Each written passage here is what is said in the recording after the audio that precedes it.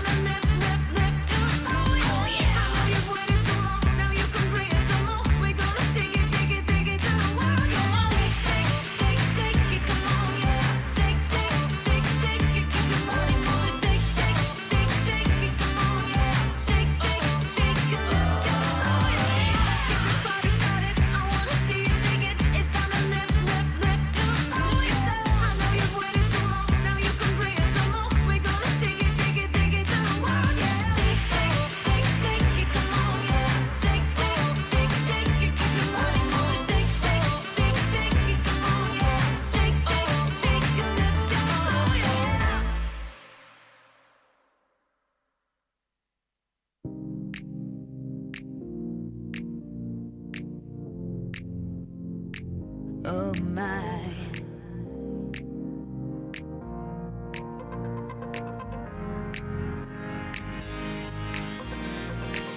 I've been all night waiting for you to come home. I've been all night waiting for you to come home. Oh my, come on, let's do this dance tonight. I gotta have you, boy, you're playing with my heart. We look around, but we don't see nobody else. Nobody, nobody. Give me your lovin', give me your lovin', give me your lovin', Oh my. give me your lovin', give me your lovin', give me your lovin'. I couldn't find nobody else like you. Been let down each time that I've tried to find another, but I always come back to you. We're a perfect match made in the fire. You know you can't fulfill my desires. Many try, but I only got you in my eyes. In my eyes. Oh my, come on, let's do this dance tonight. I gotta have you, boy, you're playing with my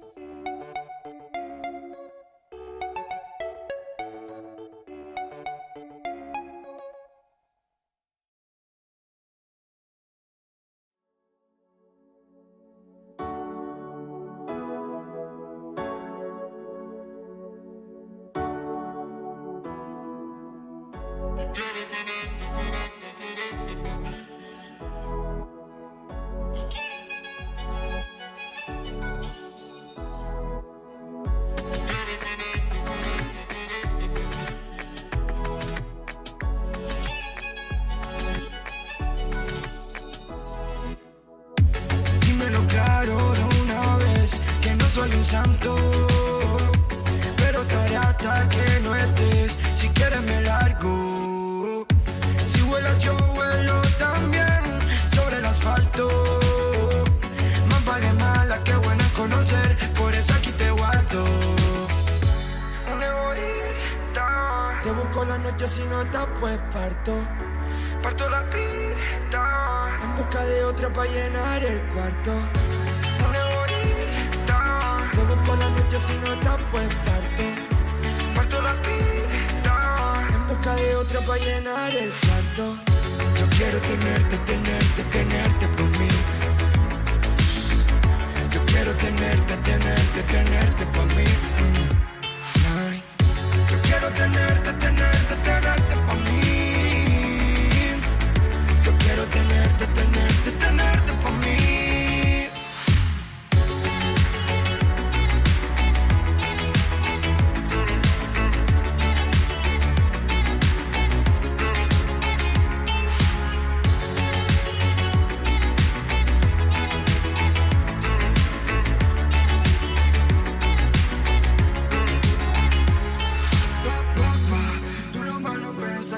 Si me ves solito no ataca, como si me saca. Sé que mi cara me delata, yo te visualizo con la tata.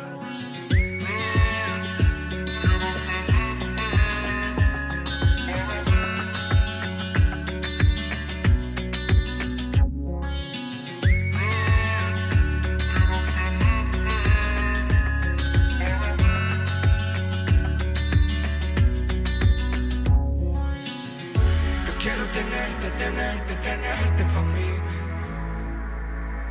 Yo quiero tenerte pa' mí.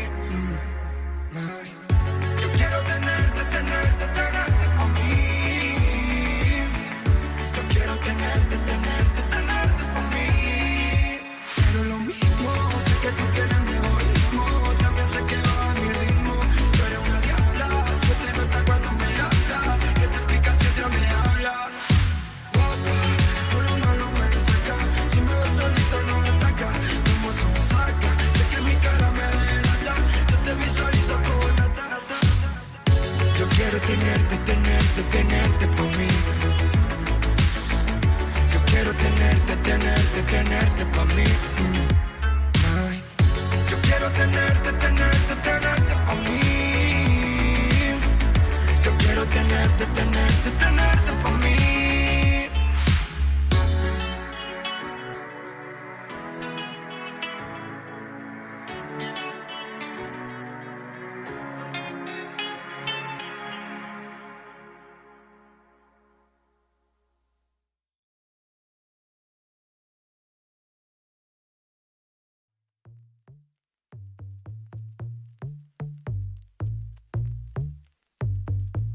Who do you think that you are?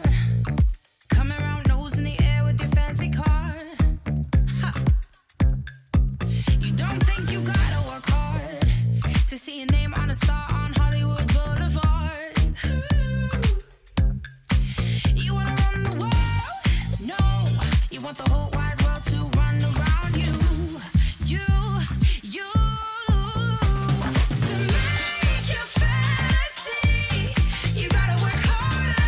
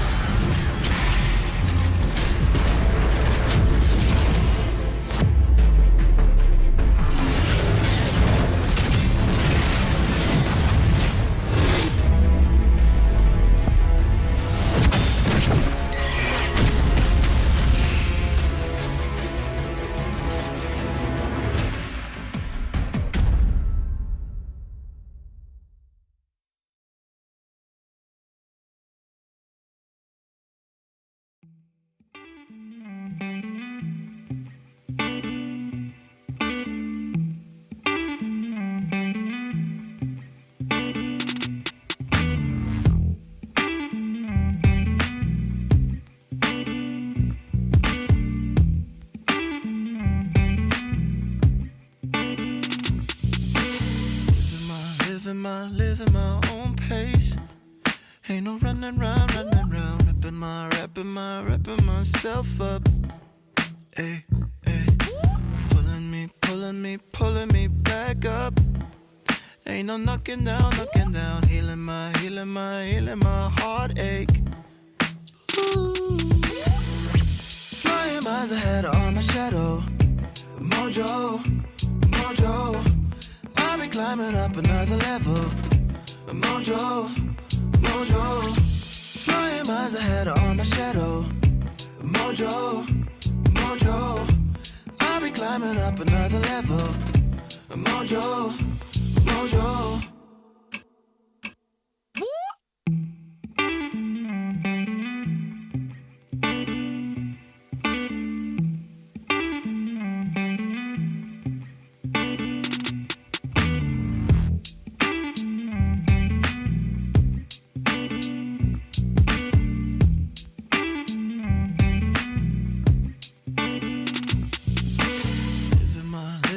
Living my own pace.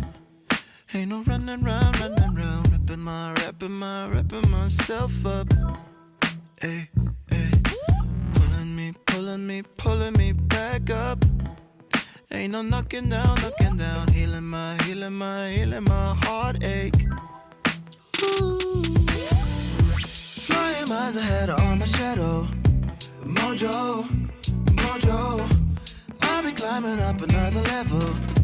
Mojo, flying miles ahead on my shadow. Mojo, I'll be climbing up another level. Mojo.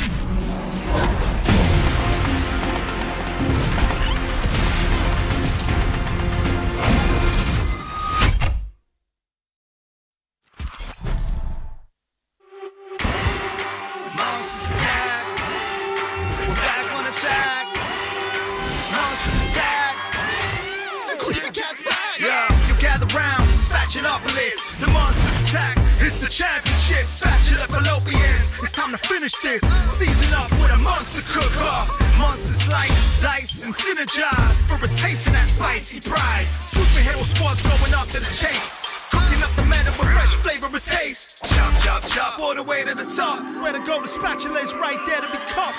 Feast your eyes and delight your minds on the best comp fries you could ever find. Monsters attack. Come watch with the pack. Monsters attack. Get back with a snack. It's the TFT Monsters Attack Championship. Hello, everyone, and welcome to the Western Last Chance Qualifier. What an awesome intro that is. How can you not be hyped after watching that? I am going to be your host and caster today, Kurfuzzled, and I'm here with 5 other friends, but I'm only going to show you 2 of them for now. We've got Pie Hat and Witta. Pie Hat, I'm so excited that you're here with us today. Twitter was very excited as well. How are you feeling coming in to your cast today for the Last Chance Qualifier? Hey, Boop. Hey, Witta. I am so hyped up to be here. It's like a dream come true. So I'm very excited to actually be able to be here representing the Latam folks and cheering for them. And hopefully they make it through. So I'm going to be fully biased. I'm going to tell it right now. You know, if you're going to be fully biased, just wait until what happens and comes out of my mouth. You know, they gave me the key, so I'm going to drive the car, right? So Witta, what about you? Anything, how are you feeling today about today's games and just overall? Overall, I'm really happy. I think that we have a strong field. We have players that have a lot of competitive pedigree going back to the previous set, to the previous LCQ. Pie was there as an interview, being interviewed, and now he's here in the cast. This could not be better in any stretch of the imagination. So let's talk about what is the LCQ as well. This is the last chance, right? That any one of these players can make it. Yeah, quite literally, this is only one chance, only one slot. If you watched last year, you'd expect that to be 2, but we only have 1 now with the inclusion of SEA coming into the mix as well. So only 1 slot, all to play for Boop. It's wild, right? It is literally the last chance. So, like what I said, it is the very last opportunity for all 8 of these players to make it into Worlds. There's only 1 step after that, and that is Worlds. So that is why we're in the Western Last Chance Qualifier. There's a whole other part of the world that's going to be doing their own thing as well. But today we're going to be focusing on our Western Qualifier. So also follow us along on social media. If you do decide to tweet about the event, use the hashtag TFT Western LCQ. We might see it on screen as well. In terms of how these players got here, it was really, really interesting. So throughout the regular circuits for every single region, there were opportunities for players to qualify for Worlds directly or through winning their cups. So many of our players have already qualified for Worlds that way. The players that we see today, unfortunately, were unable to do that. They were the closest to making it without actually punching their ticket. So we provided them another opportunity to do just that one more time. We're looking at the qualified players right now. You're seeing all of the regions. I know China is definitely known as probably the strongest, but Pie Hat, you're from Latin America, right? Out of your representatives here, is there anyone you want to kind of talk to us about that we should maybe look out for starting for Worlds? I mean, if we have to look out for someone, probably Tex is the person that stands out the most. He went towards the last set. He ended up getting 2 legendaries at 3 stars, so he knows what's up. He knows how to high roll in those spots. But I also want to shout out my boy Michael, because he has been trying a long time to make it to Worlds. He finally made it, and he's like bouncing back with high energy and very close to being rank 1 in the next. So be careful. Very close, but not just yet. Let's see if that's going to matter going through into Worlds. So, Witta, I'm going to ask repeating questions to you on a lot of these things as well. But looking at EMEA, your region, anyone that you want to point out for now that's already qualified? I mean, we have Ging making it back to yet another championship, and I think the big story here is going to be Campus, right? The cousin of Double 61 here has probably the strongest practice group around him, and so part of that practice group as well. Very few people can say that they have a world champion as their practice partner. That is very, very true. And Boopasaurus, which is me, what about North America? What do you think? Your region? I think it's going to go great. Region's one of my favorite players. Been following him for a while. I definitely have high hopes for that. And my dark horse of the whole tournament, I think, is replay. But let's talk about the players that we're going to see today. These are the qualified players for the Last Chance Qualifier. We have a spattering of nationalities as well, which is super cool to see. We got 2 representatives from Brazil, 2 from Latin America, 2 from North America. and 2 from Europe. So we're going to start with Pie Hat once again for our Latin American representatives. We actually might be teaming up with Brazil with one of our friends, but from these 2 players, tell me one thing about each that we might see going through today in terms of play. For the first one, I'm going to talk about Lightsbat. He was the 5th at Worlds on the set 7. He actually has probably one of the biggest experiences in the entire Latam region, so he knows how to make it through the very stressful situations. He's probably going to play a lot of first race. And the other guy is Black Sheep. Black Sheep, as you said, is half Latam, half Brazilian because he's a part of a Brazilian team, so I'm sure the Brazilian people are going to be also rooting for him. They have like 2.5 reps, so it's going to be interesting to see if maybe we can team up so both regions can have one person through the LCQ. You know, in a lot of traditional sports, Brazil and Latin America are usually rivals, so it's nice to see maybe some crossover support, right? So, Witta, same thing for you. We've got your 2 players, Ketzer and Kurfuzzled. Pie Hat actually talked about 1st or 8th. Are maybe one or both of your players may be going to be affected by the format today, which, folks, means every single lobby is going to be the same players all day. Is that going to affect maybe our EU representatives at all? I'm not fully sure, to be completely honest. I think that Ketzer is a very interesting player, right? Has been to 4 regional finals, but this is the first one where he really makes his mark. As he said on that interview with us at the start of the regional finals day 3, he did say that he was not really expecting like a lot. Like he knew that he would always kind of go into these finals, and then he ended up like 30th and around there. And now he's here. He likes to play these AP lines, like to play around the blue buffs, knows the limitations, knows that it's going to hinder him a little bit.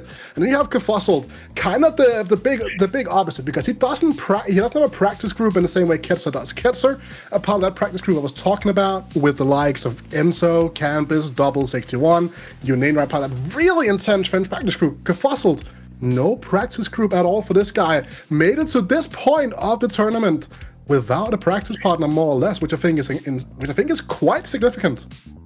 Yeah, honestly, significant in terms of preparing, but maybe even more significant when it comes to today, because Roby, also a North American representative, doesn't quite use those practice groups, and that might make his play a little bit more mysterious towards everyone else in the lobby. That actually might come to their advantage. But speaking of North America, Boop, which is me, how about our 2 players as well? So Kindle Gem, made the name for themselves this set, I would say. Came on really, really surprisingly in a couple of our cups, finished 4th in one of them to qualify for regionals, and then qualified to LCQ through that as well, both playing wide and meta. And something about the North American representatives that are going to be interesting today is both of them are pretty wide in terms of how they play. And I think Roby is one of the best versions of a player who can kind of see a bunch of different paths, even if it's covered by a bunch of weeds and stuff, chop those down and find a really capped out board at the end. Also probably one of the stronger underground players in the lobby. And we might be seeing a lot of 1st or 8th play today.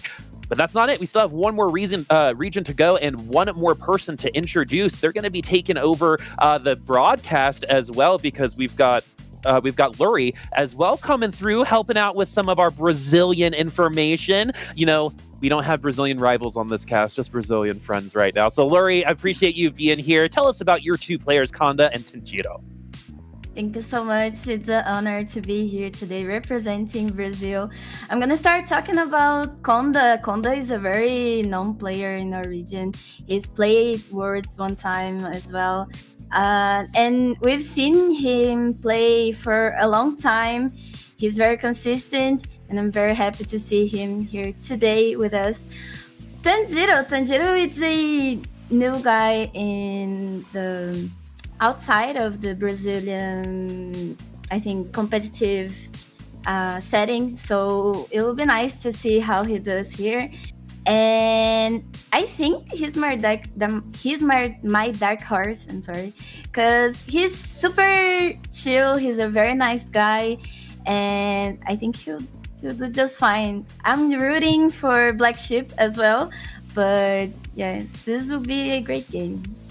Yeah, I actually love what you said, because that transitions into my next questions, actually, for Pie Hat and Witta. So, Pie Hat, for you talked about the players that we know right now. What player from another region are you most threatened by that you think might maybe beat the 2 players from your region to find that last spot in the Worlds?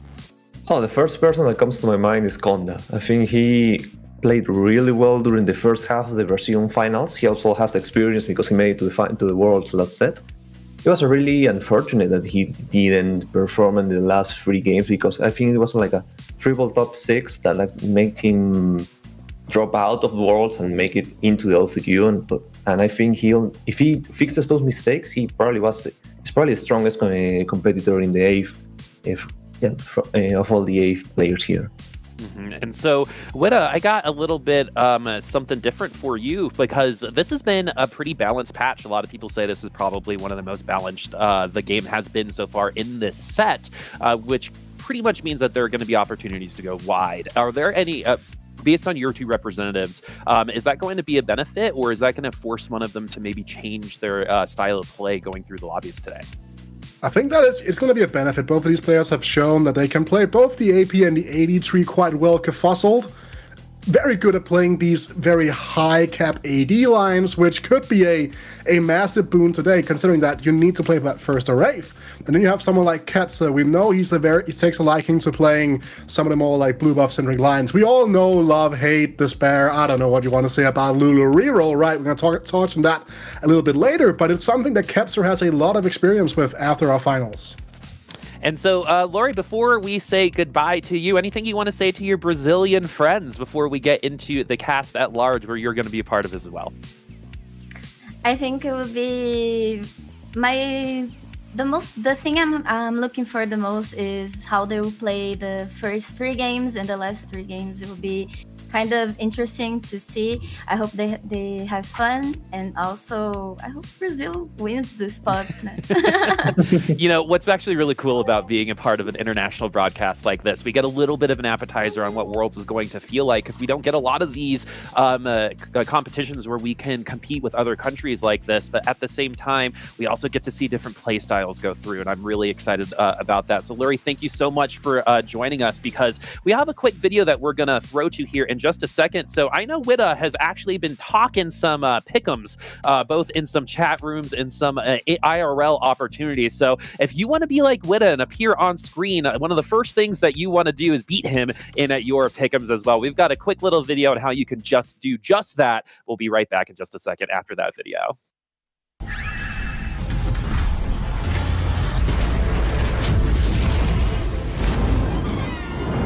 Hey there, heroes and villains. With the Monsters Attack Championship knocking at our door, it's time to pick your winners on our special pick'em.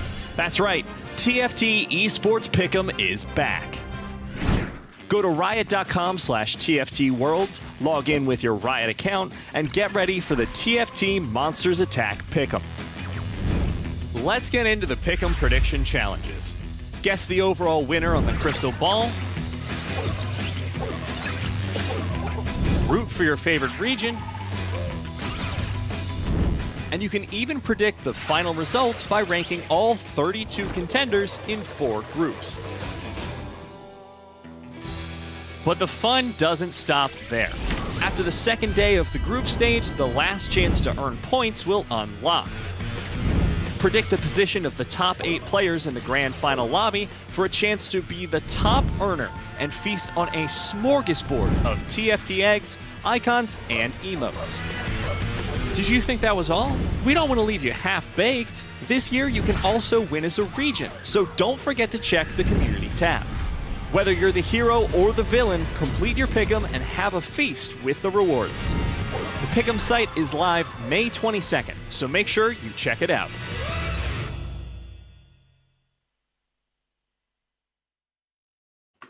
Just like the video said, if you want to feast on those rewards on Monday the 22nd at 6 p.m. CEST and 9 a.m. Pacific, so for those gamer friends that don't know what that looks like, it's a little earlier than what you wake up on the West Coast. But again, that's going to be the 22nd on Monday, 6 p.m. CEST and 9 a.m. Pacific for those pick'ems. Always really fun.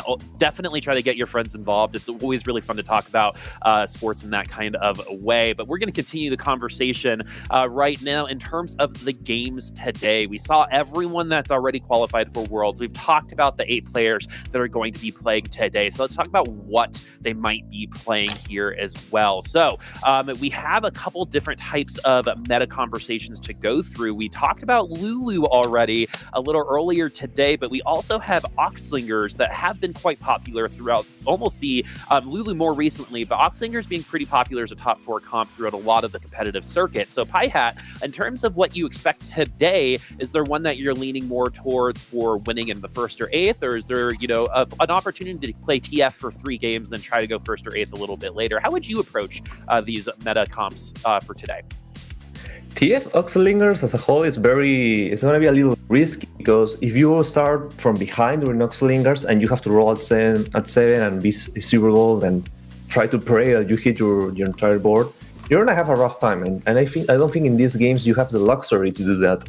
On the other hand, Lulu, as you said already, is going to be one of the premium comps to be contested. I think both Tanjiro, Black Sheep, and Ketzer were playing Lulu for a lot of our games during the finals. So it's going to be interesting to see, are they going to contest each other? Are they going to force it or not force it? What's the plan, the adaptation? It's going to be a really interesting fight for the hearts. Mm-hmm. And so we've actually gotten some whispers of some players who do want to do some reroll hearts, so that should be interesting. Witta, going to you, and let's talk about Oxlingers a little bit. It's such a popular comp. It doesn't quite seem to cap out as much as other boards. Is this a comp that might be affected by the format of today, with the lobbies not changing around?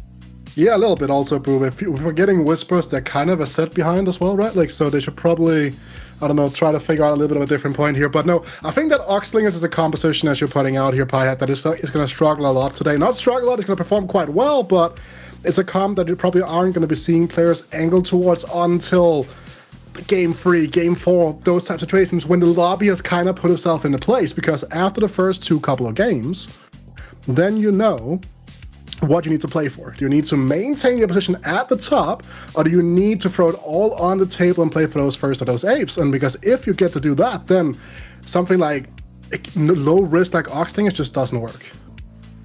Well, low risk is interesting because it definitely seems to be the comp that people kind of fall into, right? Oh, I can't do this one. Oh, I can't do this one. At least I know TF is going to be a top 4 potential and maybe going to get me enough points to maintain my position or steal some points away from maybe someone ahead of me who is trying to run a contested comp, but unfortunately isn't going to be able to cap out. So that's where I think it can definitely come into play. And looking at those items, the Shiv is going to be super popular on any type of attack speed type of carry, but these aren't going to be the only comps that we're going to see today. When it comes to a lobby that doesn't change, each lobby is going to have its specific kind of meta, and depending on how it starts, the way that it finishes might not look traditional like you see on a ladder experience, for example. So these are going to be the comps that we've kind of pointed out as comps that have been successful in the past, but might also show even more success today. So yeah, there's 3 of them here: Underground Ezreal, Renegade Jhin, and the Laser Core Warwick. If you want to pick one and run with it, talk to us about it. Underground Ezreal is one of the 2 routes that people are going to play when they go for Undergrounds, because when you go for that comp, you usually have 2 outs. You either reroll for the Ezreal and usually top 2 or win out, or you go for the cash out into make threats and all that expensive stuff that we don't really want to talk about right now. But Ezreal as a whole is extremely stable. You can use a lot of augments with it. Buy augment especially can be very useful to have a good front line to actually carry, to make your Ezreal do a lot of damage without worrying about people coming into him. So it's going to be a really interesting comp to see if the Underground players are going to pivot into that, or are they just going to drop the Ezreal for other more expensive comps. And I think that when you talk about being able to use a lot of augments, Piehat, I think that the comp in the middle of our screens right here, the Renegade composition, generally speaking, centered around Jhin, is a really interesting thing to talk about, because you can use on your screen, you see Hex Retribution, you can use any of the Vex augments, any of the Jhin augments, any of the Viego augments. You can pretty much use any of the high cost augments in the game, and you just kind of adapt your board around that. Any sort of +1, whether it's Oxforce, Renegade, Mascot, this comp is so flexible and makes great use of all of them as well. And so we don't want to ignore Laser Core Warwick either. And this is going to be a comp that I think, of the comps that we're going to see more of, again, because of the lobbies, depending on what the admins are, I think the Warwick's going to be the one that pops up a little bit more often. We got the Laser Core to go along with it. If you get right itemization as well to keep that Warwick alive so they can develop that attack speed or whatever the admin kind of gas unit is going to be, that's going to be very important for this Warwick to start popping off. It is nice to see Renegade Jhin on here because I think for most of the set, Jhin has been like, Jin's a trash unit, but now that is definitely not going to be the case. So out of the things that we have actually listed, is there something that we didn't put on this graphic, Pie Hat, that you think we might see a little bit more of based on maybe your study or watching some of these players practice? Probably the other expensive comp that we are probably going to see is mech with a lot of from any backline that you want. Either Velvet. Ace also going to be probably one of the most contested units here, based on, at least in Latam in Brazil, they really like the Dragon as a damage unit. So that's probably the other front line that we really didn't really discuss. But there's also a topic I really want to bring about, which is we're talking about first Rave. They need to either go for win out or lose out. But there's also another possibility, which is play for top 3, top 2 every game, try to cap out as much as you want, and just eat a lot of points and make them add up. Yeah, I think you mentioned ASOL, Pie Hat, right? Which I think is a super important thing to note as well, because ASOL as a unit is so good, because if you're playing these AD lines, you just toss whatever remaining AP items, TG, whatever on that unit, and it becomes even like another primary carry. Yeah, I mean, I think that the Aurelion Soul, when it popped in and was able, I think Tier 3 Aurelion Soul had like a top 1 percentage the one time we saw it in NA. So it's definitely going to be up to the players to identify when that line is available, I think, especially when it comes to Aurelion Soul. You gotta, it's harder to force. You got to kind of find it, in my opinion. And then one of my last questions here is, you know, we talked about the format. We talked about how a lot of these players might potentially play, but the first game is really important, right? So if you get 8th in this first game, someone is going to get 8th in this first game. How do you move on from that? You gotta take a mental reset as a self-proclaimed CFT mental coach as well, right? 100% success rate with having people through the championships, by the way. Just saying. You just gotta realize that there are 5 more stages to play, right? There are 5 more games that you can turn it around in. Sure, getting 1/8 is really going to put you in a bad spot, but even then, you just gotta keep in mind that someone else is going to go 8th next game. That could be the person that took first. You can start to just really clean up your play, really hone in on what you need to do. So it's not going to be detrimental. Like, it's not going to be like a death punch to go 8th in the first game, but it's obviously not ideal. All right, so we talked about a lot of things, and if you still have any more questions, we have a short video right now to go over the championship format as well. So we're going to take a quick little break for this video, then we're going to be right back, and we're going to get into game shortly. Yes, I know, it's been a tough time fighting those monsters, but Spatulopolis is finally freed, thanks to you, heroes. So it is time to celebrate this victory with a monster cook-off at the Monsters Attack Championship. A 3-day festival starting May 26th, where the 32 best tacticians from around the world will compete for the biggest piece of the cake. And of course, the cherry on top, the coveted golden spatula. The championship will bring the best heroes of each regional competition to the table. First of all, we welcome Southeast Asia as a new region. They will join us with 3 regional seats.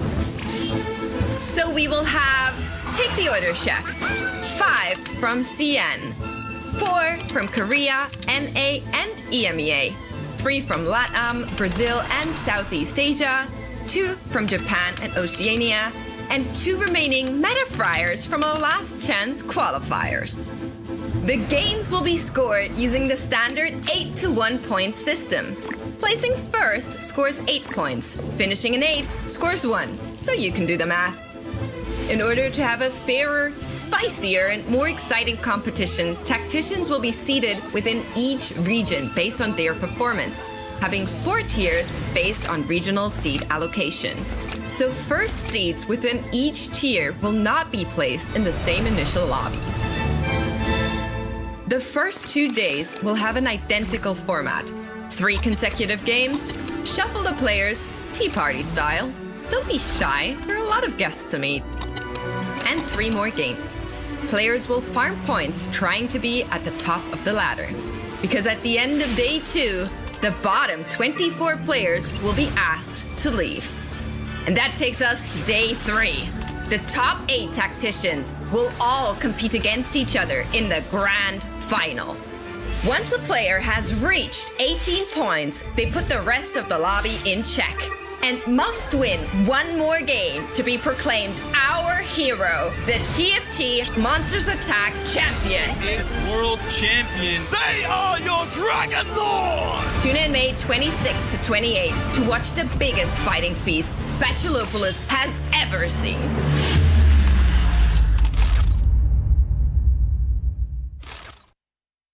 All right, so if you have any other questions, don't ask us. You just got to pay attention a little bit better. So we also have a couple more things to go over before we do get into a game. Something that I do want to give everyone an opportunity about is be prideful about where they're from. Talk a little bit about their players a little bit more if they didn't get a chance to earlier. And something that I'm always curious about is if any of these regions have any specific play styles that might be really fun to look out for today. So Pie Hat, right? This is it. This is your time. This is your true prediction, right? You don't have to stay with a Latin American player if you don't want to, but who do you think is going to win today? But why wouldn't I, Boop? I think Latam is the best region. I mean, we had 2 people in the final, so we're a good region. You just underestimate us. I do think that both in playstyles that as you were mentioning, we're probably going to see a clash of 2 different playstyles, because Lightblast is probably going to either force 1 or 2 comms the 6 games, because that's what he's been doing for our entire regionals. And Black Sheep is going to see, okay, let's see what I can roll now, let's see what I can play.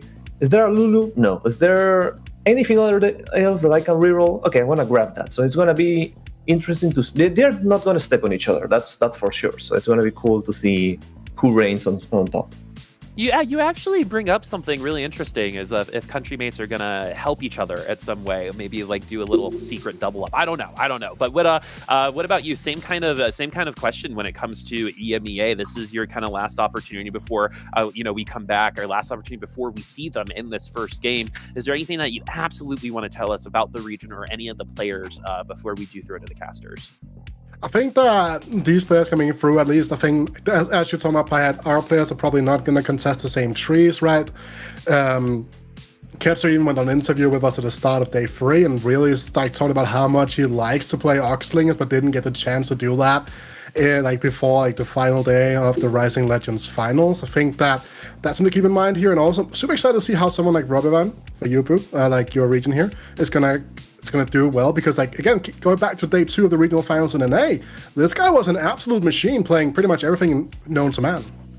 Yeah, it's not just my bias, my North American bias. I really think Roby is going to have a really good time in terms of how the lobbies go, the type of play style that Roby has. But we also can't forget people like Kindle Gem and some of these newer players. I think Kindle Gem definitely one of the surprises when it comes to North American representation coming through here. But if you've seen Kindle Gem play, they've been able to play in substantially different ways with various degrees of good success as well. So it's the new guard versus the old guard. It's the 1st or 8th versus, the top 4. Which one are we going to see in this first lobby? We will find out very, very soon, because it's now time to introduce you to our casters. It's going to be my North American brethren in Casanova. We've also got Morgan, who allegedly can leg press 500 kilos, and Lurie, who you saw earlier, our Brazilian friend and caster as well. So Casanova, why don't you take it away?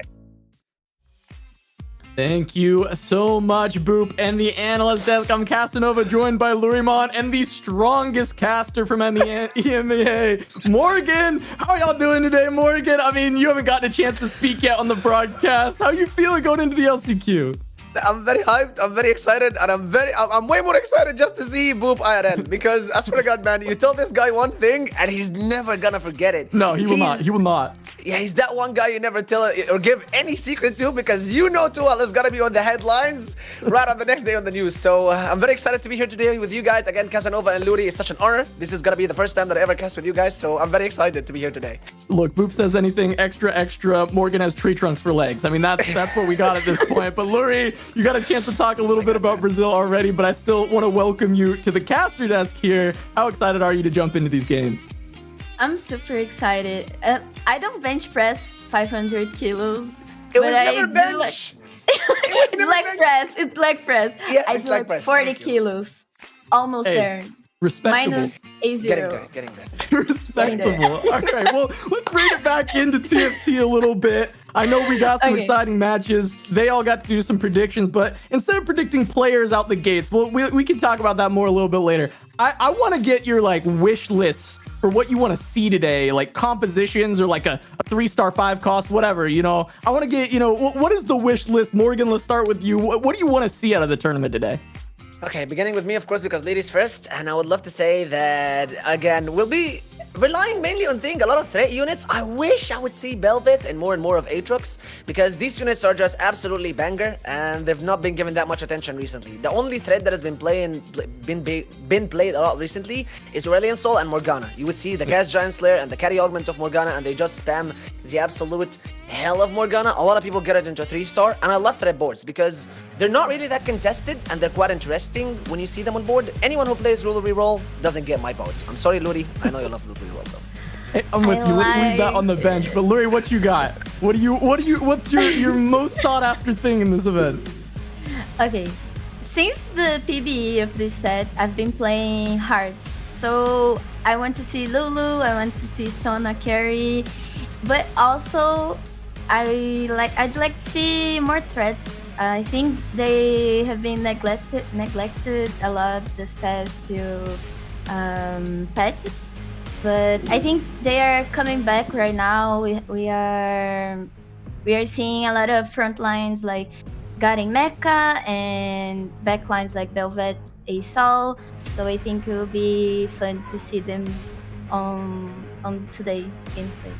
Well, I have good news for both of you since you're both looking for threats. I seem to have a knack of always casting the game that gets a 3-star Aatrox. Somehow I've had 3 of them in the last 2 tournaments I've cast, which is, I think, way too many of that forecast being 3-starred. So we'll see if that blessing continues and someone is able to find that in a roll down if we end up getting more of those powerful units. The threats coming out to play, but you know, there's some flexible players in this lobby. We got Kindle Gem and Roby, I know at the very least, are both very heavy flex players. Both of them play some amount of Belveth. They're gonna play some Aurelion Sol. I think the threats are gonna be here to play. Is there anything else or any other players here that maybe are leaning towards that flex style in the Brazil region? Konda, Tenjiro, are either of these like heavy flex players? Yes, they are. They play yeah, Tanjiro plays a lot of like 4-cost units, so he plays for like capping his board later in the game. So it can be kind of tricky on this meta, but I think he will do just fine. He can read the players on the first like two or 3 games and then adapt. So if it goes well, like he can do a lot better with his playstyle. He also plays a lot of hearts, so I'm excited to see it too. And Konda also plays very... In Brazil, we say soltinho igual arroz. It's like rice. The Brazilian rice is very fluffy, very... I don't know how to explain it, but it's a Brazilian term. So he's very flexible. He will adapt depending on what the players choose to play. He's gonna have to be flexible here, Morgan, because we got all spats on this carousel to kick things off. Everyone gonna be looking at what emblems they can slam. I mean, what are we immediately looking at here with all these spats, Morgan? Okay, you're looking at one of 2 things. It's either the casual, boring style of just slamming whatever Ox spat that you can get. You can either play Ox Slingers and have them as your front lines, and that is what mostly everyone is gonna do, and they'll just play flex around that. Or we could be seeing 7 animals, specifically that they got buffed a little bit in the last batch. And you can also have the idea of spamming or slamming, I mean, an Infinity Team crest that you could put on Fiddlesticks, maybe 7 Renegades, maybe 5 Renegades with the Rift Walkers. There are so many options. Or if you're playing and relying on a lost streak, you could also aim for that second spat that might be coming out of the first carousel, and you could be looking for a Tactician Crown and play for a level 9 rush or a level 9 early, so you can have that 1 more unit. So depends on what items they get, we can really decide. But at this point in the game, the possibilities are endless because, again, spat starts are just the best. Yeah, spat stars get crazy. Infinite Teams, what I'm looking at least from the North American representatives, I know that both Roby and Kindle Gem do like the Infinite Team line. And so being able to look for that, I think they're not going to be too upset by a spat. But I'm with you. I think we're waiting for that first carousel to see, hey, is there a spatula on that? Do we get a Tat Crown right out the gates? The only spat that I think kind of beats out the Tat Crown is the Infinite Team one when you can slam it, or, you know, a Gadgeteen emblem, but we can't make that with a spat. As we get our first pick of these augments here, we got Trade Sector picked up for Lifespan. I like this augment a lot, but I mean, what are you feeling about these pickups, Lurie, as we've got them all on the right side of the screen? Anything jumping out to you? Yesterday, I think yesterday or today, I was seeing like Dobbs, which is a Brazilian player playing for Worlds, and he was playing KO reroll, so maybe we'll see Life is Bad playing KO reroll as well. Here is a very, you were saying about the Anima Squad spat, and here we have it with Ketzer. He's also slamming blue buff, so it will be kind of interesting game with spat starts. We have a lot of players not using it yet. They are keeping it for later, and I'll see. I'm excited to see what they're going to do later on the game.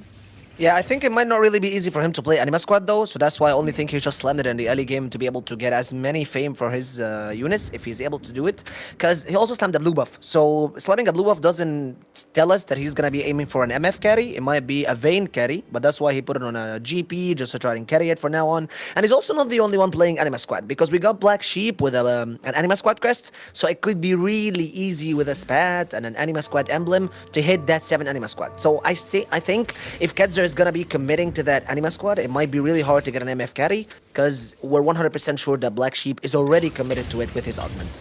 Yeah, actually contested Anima. This is a comp that really wasn't popping up that much in the regionals, but as you said, you know, it's gotten some tweaks and a couple other comps getting nerfed. It looks a little bit well positioned here. It looks kind of nice, and it being contested though, that's certainly going to hurt, because usually one of the benefits of going the Anima line is it's not a very contested line, so you end up getting your units very easily. You're able to just roll down, sometimes find the 3-star Vayne, the 3-star Riven, or you can, you know, push those levels, get to the Misfortune carry. But if we do see a spot where they both heavily commit, it's going to get a lot tougher for these two.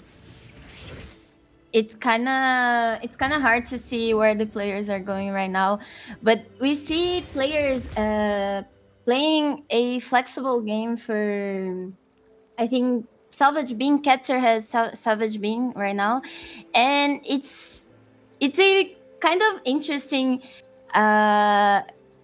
approach, because the spat is always available for him. Yeah, exactly. Yeah, if you he could just sell if you have a spat, he can get a Tactician Crown anytime he wants. Yeah, exactly. That was exactly what I was gonna say, Louis. So thank you again for that excellent point. You having a salvage pen alongside a spat allows you to change whatever you want, and that's why he can slam whatever he really recognizes at the early game. As soon as he sees the Black Sheep is playing with an Anima Squad crest, again he just slammed that blue buff on the 2-star GP because it's an excellent item slam on him, and it doesn't really matter. You can slam your strongest board every time, so he makes sure he gets a win streak. The only issue here is that he won 1 and lost 1, so the maximum amount of wins he can have in a row here is 3 because he lost the second round.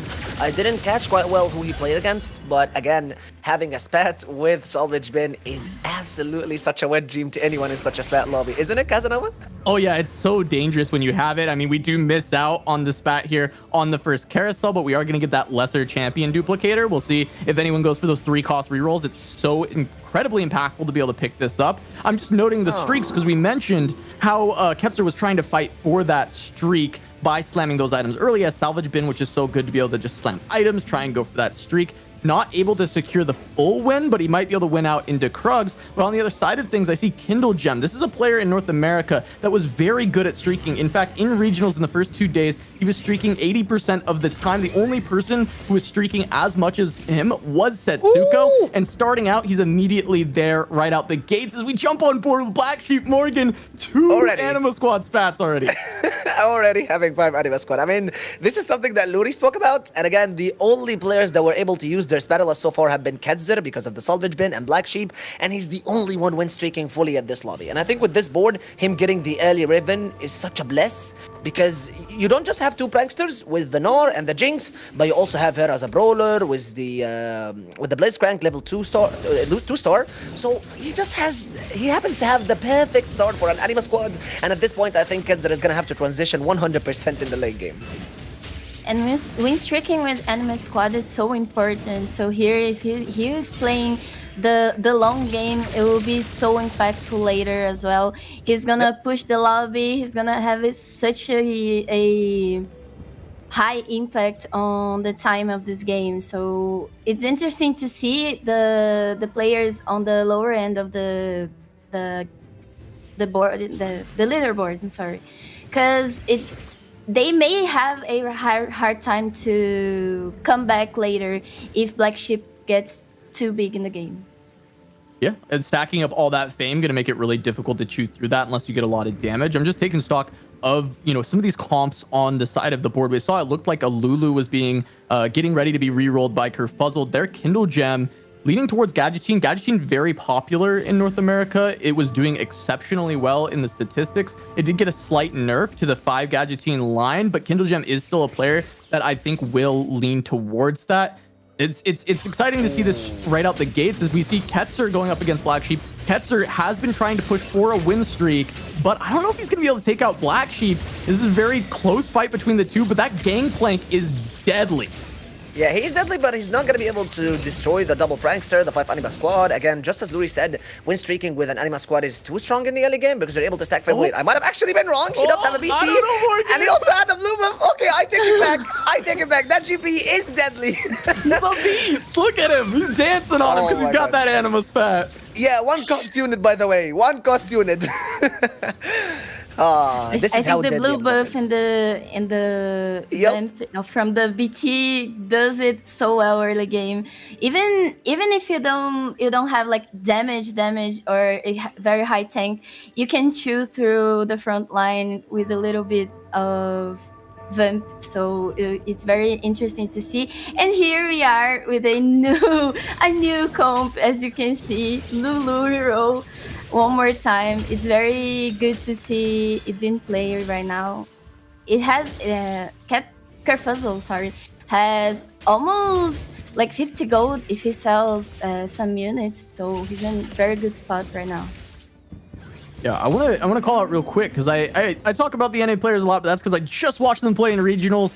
And they're kind of continuing the trends from regionals. Roby, very much a tempo player. We saw him at 1 gold there for a second after he leveled up very aggressively to 6. He's just trying to push tempo. He's on a win streak, high HP. Kindle Gem on a full loss streak, which is exactly what he's good at, just streaking early on. So these two players kind of playing exactly how they are used to. It looks like we've got Infiniteam being lined up for Roby. He'll probably go for this spat. This is a line he's incredibly comfortable at capping and actually playing for first. This is one of the lines he's more commonly going to play for first versus just the tempo style he is used to. But yeah, still spending a lot of gold early to ensure he can keep very healthy, get on this win streak, and carry on through.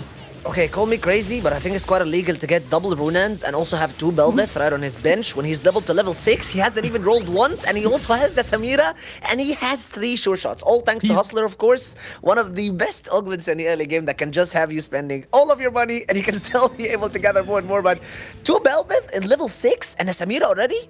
If he doesn't win this game... A bit. He's high rolling a bit. I'll give it that. A little bit high rolling, but we need a little NA high roll right now. We'll take it. We'll take it for Roby. Okay, I mean that's too much of a high roll. And wait, I think Life is Bad has already used his first re-roll, so he's stuck between Last Stand, Double Trouble, and Electro Charge. Ludi, what are we taking? I think he's in a very good spot right now, even though he doesn't have a re-roll. Last Standing in his position, I think it's also fine.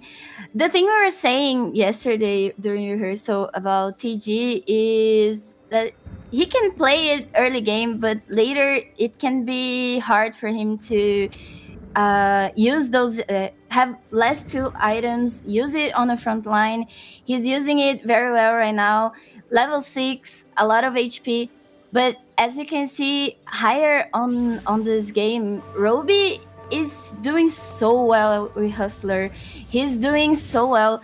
He's been high tempo, a lot of HP, win streaking, he doesn't have a lot of gold because the augment doesn't need it, but he's doing so well right now. As you can see, the GP is also carrying Ketzer just fine on this mid to early game. It's doing great right now.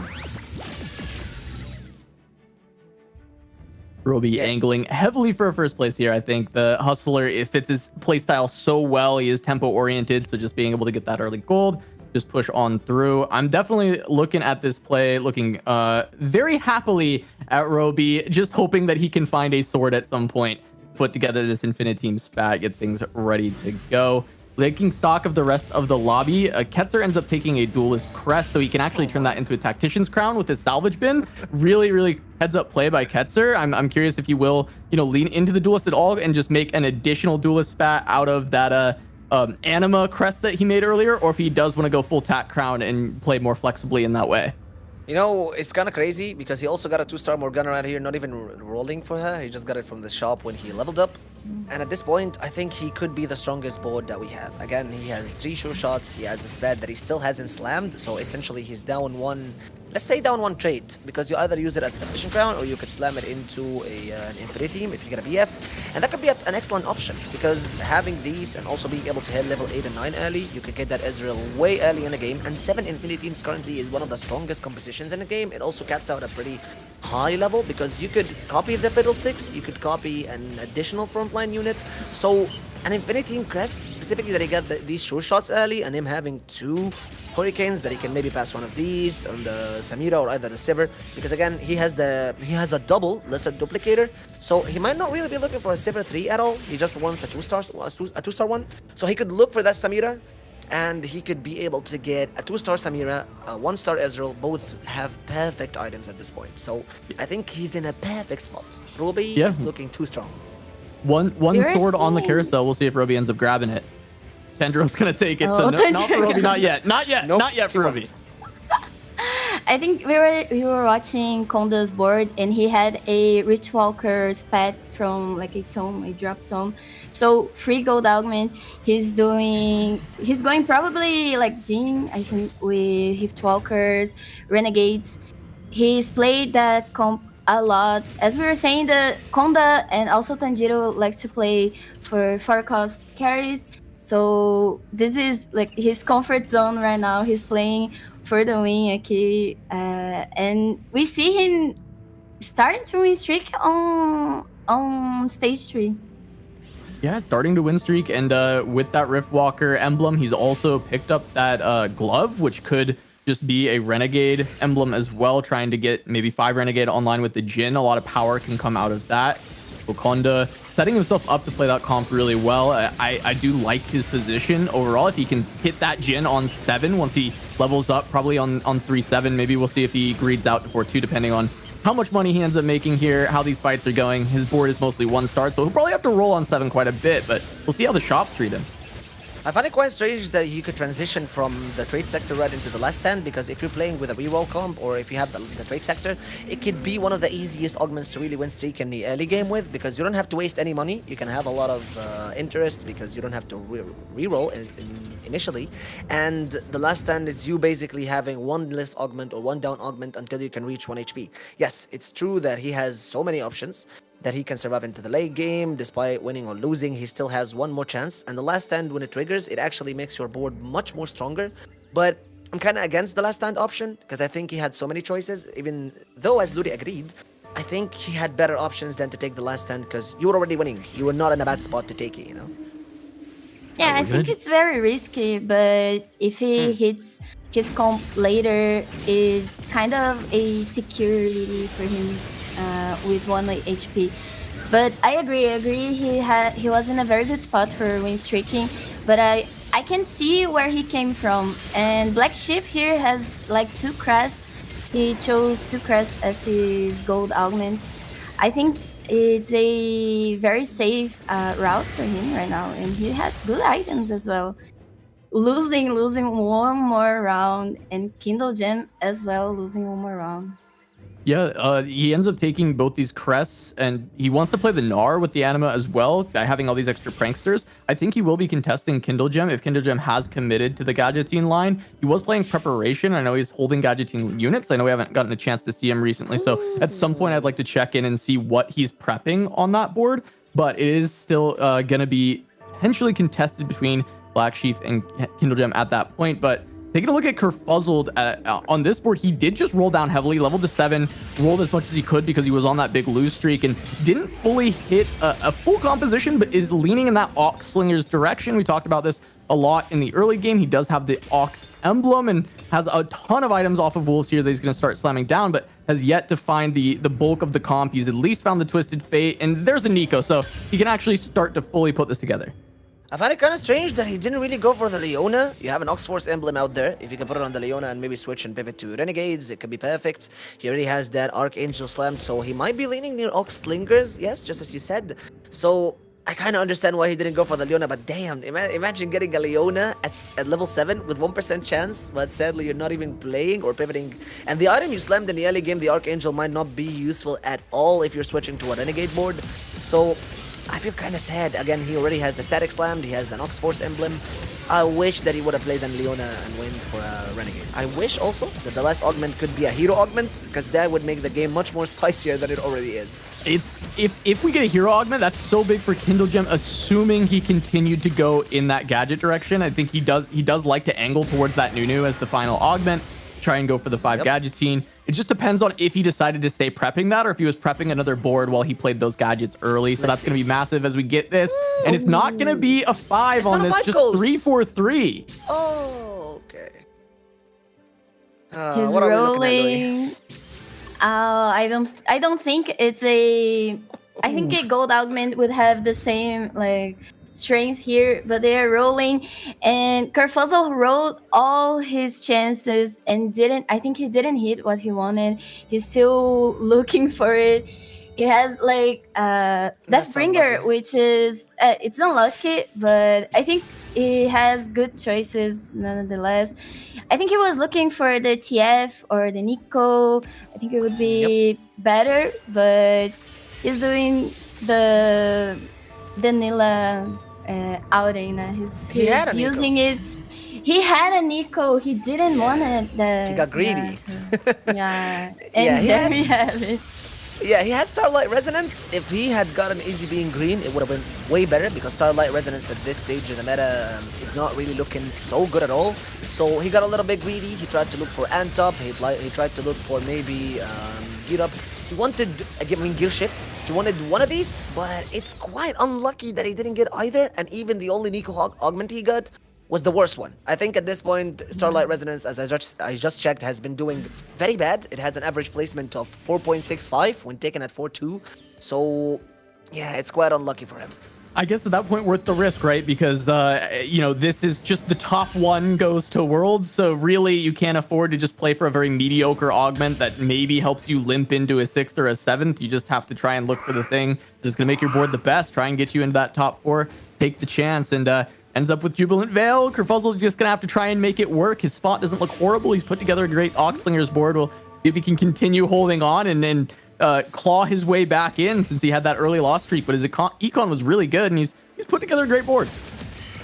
It was very risky for him to roll like 3 cost and 1 4 cost to try to hit his carry, so it was kind of greedy. He's doing what he can right now. Tanjiro playing the Warwick route, and he's shown this on regionals. We know he plays the style very well. Coming up from a lose streak, he's 30 HP. It's very risky right now. And Roby still winning, still on fire, going to level 7 right now. Yeah, I think it is very unlucky for him at this point. Go ahead, Casanova. No, Roby just hasn't lost in so long, and he's still sitting on that spat. He's lost, 1 round the entire game. Now he's still looking for a sword, but there's still a spat here. He could just go Tack Crown, and everyone's left it for him because nobody wants it anymore. They already had one in the early game, so we just get a Tack Crown for Roby for free, for fun. He's up there with a single loss in the whole game. looking great. This is his, I mean, his comfort zone is playing tempo, and when you are just hitting with Hustler, this is exactly what Roby loves to see. This is the most comfortable he ever is playing TFT. It's kind of crazy because he already has Daredevil. I'm sorry. What was the other one? Yeah, Stalin Flare. He has the Stalin Flare for the Samira. So that Tactician Crown could initially be turned into one of two things. It's either you could look for 2 Infinity Crests and you could just play 7 Infiniteams with the Samira and maybe try to duplicate the Garen or the Fiddlesticks. But again, the safest option here seems like to make a Tactician Crown just as he did, and you could add one more sure shot at level 9 and just rely on your Samira as your main carry. He has 11 win streak. He has only lost 1 round ever since the game started. So he's looking very scary at this point. Yeah, it's very scary that he hasn't used the lesser duplicated champion. So he has room to grow. He doesn't have gold at level 8, but he's doing so much damage. Black Sheep goes to 15 HP. It's so sad to see them bleeding so hard, and Roby is still on 96 HP. 8 balls right now. Let's see what they're going to do with the rest of the game. Yeah, I talked to Roby this morning, and he was incredibly confident coming into the tournament. He actually does think that he has a really great shot at winning, and what a great way to start the day to continue building that confidence. Of course, you know, doing a little bit of high rolling here with the Hustler, but still, it is just the way he is most comfortable playing. So being able to have the positive reinforcement of also hitting the things you want, it's just got to be great for his confidence. And he is a very confidence reliant player. I think he can have his confidence shaken, but when he is playing confident, he is playing incredibly well, and love to see this for Roby. But Morgan, go ahead. I think it's quite unlucky for Black Sheep at this point, to be honest, because there is not a single MF player in this lobby. I don't think that he's contested at all. We got people having Gear Shift, Big Data on Tanjiro, Impact Velocity on Konda as the last augment, Gear Shift going on Lives Bad, Style and Flare happen on Roby. So we've got almost 3 players playing Oxlingers, one person playing Big Data, that is going to be Tanjiro with the Sculpt Weapons and Celestial Blessing Hacker Dog. So I think at this point he's too strong. If he only would have gotten that early MF. Again, following up the point that Luri said at the early game, I know I've repeated it multiple times, but win streaking with an Anima squad is extremely important, because that board only caps up when you have a lot of fame on your units, and essentially they just get really tanky because of all of the units you've killed in the early game. So losing with an Anima squad is almost a death sentence, because Black Sheep has been at the same exact point. If he's not able to get the 2-star MF at any point, I think the game is just going to be quite unlucky for him. He's running at level 7, so his chances of getting an MF is quite low, but it's just kind of unlucky because, again, if you don't win with Anima Squad, you're probably going to be losing very hard in the late game. You have no fame, you have no front line, you can't tank until the MF casts. We see Roby doing the win streak round with the Anima Squad crest and then pivoting to something else.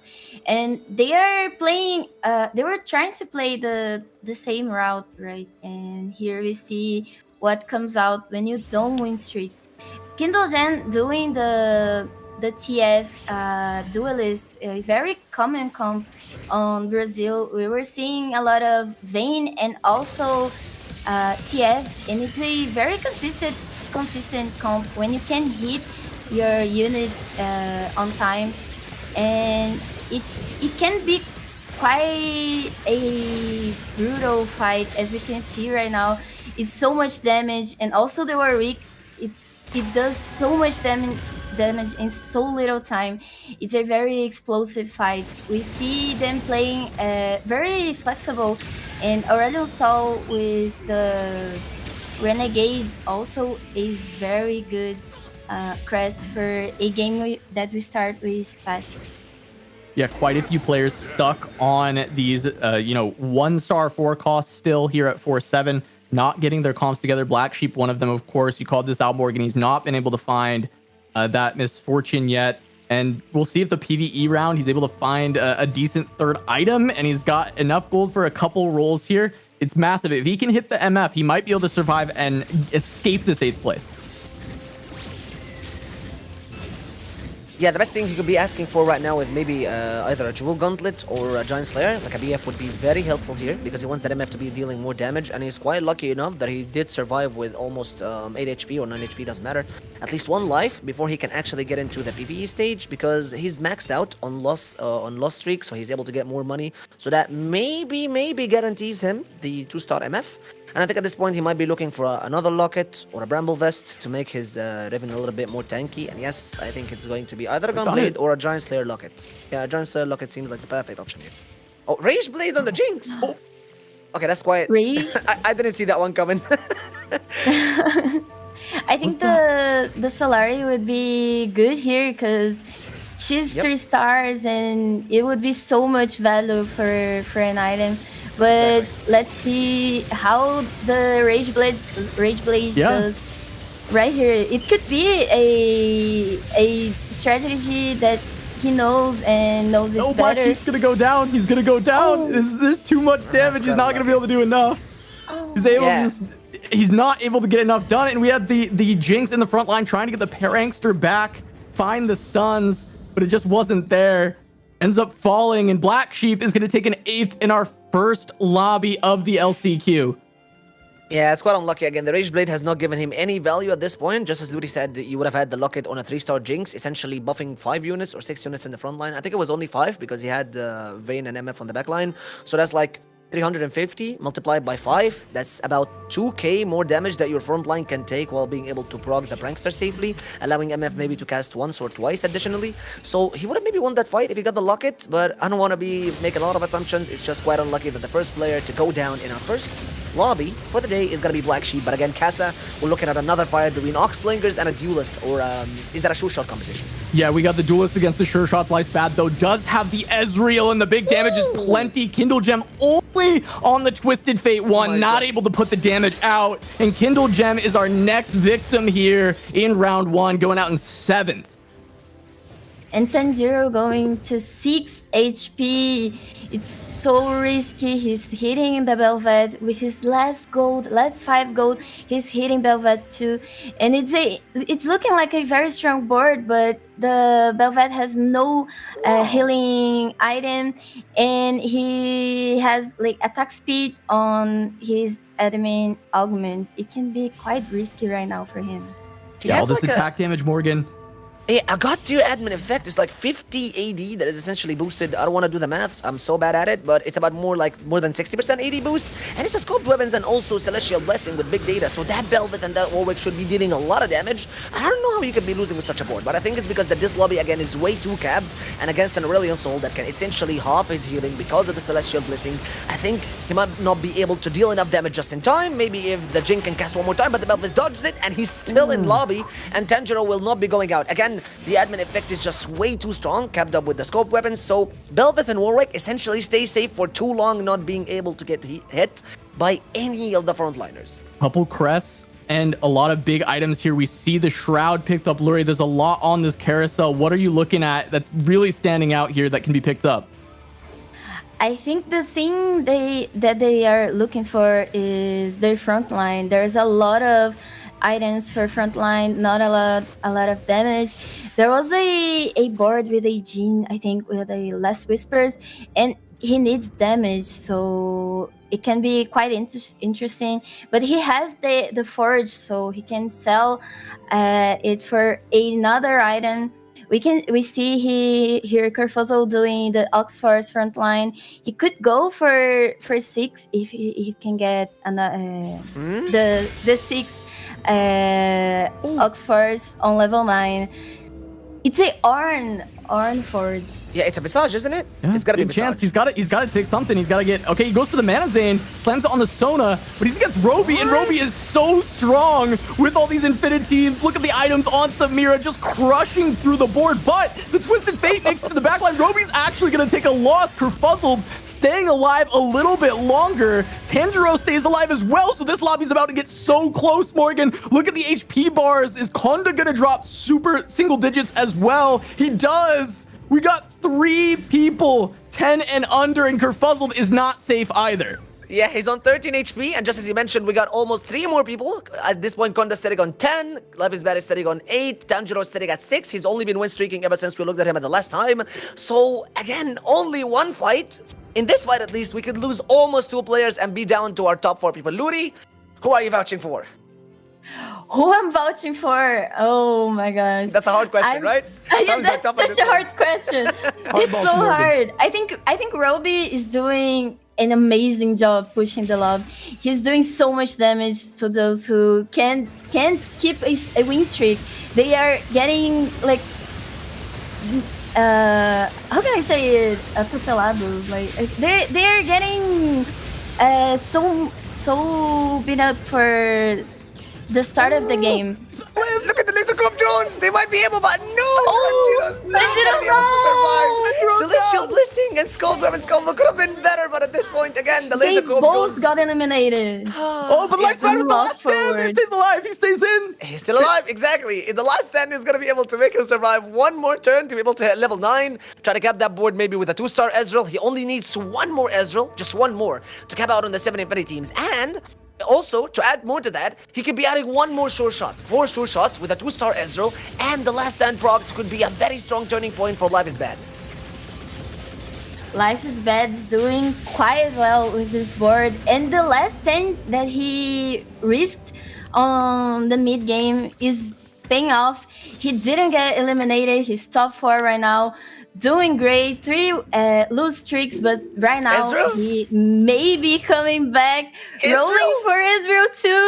Last tip of gold. One Ezreal, one Ezreal. Oh no! No, he can't get it. Oh, but a Shroud. A Shroud is big. Shroud is good. He's got Shroud and Hook. And so is the Giant Slayer, because he also needs more damage on the Ezreal. Yes, exactly, but he's still a 1-star cost to Ezreal Casanova. We'll see. He's going up. It's either Kurfuzzled or Roby. Roby's a little weak now. He hasn't rolled down. He hasn't gone to 9. So Roby is actually his best fight. Where does the hook go? He hooks in Samira! He gets Samira into the Garen! Lifespan should easily win this, but we have to look at the Fiddle too with a death cap. Here it comes. It doesn't get into the backline though. It's not doing enough damage. Lifespan should be able to stay alive another round, but will Kurfuzzled fall? Because Roby still has not spent all that gold. Kurfuzzled stays alive. Ketzer down to 14. He is within death's reach, but Life is Bad is still hanging on. Ketzer losing here for Kurfuzzled is so good. Kurfuzzled win streaking right now, and Ketzer rolling his last gold, hitting his units. He has nothing more that he wants, just a Janna 2 maybe, but he doesn't have enough gold right now. Maybe if he sells everything and try to roll it. It's so risky, but he's doing just fine. Life is Bad. It's in a very good spot right now. Roby 53 HP. It's so safe right now. It's quite unlucky for Ketzer now, yeah, because Roby is able to put that level 9 through, and he has the Samir right now in a very safe position. There are no more Blitz hooks in this one, so he could be absolutely safe from Ketzer, who also happens to have just a 1-star Janna, who's gonna be absolutely obliterated from that Urgot, who's happened to be on the correct side to push the Nico onto the Samir's face, but again, he's not dealing enough damage, and the Oxlinger's comp is way too strong and way too tanky. Special thanks to the Janna with the sunny weather giving his front line more and more time to fight for his backline to win that damage in Casa. Diego with the resets coming in from the top rope, able to take him down. Roby not so safe there in first place. He has gotten a little bit weaker compared to the overall cap of the lobby, and Life's Bad finally goes out. Life's Bad risked for the biscuit, but in the end got top 4, which is good for the start of this competition. But we see here Roby is still so strong, going for a rook. Oh, the Jubilant Veil! Jubilant Veil, baby! Jubilant Veil from Kurfuzzled. He didn't find the Nico augment, but he finds a way to keep his TF safe. He doesn't have to position around these hooks, and now Roby trying to take him out, but he's gonna take another huge chunk. And now the HP is pretty even, depending on if Ketzer can beat the Ghost, and he cannot. It's just heads up. Kurfuzzled has brought it all the way back from missing a Nico augment to the Jubilant Veil coming in clutch. At this he point, didn't want the Nila augment for Jubilant Veil, but he's doing so good with it. Exactly. It's not what he wanted, but it's what he needed right now. The Blitz grab doesn't affect him. He's doing just fine right now. Thank you so much, Luri. You took it out of the tip of my tongue again. I was just going to say that at the start of the game, we were like, he's quite unlucky. He didn't get easy being green. He didn't get end up. He didn't get gear shift. Nothing to help his TF to survive. But little did we know, it's actually exactly what he wanted because that Orn Anvil had 2 players having that Blitz hook, so it's just way too strong at this point. And again, it could be the last fight, Casanova. Place your bets, because I'm putting mine definitely on Roby, who happens to have hit level 9 just before the fight was Kurfuzzled. And 2 rounds ago, again, we didn't vouch on him. The Mana Zane and the 6 Ox forces are just way too strong to beat at this point, Casa.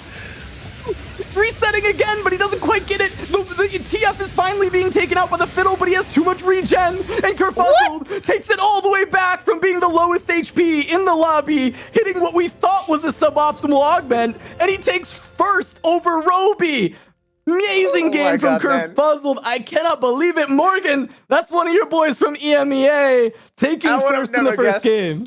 I would have never guessed. Absolutely contested for the Oxlingers board. No gear shift, no easy being green. Almost the last player to hit that TF2 and the last player to hit that Nico 2. But the Jubilant Veil with all of that CC because of all of these Orgots being slammed in and all of these fiddles. And the Orn Anvil was just the perfect augment that he needed in that last fight. Jubilant Veil might be way stronger than we anticipated it to be. It's like a free QSS for his carry. It's so good in this meta. He's doing so good. The whole game, he went for a high tempo. He crushed the love early game and mid game. Win streaked so hard. Got a lot of gold. Win level 8 early. And here we are winning and doing so good on the first game. Well, honestly, I mean, that game has a lot to unpack. I definitely want to hear from our analyst desk. So I'm going to get us to a short break before we come back with our analyst desk and round 2. Don't go anywhere. The Western LCQ continues right after this.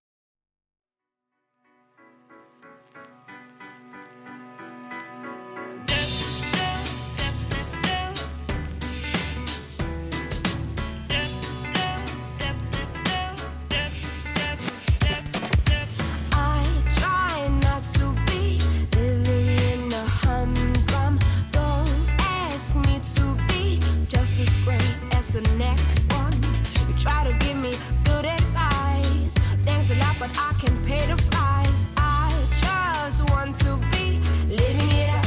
I ain't giving up on my own life. I'm no copycat. I own style. I'm just where it's at. My own life.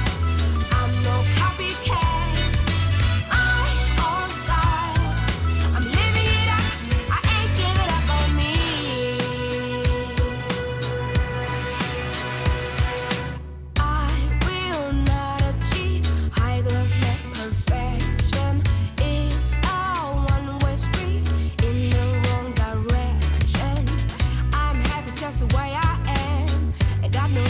To pretend I just want to be living it up.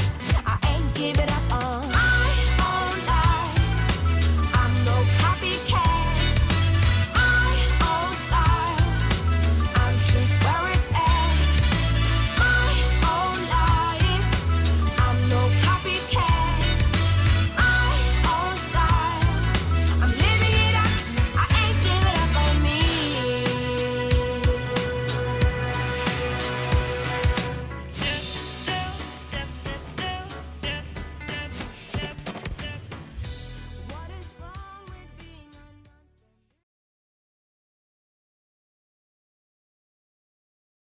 Welcome back, folks, and what an amazing first lobby to start with, especially if you are an EU and NA fan getting that top 2, EMEA and NA fan there getting the top 2.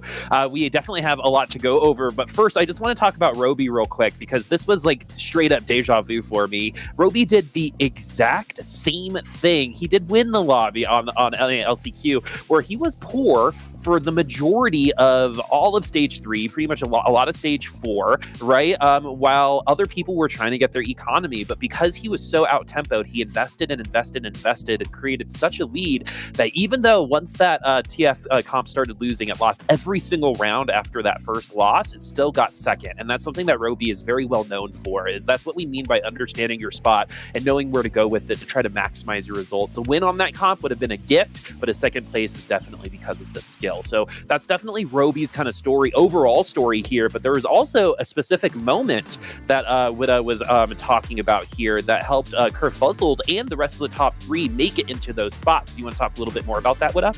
Yeah, so as we saw the opening carousel being a full-on spat carousel, this means that specific compositions go a little bit up in priority. And a really interesting thing to talk about for Kurfuzzled's perspective was the fact that we saw him kind of low-roll his hero augment choice, but due to the nature of him having that early Oxforce emblem, he was able to cut the Fiora from his board, play it in Neela instead, go into that Jubilant Veil, and we saw how powerful that ended up being in those final fights. And Ketzer in the early game slammed an Anima Squad spat, played around that for a while. Second Augment picks up that Duelist emblem that he's then able to disassemble further down the road due to him picking up Salvage Pin first Augment, then making a Tactician's Crown. And as you were talking about earlier on as well, Boop, Robyvan was able to get a Tactician's Crown on the stage 4 carousel. No one wanted that spat because everyone had slammed theirs already. That's a very good point to bring up. It's just like the spatula, in I think Plat and below is like the first thing you get no matter what spot that you're going from, right? But when it comes to these kind of these lobbies with professional players, that spatula's it might actually make you less flexible at the end, but it does help you enable to get to higher caps, and that's exactly what we saw Roby take advantage of today, because other players did not get a chance to take advantage of something like that, like Roby did. What a fascinating way to do that twice from Roby. I'm gonna be thinking about that for a hot minute. But Pi-Hat, going over to you, the way, Wida, kind of gone over a lot of the basis of how we ended up where we ended up with our top three. Is there anything that you want to add in terms of to fill out the picture a little bit more on what we saw on this first lobby? The first thing I want to talk about is how the early game started, because Roby1 was basically the only one playing aggro. We also had Ketzer trying to play really well around the Salvage Bean, and Blacksheep tried to do a win streak and he lost it at 2-6, and that basically cut him down from the tempo of the lobby. So during stage 3, everyone was level 6 except Roby1. He was pushing the tempo, he was level 7 very early. He was basically punishing the lobby for playing quite slowly and playing for trying to spike on stage 4. So he took a good advantage of that, and he ended up being like 90 HP when the rest were 30. So it's gonna be great to see how this aggressiveness from him, and also getting a Tactician's Crown for free from Carousel also helps. But despite that, he made a really good point of how you don't really only need to play for high caps. You can just go for a strong mid game and basically punish the lobby for greeding out. So it's gonna be cool to see how many more people adapt to that playstyle now. Yeah, and just to kind of summarize what you said, I mean, basically you just talked a really great way of talking about tempo, right? Something that Roby was able to do versus the rest of the lobby, we actually talked about it, was everyone was stuck on stage, stage 4, level 6, while Roby was still marching on when it came to developing that economy. And so when it comes to tempo, what Roby saw, I call it like a sprint, right? They sprinted so far ahead that once they did start losing, once they did start slowing down, they were so far ahead, the way to get dropped down was just not that much. So we were still able to get that second place. It would have been awesome to see that TF win. It's going to be tough to see that comp win a lobby, but we almost did it just then. But let's go ahead and just one last thing. So after that first game, Pi-Hat and Wida, are you changing any of your opinions on any of these players? Are some of them doing a little bit better than you thought, or maybe not performing as well on the lower side of the leaderboard? Because I'm a little surprised Kindle Gem got that 7th place. What about you guys? In my case, I think I need to... Ketzer made me eat my words, because during the entire week playing through the LCQ, I was watching the playstyles and I was like, okay, Ketzer played probably the weakest out of the 8 players during the finals. And the game he played right now, how he managed Salvage Being, how he managed the items and ended up with a phone was really impressive. So he's going up in my standings. Awesome. What a same thing. Absolutely the same thing, right? I think that for me, Kurfuzzled was the player that I had the most confidence in coming through from the EMEA region. But seeing Ketzer come out in fantastic form as well, I think is a super positive sign. So speaking of confidence, we have two people I'm confident in and Morgan coming up for the cast as well. We've got Casanova, we've got Lurie, we've got Morgan coming back at you for this second lobby. I'm not gonna thank Boop for that one. Don't be mean to Morgan. I got Morgan's back right now. All right. I'm ready to fight for Morgan. We had one cast together, and I will die for this man now. All right. I'll die for both these people. Let's go. All right. We got game 2 coming up. EMEA starting off strong with a first and a third. Roby picking up that second. Lurie, what did you make of that first game? We got game 2 coming up in just a sec. We got a very interesting game because the sped start, as they were saying, and it changed a lot how the players were thinking. So I don't think it will be a very good bar to set right now. They're trying to see where they're going and how the players are capping their boards. As we saw Black Sheep getting 8 very early, it was kind of interesting, the tempo on the first game on today's show. So let's see how they translate that to the later games today.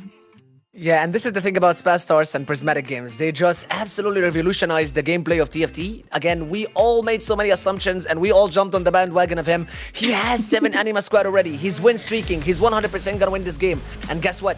He went 8th. And we also we were not absolutely positive with the Jubilant Veil, and he came on first. So this is the beauty of TFT. You can't really anticipate what's going. No game is ever going to be replicating the one before it or the one after it. A Spat start could revolutionize the gameplay. A Prismatic start could revolutionize the gameplay.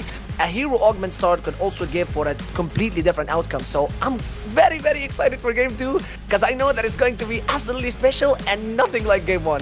Well, it's crazy too because at the top of the day on the meta talks, we talk about how Spell Slingers, Oxlingers is not really a first place comp. A lot of the time, it's a good Almost consistent top 4. It's not Spell Slingers, it's Oxlingers, Casa. I love how you corrected yourself there. But then we've got Oxlingers getting first with Jubilant Veil, which again, not the most common augment choice for that composition. Neela not even included in that composition a lot of the time. So having to tech that in, find a way to make it work using the Bat at the start of the game to make her an Ox Force, get that front line very strong. I really like that flexibility. It just shows a lot of great game knowledge for Kurfuzzled, a lot of his ability to adapt on the fly. And those are the kind of things in this meta, in Monsters Attack, that are so important for a player to have. Guido was hyping him up a lot at the start of the show. He's been hyping him up in rehearsals, hyping him up all week.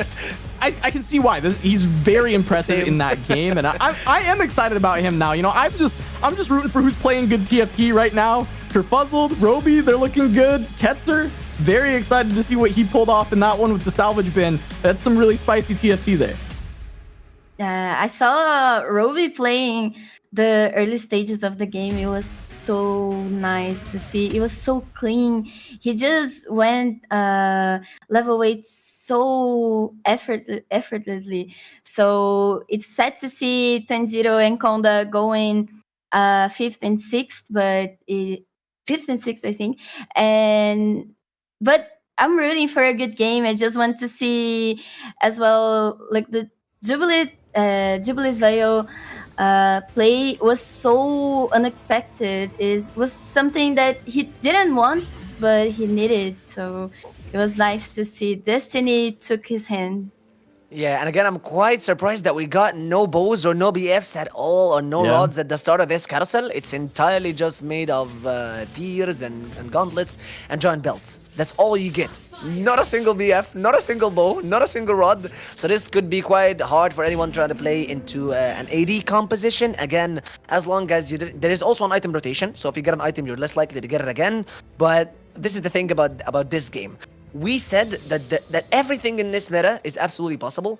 And this shows that Kurfuzzled, because he won last game in a very special way, that it's not just in curve to meta. Now, the last time I casted TFT, before the Last Chance Qualifiers, in the Golden Sparrow tournament, you would just see LeBlanc every game. You would see Nar every game. You would be seeing almost the same composition in every game. But at this point, in this meta, it shows that those who can adapt well and those who can really use whatever cards they're given, if TFT gives you a lemon, doesn't matter. Throw Oxlingers, you don't want the Gear Shift, you don't want the Ant Up, play with the Jubilant Veil and the Thrill of the Hunt, and you could be much stronger than everyone else in the lobby. Yeah, and I know that a lot of players in this lobby are good, flexible players who can play wide, but 3 people we highlighted specifically as being players who can play wide, which were Ketzer, Kurfuzzled, and Roby, were the top 3 in that first game. So the players who are specifically known for that ability to play that play style, doing really well early on. Super awesome to see, and I think that we might still see, standings just completely flip, right? It's just game 1. There's 6 games to play. There is so much TFT to go through, and really it will all just be the smoke clearing and one person standing at the end to earn that spot. But with this carousel being a lot of Giants belts, we'll see how many people pick those up and attempt a win streak. Going belt early and trying to win streak is a pretty common strategy, at least in North America. And, we'll see how many of these belt starters can find that win streak early on, as we've got warrant items out the gates for Konda. Yes, thank you for taking this on, yes. Konda, I think, is trying to go for Underground's route. He's holding a Sona this early in the game, so it can be quite a possibility. And here, Kurfuzzled going with 3 good augments. Trade Sector, good for comps reroll. And Tome, which is very flexible augment right now. It's used for so many comps. Okay, the early Last Whisper Slam right now that has been thrown to Kurfuzzled's board, it kind of can be thrown into so many boards at this point. Again, with the Threat of the Hunt, he could easily win streak with that, because that Camille is going to be dealing a lot of damage. I'm not sure what the admin effect that he chose, but again, he has a very strong board, double brawlers, double admin effect with the Thrill, which has an insane good value in the early game. Again, I think I missed it, but Konda had an Underground sword. Again, he was just missing a Vi or an Ezreal, and he could throw that in. But apparently the Thrill value might not trigger, but had he killed this Wukong, I think he could have actually gotten the first round as a win. And it's quite unlucky for him right now, because slamming an item, leveling to 4 and still losing is quite unlucky. Yeah, and with this admin, right, attack damage, so gonna lean towards that direction a little bit, maybe considering Warwick and slamming. Slamming Last Whisper early, a lot of times I don't like, because it does lock you into, I have to play the AD tree. And then even then, slamming Last Whisper, sometimes you end up with like Shiv Morgana, because you want to get rid of your tier when you're playing AD. And that also provides the shred, so you end up not needing it. So a lot of times I don't like this slam. I'm really interested to see where Kurfuzzled wants to go with it, especially considering his admin did give him that AD option, and he's got some early brawlers. So Warwick is a potential option, but it's very early to be committing to a composition. However, Kurfuzzled, I think, did want to find that win streak, right? Taking Thrill, slamming an item that's good in the early stages. Not able to find it, though, and it's a little tough to not be able to get the full win streak into Crux. Yeah, I think here is it's a very interesting thing to see. Also, Black Sheep got Clear Mind. Clear Mind is a very fun augment to play. He can go very good early game, rush levels, do a roll on offer forecast units. So it's nice to see he's going for a underground route. So we can see a lot of spice on this game. Yeah. Spicy. And he already has 4 undergrounds, so that could be quite exciting to watch. The Vi, Ezreal. Okay, here are 2 things that you can do at this point. One of 2 things, because he has Clear Mind, you could be looking for a transition into a Samira board. You could be looking for a transition into a late game threats alongside Ezreal or Switch Shots and Infinity's gameplay, because essentially he just makes as much money as he can by selling all of the units on his board, so he can get that maximum interest, and as well getting the value from the Clear Mind. So I think the Black Sheep has a god tier start, despite the fact that he might be losing. Do not let that confuse you. Just wait and let him cook for late game. Well, yeah, I mean, Black Sheep is gonna plummet in HP, right? But his econ is going to be nuts. It's going to be insane. He's going to get this big underground cash out down the line. And Black Sheep's got to go big or go home at this point, right? Took the 8th in game 1. And yes, 1/8 you can overcome, but it is going to take a couple firsts to do so. It's very hard to stabilize to a first place on the day when you've got that 8th place, stinking up the place. So we'll see how Black Sheep can convert this underground. We're being told that Konda also did, in fact, put underground in. So we'll try and take a look and see when they cash out those heists. Ooh. Ooh, with that Sona that early in the game, it was hard for him not to go that route, and he has the option to go like 4 heists as well, like 4 undergrounds as well, because he only needs Vi and Ezreal, so it's so interesting to see players risking with undergrounds right now. We're seeing Konda has 3 undergrounds and Black Sheep has 4. So it will be a very interesting game. Kindle Gem also playing Kaisa, which was a comp we talked about a lot. Yep, we spoke about Kaisa a lot, and again, she shines pretty much in this meta, as long as you want to play her with maybe 6-star Guardian, quick draws. But I think that Kaisa might not be the best option if you're not able to get a double trouble for her to work with, or the one more quick draw, or the 6-star Guardians, because I think she's quite shaky and doesn't really shine unless you can get her into a 3-star unit. And at this point, she's quite contested, because you can see quick draws being played, you can see Ezra reroll units being played, and with 2 players having undergrounds, I think it could be really crucial that Kaisa's going to be contested. Yeah, one of the big things with Kaisa is she does a lot better with the early hero augments as well. Hold the line rel is massive for that composition. It's still very strong. I know it did see nerfs at some point, but it helps stabilize that composition so heavily in the early stages of the game. And then still that rel in the late game is still one of the strongest tanks if you 3-star. So usually looking in that direction. We'll see actually 3-2 augment choice, right? If we get a hero augment, is it 2-2-3? Can we get the multi-shot? Is there hold the line? What are the options for Kindle Gem? Because with the static Shiv Slam, it's not like he's fully committed to this, but I do know that Kindle Gem likes this line. I saw some on his match history recently. He's been playing it, so I wouldn't be surprised to see Kindle Gem commit with 2 Kaisas at this point. 2 Kaisas is very strong, and we see here Ketzer with a MF misfortune in level 5. It's so early for him to have a MF, which was a unit that was not performing so well as a principal carry and a first carry, but we see it pairing very well with another unit. Oh, and he's not winning. He lost his win streak, not going for stage 3 with 100 HP. In Roby is still on 96 HP as well. Same as last game. He's so consistent. This is one of the worst things and one of the most tilting things that can happen to you. Losing just before the PvE rounds, specifically in the early game, specifically that he also had the Rich Get Richer. This could be one of the worst points that he could be in at this point, because essentially you're winning. You're having enough cash. You're having a 5-win streak, and with the Rich Get Richer, you could start playing into a loss streak in round 2 if you're Ketzer. But it kinda is such a breaking point. Again, Roby has only lost the first round, so if you swap between these two, has he lost the first round and then won the other 4 rounds, it would have been perfect, and that's what Roby is in. But for Ketzer, it's quite unlucky. He won all 4 rounds and then just lost the one right before the Krugs, so he's in quite of a weird position at this point. Look, this is something I can get used to, and I'm happy with, and I was getting used to at regionals, especially on day 2, is Roby sitting with a win streak at the top of the lobby. He's not afraid to spend a lot of gold in the early stages to stabilize, and we can see the downfall of that, right? In the last game, not able to fully cap into a first place because he's spending his gold a little bit early to push those levels, right? Going to 8, not fully recovering the econ, and eventually, you know, falling out in second, but we'll take second all day. I think that takes it home for Roby Van Knob. So I will take that every single time, and I'm excited to see Roby in his comfort zone, playing this high tempo style of gameplay, doing it with duel, which is a high tempo comp. So Roby, we love to see this. Can we talk about how he has a TF on level 6? They are high rolling so many forecast units this game. It's insane. We saw an MF, now ATF. What else are you going to see this game?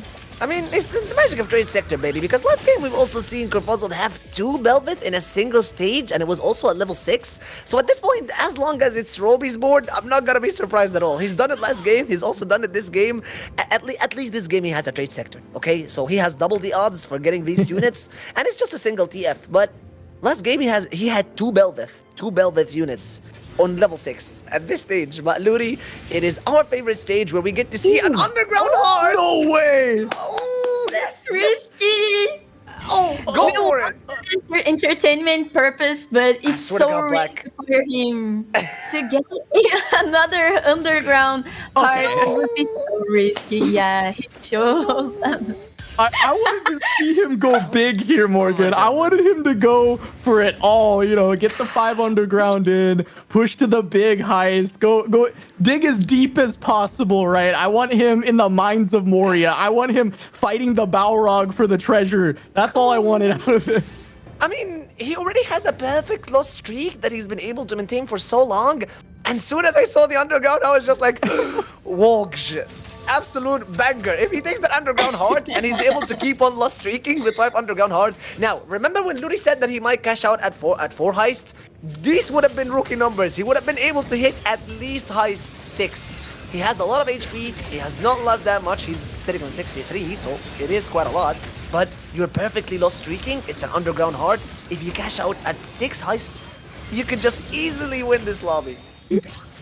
I think later he would be punished a lot for not having a combat augment, but I understand. I would choose the underground heart as well because I love to gamble and I love to risk it for a big reward.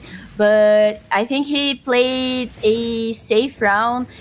There he had a Vi too, so that might have secured him a stability on the next rounds. But I respect his options. Now he chose Ascension, which is a very good augment late game, especially. So Ketzer here using a Poppy 3 right now. With Defender's front line, it's a very solid front line for this stage of the game. Yeah, this board is actually terrifying for Ketzer. He found that misfortune early on that we were talking about, right, on 5. And now we've got Poppy 3 to go with it. This Defender board that's all upgraded. It's so tanky. I mean, he's got pretty good items here on this misfortune as well. Having the Shojin, especially with the JG Slam. Of course, we've all memed about JG Slams, but at least, you know, in this stage of the game, he's still incredibly strong, having a 2-item misfortune on 3-3 with a front line that just will not crack. Man, he didn't even have a lesser champion duplicator. He didn't even roll once, and it's a Poppy 3. Okay, why does this never happen to me? And I swear to God, if you say skill issue, I'm gonna hunt you for the rest of your... It's not as... I mean, what is this? He has rich, get richer. He's sitting on 60 gold. He got an MF at level 5 with perfect items, and he has a Poppy 3 without even rolling once. You know what? I would hate to play in this lobby. Everyone is just... I mean, it's quite fair. It's quite fair. Everyone is high rolling, so we're essentially sitting at the same throne, at the same level. Everyone in this lobby is just absolutely high rolling. It's quite nuts.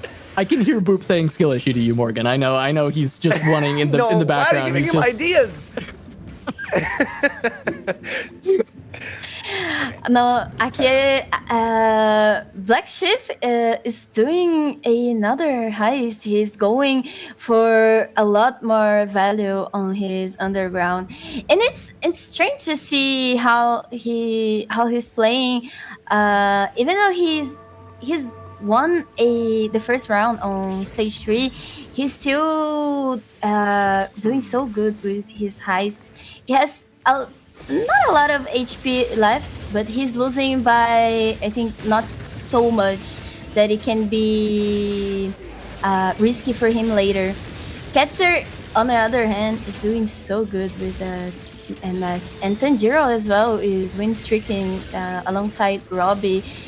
Which can be kind of hard for Tanjiro and Ketzer, that they can like win streak for too long before they confront the Robbie board.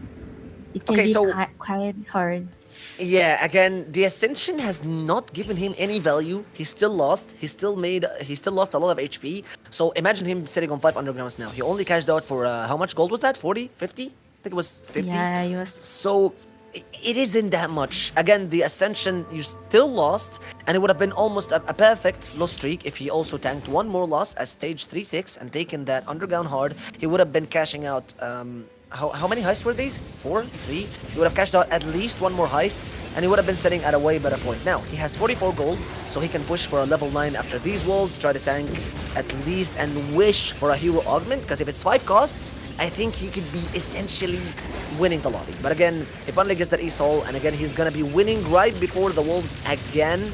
So Black Sheep is in a very weird spot, Casanova. Yeah, I mean, I just don't know if he can even go to 9, right? This board is still kind of fake. He's just strong enough because he went Fake. 9 on 3. He went 8 on 3-6.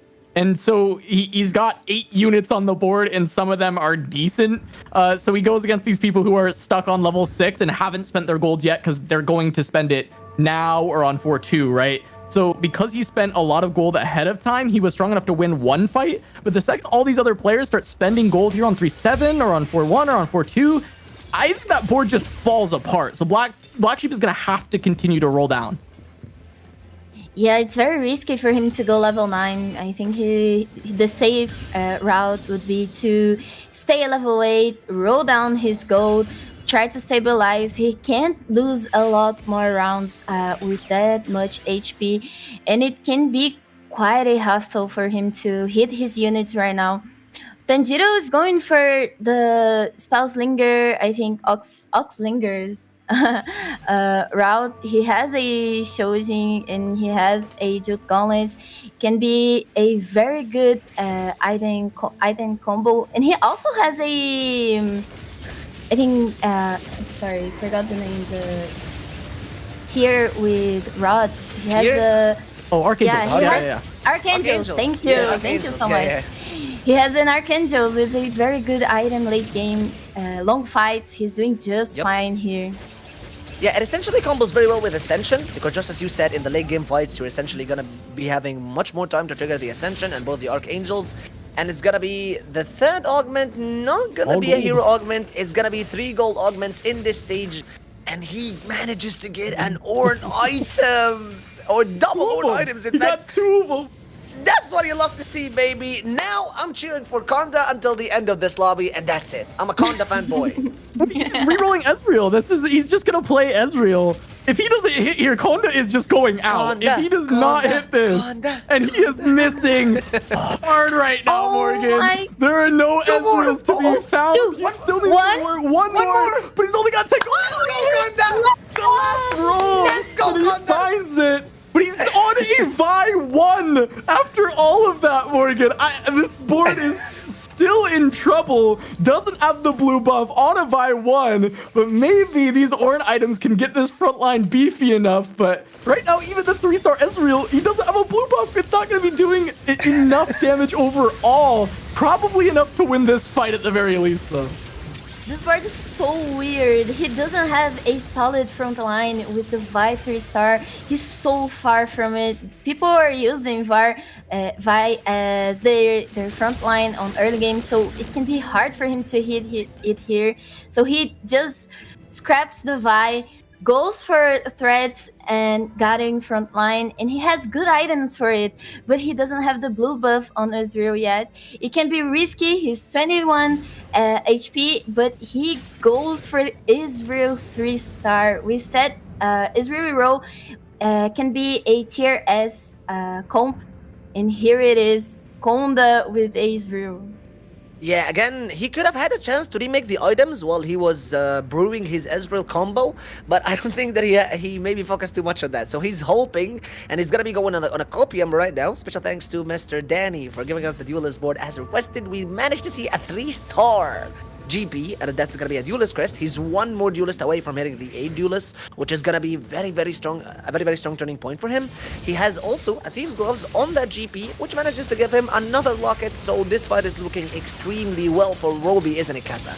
Oh yeah, absolutely. I think one of the big things with this comp is Roby doesn't usually end up getting first places when we see the Duelist, but a lot of times it can get that top 3 when you have so much tempo like we do. And Konda is in a lot of trouble. Gets one Axiom more value? cast. Vayne, maybe? No, one more cast. Konda gonna not have to get hit here. What? That is so big for him because he cannot afford to take another loss. I think one more loss here puts him at essentially 2 lives. I guess it's still stage 4, so if he only has the 1 unit losses, he might be okay, but Konda really just cannot afford to take any damage.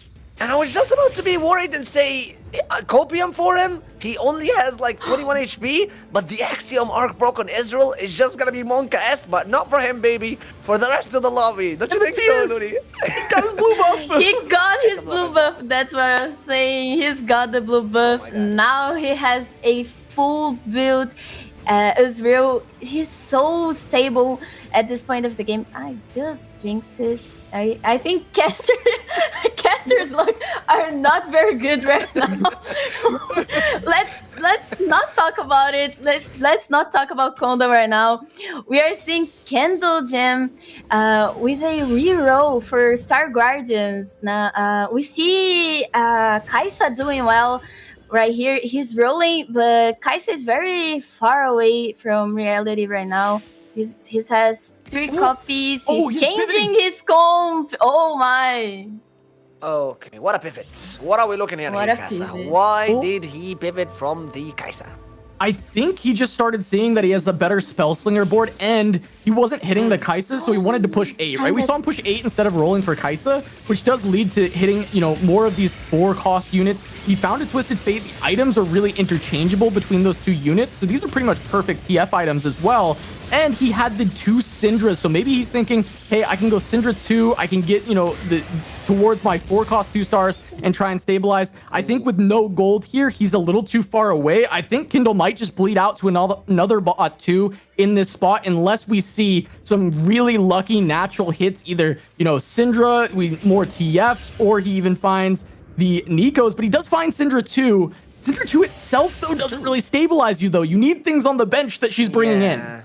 Exactly. She's not really such of a strong unit herself when you get her. Like, it's not much of an upgrade when you get a Syndra 2 than a Syndra 1, because her only value is that she throws in a lot of these units from your bench. So when you're playing a Syndra, you don't want to get her 2-starred. You want to get the units that she's gonna throw in as a 2-star, because that's when they deal the damage, that's when they tank. And again, he's still sitting on an absolutely weak front line with just 2 Ox Forces and a 1-starred Echo that only has 2 items and an Admin Crest. It's not an Ox Force Crest, it's not a Heart, it's not a Spell Slinger. I don't think that admin effect is giving him that much value at all at this point, sadly, doing. Yeah, and he doesn't even have a pair of TF. He just have one unit. Just one, and he doesn't have gold to roll, so he's in a very bad spot right now. Winning from against Tanjiro here. Life is bad, also losing. Konda going for his last life at 8 HP. And it looks like maybe Kindle can hold on outside of that bottom 2 because are some boards that look weaker. But we do take a look at Life's Bad right now. He's got 52 gold. He's on this lose streak, 12 HP, but he's got to get stronger. We're going to see after this PvE round, it's going to go up to 8. He's going to roll down, try and find this Warwick 2. Maybe that can find a chance to stabilize him. If he finds Warwick 2 and hits a Mordekaiser, gets to go to 5 laser, suddenly Life is Bad can start to slingshot. Yeah, Konda's also sitting at 8 HP right now, so I will be looking at him. I'll also be looking in Life's Bad, because he's going to be the one rolling right now. So we're more than ready to see if he's able to get enough items for his Laser Corps composition to start working again with the Sculpt weapons. You have a lot of damage coming in from that Warwick, but if he doesn't get a Mordekaiser here for the 5 Laser Corps, or if he doesn't get a 2-star Warwick, that could be quite unlucky. Again, his tank items are not looking best at all, and these items on them are gonna happen just to be best in slots, so I'm just kidding. Obviously, these items are absolutely bad, and it's a Rage Blade Morgana. It's a Rage Blade Morgana, bro. What are you? Okay, yeah. Rage Blade Stellari Morgana. Oh, he's reforging them. He's salvage beam his items, and he doesn't have a Warwick to upgrade it, so he's going to fight with Konda that also has only 1 life left. He doesn't have a strong front line, but it's enough for him to pass through. Oh my god! The Axiomark! The Axiomark's coming through! Oh my god, man! The Laser Core lasers! One more shot! No! Life is Bad is alive, though! He's not down! Konda and Life is Bad on sub 10 HP. Both of them fighting desperately to not bot 2 this game. At this point, I don't even know if it's the Axiom buff. I don't even know if it's the blue buff. I don't even know if it's the Zonias that made him able to survive 3 more seconds of invulnerability. He has too much utility that keeps the Ezreal alive. Again, Life is Bad is only wanting... He's just... Look at him. He's a poor guy. He just wants 1 more Warwick. Sell that Urgot. Look for him. He's sitting on a single Urgot and on a single Warwick. But he manages to sell... Was that the Vi? Yeah, he sold the Vi because he's still looking for another... Warwick! What can he say? He can't sell anything. Sell the Urgot. Sell the Urgot and buy the Warwick. Yeah, there he goes. He gets something in. You know what? He didn't have to sell it. He could have duplicated one of his lower cost units and actually went... and sold that. Yeah, he could have just sold it and went for it. But again, he's sitting on 1 HP. He has to win this one. The second Urgot would have done him very good. He does get the gold from it, but we're also looking at Konda's board trying to survive, doing its best against that MF, who's also dealing a lot of damage. But Konda is gonna be going outside, and he's not gonna be able to stay. And I think Life is Bad is absolutely gonna meet the same fate because he did not get that one more unit. And him and Life is Bad are gonna be the two players that we say goodbye to in game 2 to be out at this point. Life's Bad and Konda going down here. It's so unfortunate. They tried so hard to stabilize their boards and it wasn't enough. Now we're here with Ketzer that's selling his 3-star Poppy, random 3-star Poppy, to put his items on Garen for a tougher front line. And he has 2 Belvets too, trying to see which one's better. He has so much gold to roll. He's staying on level 8, trying to find an upgrade. He has 6 Garens. Let's see how he's going to play the next round.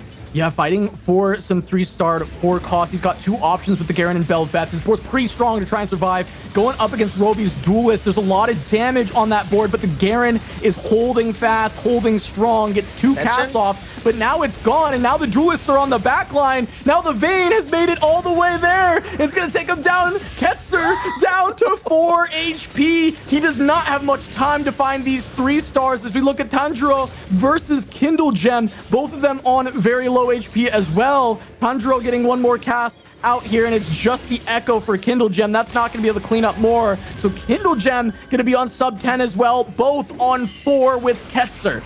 Yeah, Kindle Gem and Ketzer are both going to be living on 4 HP right now, and Tanjiro on 13. Luri, we're 1 more round away from knowing our top 4 players. Who's going to be making it, and what are we looking at? 1 more round. There's 3 players that could go down: Tanjiro, Kindle Gem, and Ketzer. They're so low, but we see here that they're playing comps that we're not seeing before. In Ketzer, he's playing quick shot, I think. And it's so nice to see it right now, even though he doesn't have a very capped board here. He has a Urgot. He's selling his items, passing his items to another carry. And Roby here still with so much HP, dominating the lobby 1 more time. Ketzer's going for that One more Garen.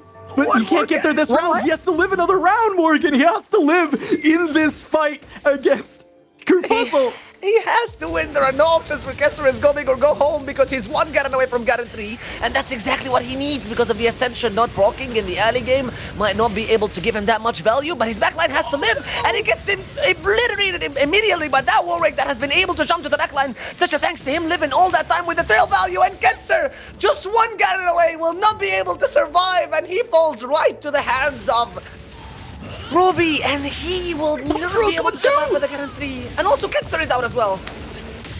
We're down to our top 4, Kasa. We're down to our top 4. Tanjiro made it into the top 4. We've got our top 3. He died from 13. Ketzer and Kindle were on 4, but Kindle lost way heavier to Roby than Ketzer lost there. So now Roby, Van Cano, Black Sheep, and Kurfuzzled. Both Roby and Kurfuzzled in the top 3 once again, Lurie. It's so weird to see this almost getting 3 going down.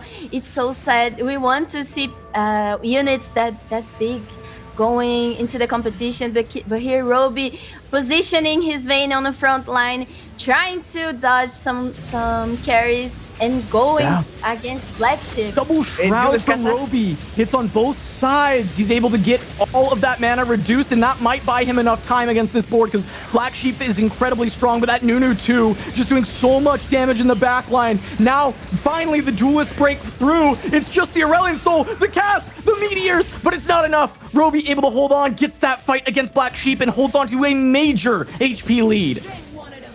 Yeah, the Little Corpse Heart not giving Kurfuzzled any value because that Vayne 3 is just absolutely nuts, casting every single second with the 2 damage and the 8 Duelist that gives her a wholesome amount of attack speed. And again, the Duelist receiving less damage gives him for a very strong front line with the amount of lockets that he has. And we're down to our top 3 players. Again, Luri, Kurfuzzled, again, the winner in the last lobby is, or the last game, because it's the same lobby essentially, is sitting on 8 points, 54 gold. What is he looking for at this point? Kurfuzzled playing so stable right now. He went for a route that it was kind of discussed on some points that laser corps is a very strong synergy when stacked. Here 6 laser corps can do a lot of damage. He can if he hits the Mordekaiser 2 stars, he has a lot of gold and has a lot of good items on him as well. He has AP and he has vamp spell vamp, sorry. So he can go a long way here.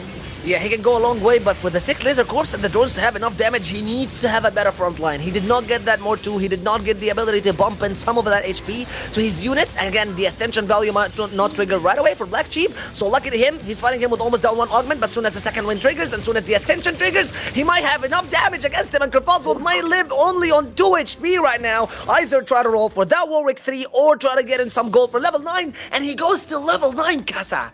Yeah, he's got to go to 9, but he ends up skipping the Warwick. So Warwick 3 has been given up on. Go to 9, find this 2-star Mordekaiser, gets the Urgot 2. He's got his second Mord in, but 2-star Mord with these 3 items is essential. He needs to hit the Mordekaiser, it's so essential. And he has the Urgot 2 to kind of give a little bit more damage. Warwick's not doing great here, and he goes against Roby. Roby, we gotta watch these duelists, how fast they ramp up. We see the Shrouds once again being able to stop the crowd control from coming through quickly. But the Mord still gets to drop the building onto Twisted Fate. And Warwick is still alive, shredding away. But it's down to the Vayne. Vayne on the Warwick trying to punch through. She doesn't get through in time. And Kurfuzzled stays alive for one more fight. So now we know how it goes. It's Ketzer. I'm sorry. It's Kurfuzzled winning against Roby, but losing against Black Sheep. So it's almost like a triangle. Everyone beats the other. And at this point, I think the one that has most HP, the one that has been able to have a better early game in order to tank these late game fights, aka Roby, is the only one who's gonna be winning at this point. It's a rainy weather, so that's a lot of good mana for his units to cast in the early game. And look at him, he also got a Nunu too. Mordekaiser 2 on Kurfuzzled's hand. That may be what put him over the line here and guarantees him another round. But look at the big positioning again. It's a double shroud at this point, Casanova. He's not been able to dodge it at this point, but best case scenario is that, again, he still has the Ascension, he has the double Archangel, so he just needs to survive for 15 seconds until that Radiant Soul is going to be dealing enough damage. But again, the Vayne is way too strong. He has not been able to carry her right in front of the time, but he doesn't even need the Ascension because he has a lot of damage on Roby, and he does get to survive for one more fight, and also Kurfuzzled is still alive, so we're still down to our top 3 players, and the only one who can tank one of these players is Black Sheep, standing at 25 HP. The duelists have finally fallen off, right? Both Black Sheep and Kurfuzzled hitting these end game boards. Duelists really good for getting you here, but they have a hard time completely closing it out if you can't end it earlier. And Luri, it feels like it's going to be a fight between Kurfuzzled and Black Sheep. It does, because Black Sheep, he has so much HP left, and Kurfuzzled has kept his board. Now he has a Mordekaiser 2, full of items, good items. He puts a Janna to give him another buff, and he's rolling. He can hit the Janna 2 with the amount of gold he has. Doesn't hit it, has to sell something to put her 2 stars, but he doesn't do it. It's not worth it, and he goes against Black Sheep yet again. Yeah, waiting to see where this building lands from the Mordekaiser. Here it goes. There's the cast coming through. The Archangel's not stacked yet. Does not hit the carry, so we still see the Aurelion is safe. I'm watching that Viego. Are the resets going to come through for Black Sheep? Here's the next cast. Does not quite reset on the Mord. Now goes onto the Warwick. Does eventually take him down. And Kurfuzzled is going to fall here to Black Sheep, but maybe not. No, he doesn't. The Blitzcrank. He doesn't. The Blitzcrank. You saw Black Sheep popped off. He thought he took him down, but he didn't. The Blitzcrank with the drones stays alive. Roby is down, and Kurfuzzled might be fighting for his second first in a row. Double Warmogs, baby. Double Warmogs. Lori. It was such a funny fight to watch. Blitzcrank going pew pew pew on the Aurelion Soul. It was so funny to watch. He goes, he does a lot of damage with the lasers, and now is the last fight. Let's see who wins this game. Again, it might not happen twice in a row because these drones just did pew pew pew, just as Luri said, for once in a lifetime, but might be able to tank one more time. But the Warwick targeting is again on the correct target. He gets the Aurelion, no damage output coming out completely from Black Sheep, as the Warwick targeted the absolute correct person. And at this point, he still has the Blitz alive, he still has the Warwick alive, and look at Black Sheep, he knows he's lost it, and again, the drone's living, and Kurfuzzled wins it with just 2 HP, all because of that pew pew pew coming out from these laser curve drones. Kurfuzzled with back-to-back first, and that was gorgeous positioning on the Warwick, getting it to wrap onto the Aurelion Soul. Kurfuzzled showing why he was hyped up so much by the EMEA squad. What an absolute beast in these games so far. It was so fun to watch those two last fights. The positioning was from Black Sheep was impeccable the whole game. He unfortunately didn't win the last fight, but it was such a pretty game to watch, pretty beautiful game to watch.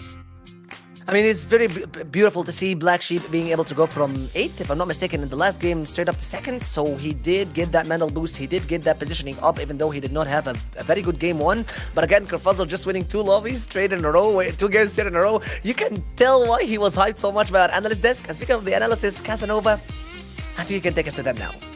Yeah, I mean, Roby able to get another top 3. He's the person really fighting Kurfuzzled at this moment because Kurfuzzled's got those 2 firsts. He's built quite a lead. I can't wait to hear what the analyst desk has to say about it. We're going to go to a short break, but round 3 when we return. Don't go anywhere.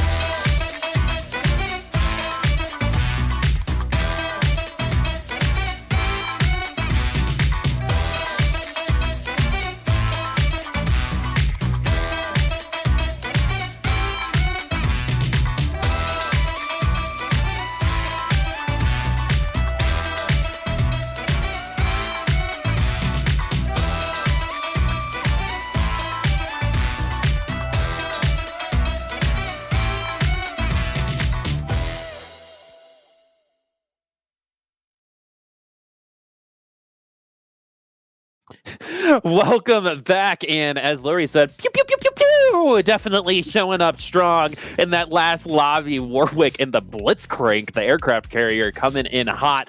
Something that I also want to mention, we talk about all the time today, that the format is a little interesting because the same 8 players play in 6 different lobbies. Nothing ever changes, and so with Kurfuzzled and Roby performing so well in the last 2 lobbies, that extra spot that Kurfuzzled has might be a difference maker as we move forward. That's a point that no one else is able to grab, especially since that was a twofer for them, and so they're just developing that lead. And with a 1-person qualifier, if I was from EMEA, I would be very happy. So definitely something to take note of. But also, according to that game as well, we had a couple underground players with differing results there, Pi-Hat.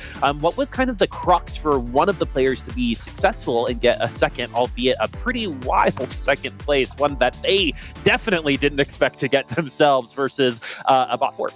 Yeah, but you say that EMEA is celebrating right now. We're like, how did the Blitzcrank ended up killing the entire board of Black Sheep did? This was a really cool point about how both Conda and Black Sheep played the game, because as we saw, again, no one was really pushing during the mid-game. Everyone was level 6, so both Conda and Black Sheep ended up taking this advantage to just push out and do big cash outs. Conda tried to make a similar comp to what he did before, which is during the Brazilian finals, which was Ezreal reroll with Ramos as a front lane. Unfortunately, it wasn't really enough for him to put it through. However, Black Sheep made the other alternative, which was mech and a lot of units, a lot of big, beefy units that were gonna...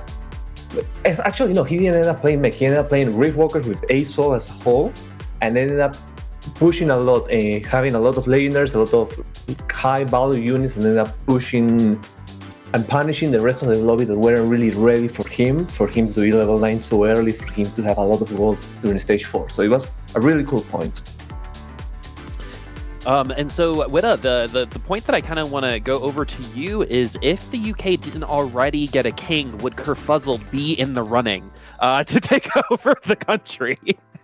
I think it's mainly going to be Blitzcrank, as you can see on your screen right there. A good old combination of a frill differential as well as the old loved combination of the Laser Call plus the Blitzcrank.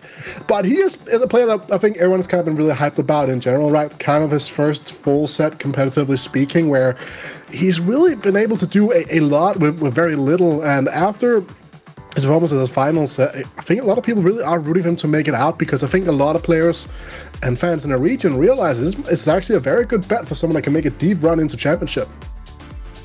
And so let's talk a little bit about just playstyles real quick from Hi-Hat, because you've gotten a lot of information on just how a lot of these players play, especially in Latin America. Anything that you kind of want to point out on things that you didn't expect to see, but we are right now? I didn't expect Black Sheep to play so early for a first rate playstyle. He used to be a more strong board, try to push everything, try to push the HP and the advantage of that, and then grabbing a top 2, top 1 with a lot of good compositions. I really didn't expect him being the one to take advantage of the slow mid game and using undergrounds. Everything's gonna be flipped now, because as you said, Kurfuzzled has 16 points if I remember correctly, and Robivan has like 13 or something like that. My math adds up. I'm not much of a mathematician. But so now there are 6 players that need to just play for first rate, because you can't only play for top 4 anymore. But it could work for the start of the game, but now that there's someone with so much of a big of a gap with the rest of the lobby, you need to start pushing against him. You need to go for a first rate, and you maybe need to steal some of his units, maybe contest him, a little cheeky play. some rat play, if you will. We're going to take a look at the standings here in full, and we already have some separation on the top side. Kurfuzzled beating Rovi by 3 points, 16-13, and 6 whole points from Ketzer. So if you're Tenjiro, Black Sheep, Lifespad, Conda, or Kindle Gem, you got to start really pushing it. We might see a little bit more competitive underground, for example. Witta, seeing this standings here, is there anything that you're concerned about for some of our players in the 6th, 7th, 8th category, and how they might be able to recover from that? I think that for someone like Kindle Gem, right, a player that I know that a lot of people within a lot of different circles within NA actually have quite a high regard to, and also his first set competitively, if I recall correctly. So a player that has a bright future element, but still needs to kind of pull himself together just a little bit here, because so far it hasn't been great. Well, so far, EMEA and North America, a la the revolution of 1776 here in the States, standing on top. Who will win right now? Looks like the king has the advantage, but Kurfuzzled with a 3-point advantage on top of the leaderboard over Roby, and those two have separated themselves from the rest. But Ketzer kind of staying at their heels so far. So if you want to see what happens with the rest of these games, we're going to take a quick break, and we're going to be back for the next lobby. See you on the other side.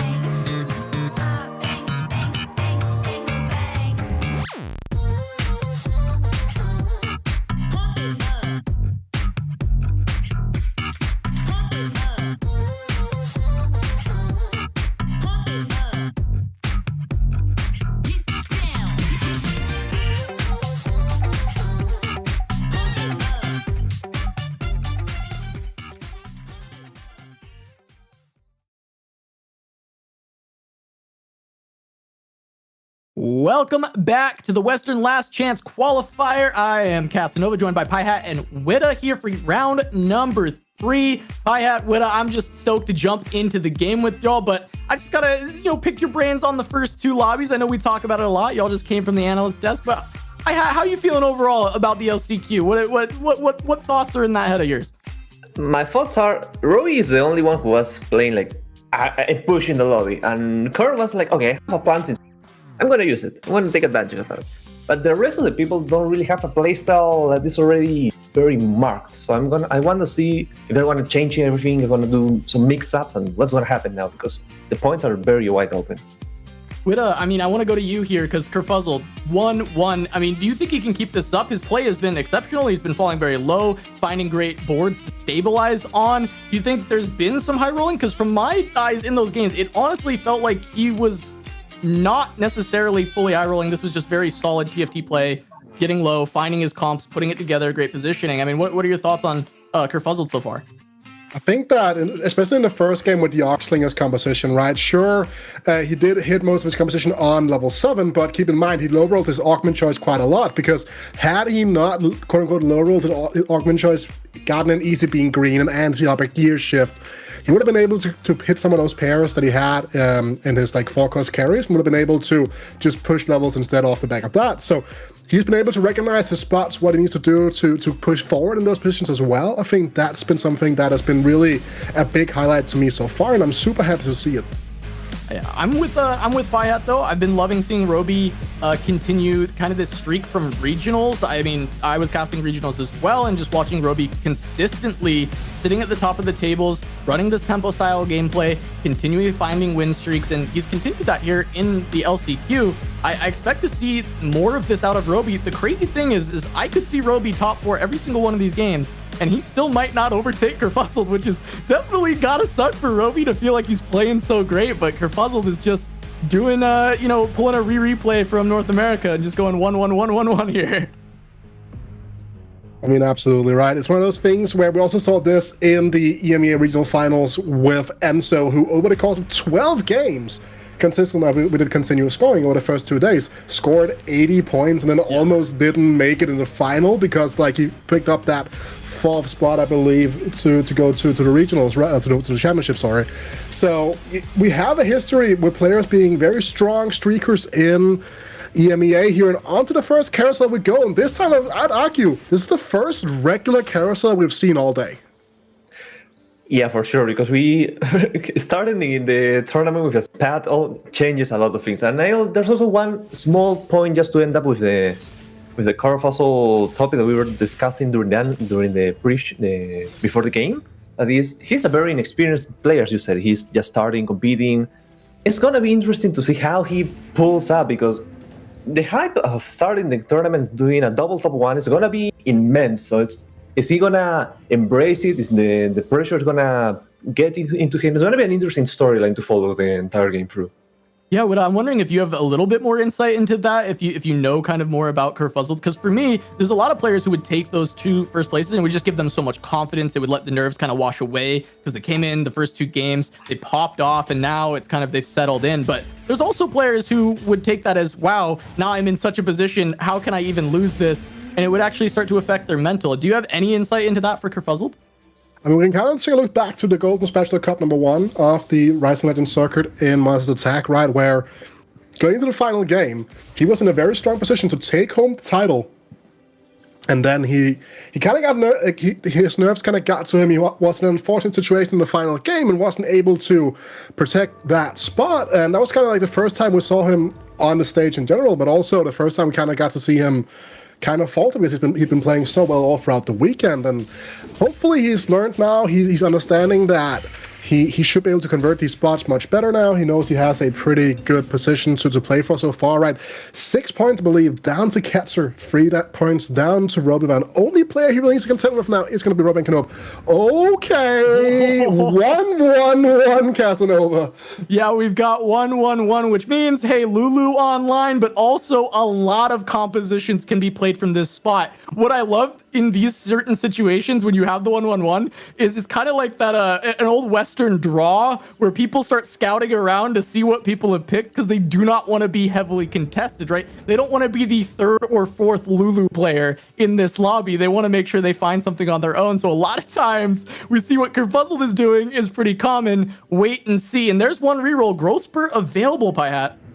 That's how you assert dominance. You see the Lulu, you instantly grab the Lulu. Kurfuzzled, well, he took his time. He probably scouted the entire lobby. The Lulu, the hero augment of Lulu being as a carry is gonna give him a lot of power throughout the entire game. Right now he's probably playing for a really good cap. We know that Lulu has a lot of success overall, so it's gonna be great to see how the Lulu pops up. And maybe if we see an action mark over there, maybe here or there, maybe the augments are good to him. We're gonna see.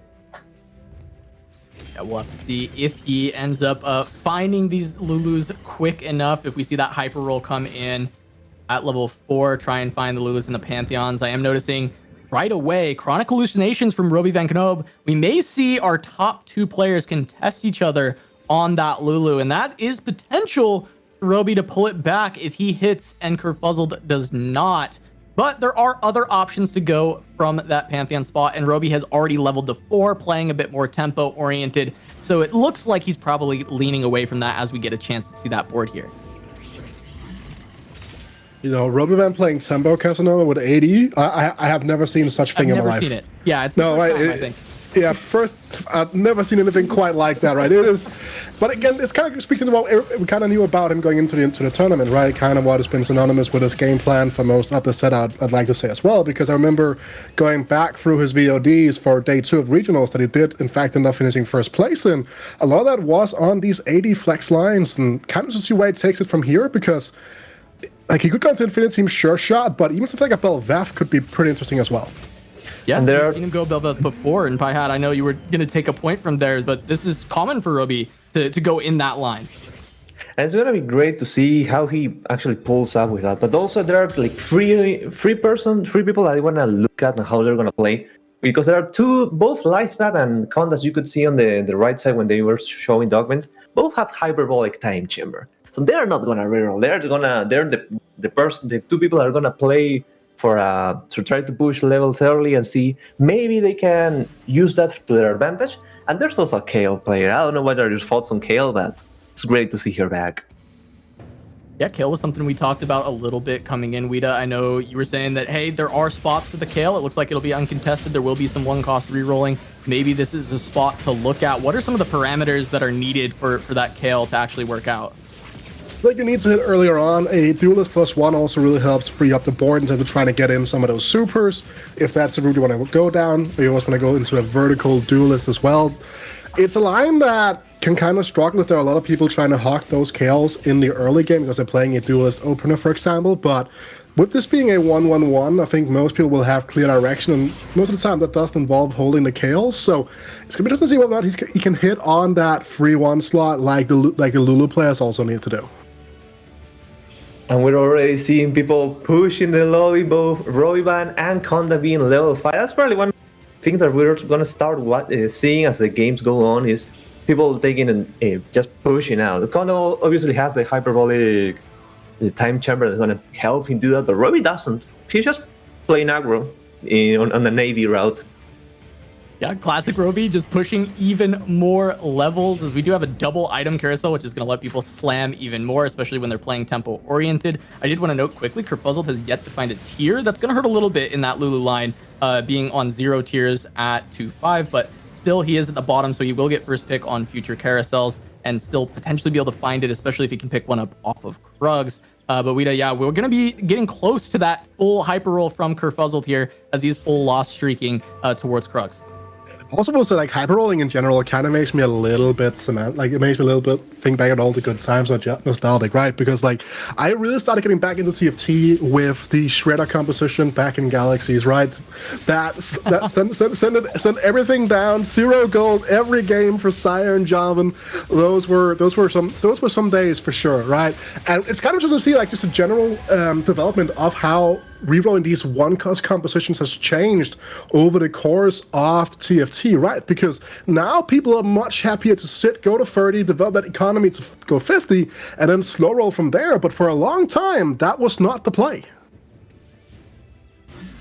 Yeah, it was great to see. It's great to see how TFT, the creation that we're being developing as every set goes through, it makes everything that we're like appropriate from the previous sets feel a little more obsolete now. It's just great to see how the game is growing as a whole, because I think the playstyles needed and required and how the approaches are going to be for TFT are going to be quite different from what we're seeing right now with what we're going to see for set 9 or set 10. So this is probably the blueprint for how Reroll's going to maybe evolve in the future.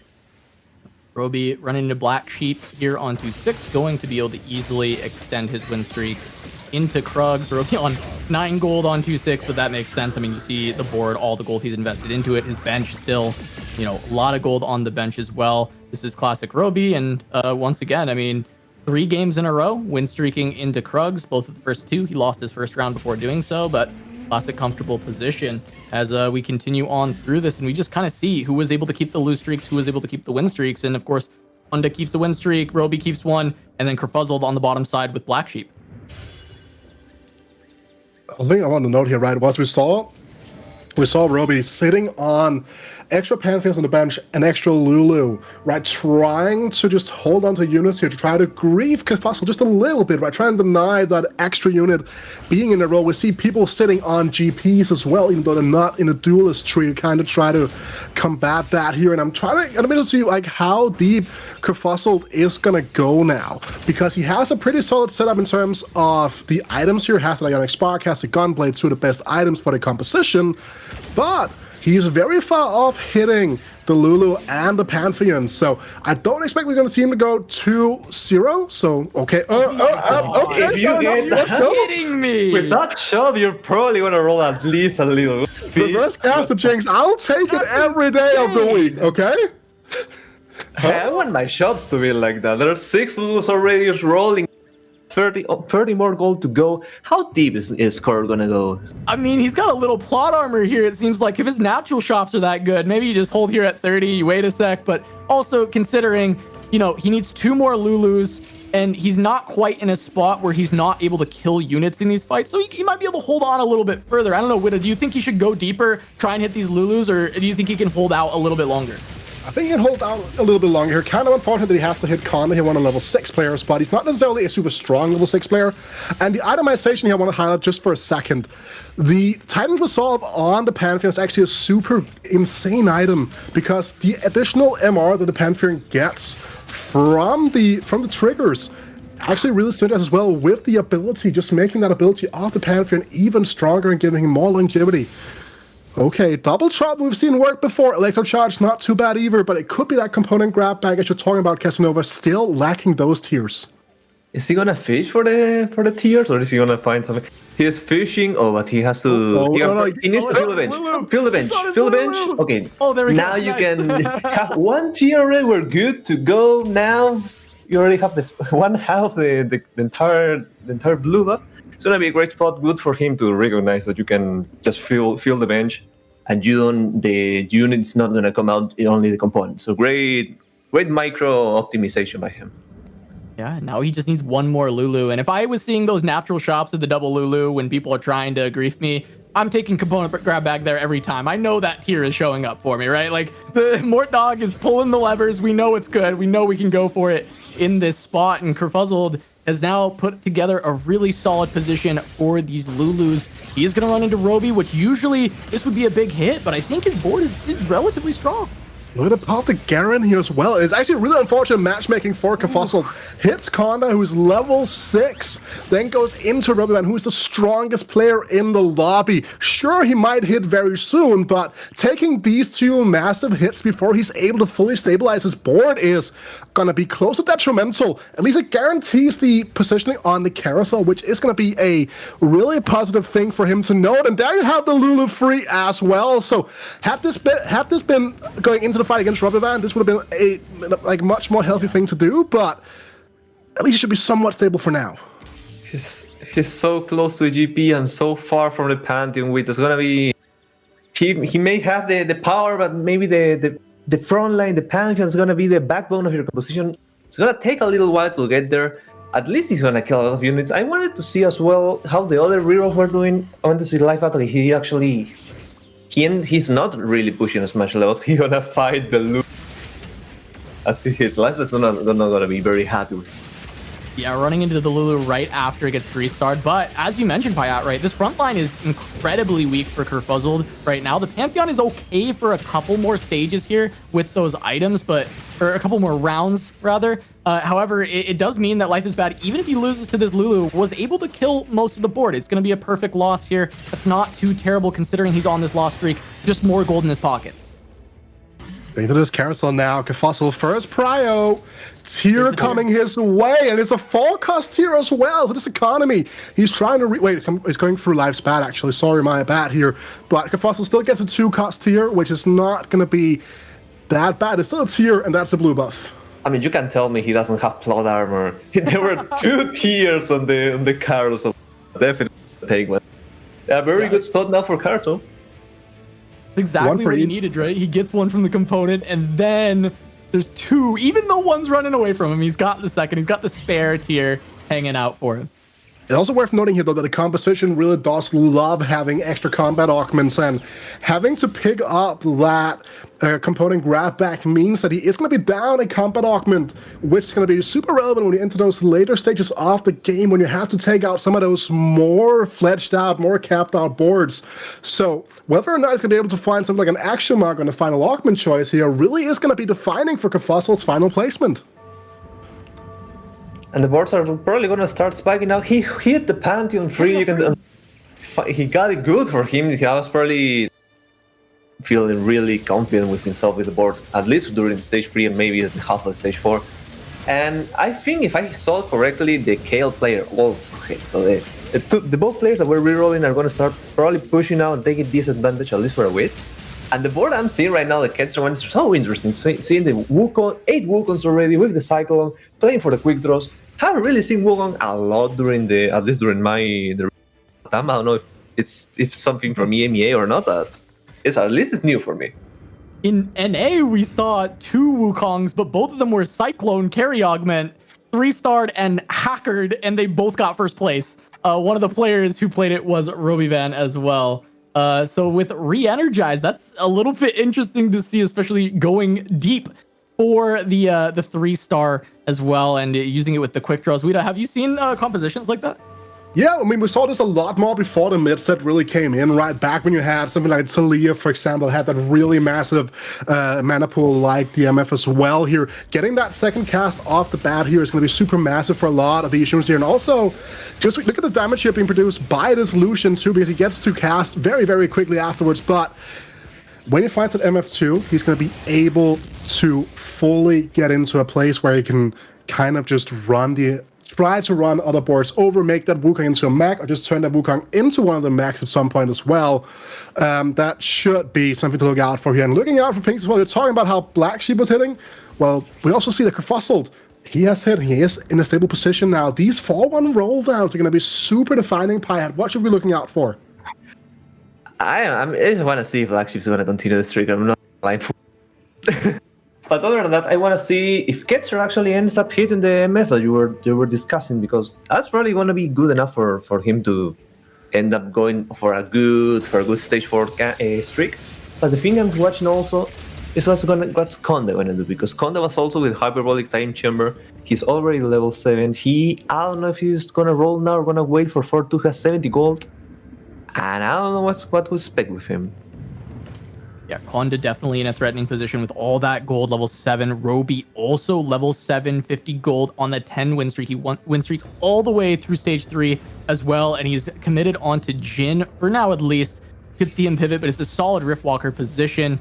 Having, the 3 Renegade, or almost having 3 Renegade online, just needs to find one more, but having the Riftwalkers in and some good Jhin items.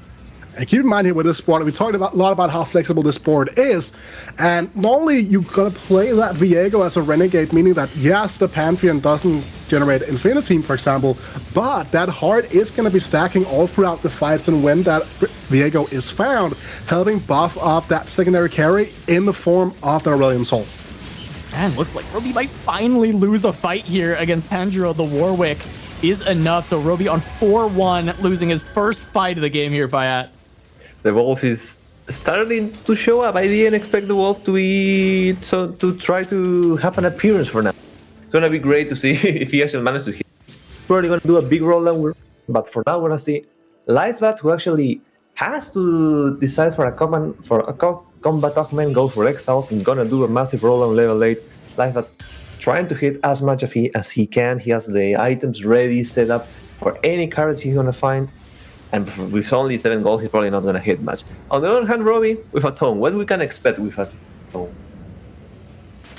Renegade, Oxforce, the options are plentiful. It doesn't even have to pop it right now. Can kind of start taking a look at it and try to tailor that to the compositional needs that he might have going into these fights further down the road. Free Renegade now online with that sack bonus. Once the positioning is kind of somewhat sorted out here, it's going to be an interesting thing to follow. And Kurfuzzled, the action mark got to him. You were saying, is he a hit that? The point of power he needs, and he found it. It's all right. That Lulu is right on track. Yeah, he's so incredibly powerful. The combat augments are online. You know, Payat, we've been saying he might have some plot armor. I think finding Axiomark is certainly sort of testament to that for that Lulu. Really, really powerful position. And Black Sheep here with the Divine Ascent, able to hang out, has the thrill. It's a good pick up there to give some regen as well. Let that Kale just 1v9 the board. Yes, last stand though online, and for a composition like that Kale comp, that's going to be a massive bonus here. Kurfuzzled also finding GP free, an additional 3% damage being put on top of all that action mark and all that other goodness that are being put into place here. Renegade emblem now for Robbie Van here means that he'll be able to find that Leona at some point, put that onto the board, and play that 5 Renegade cap. And he's gonna see if he's gonna.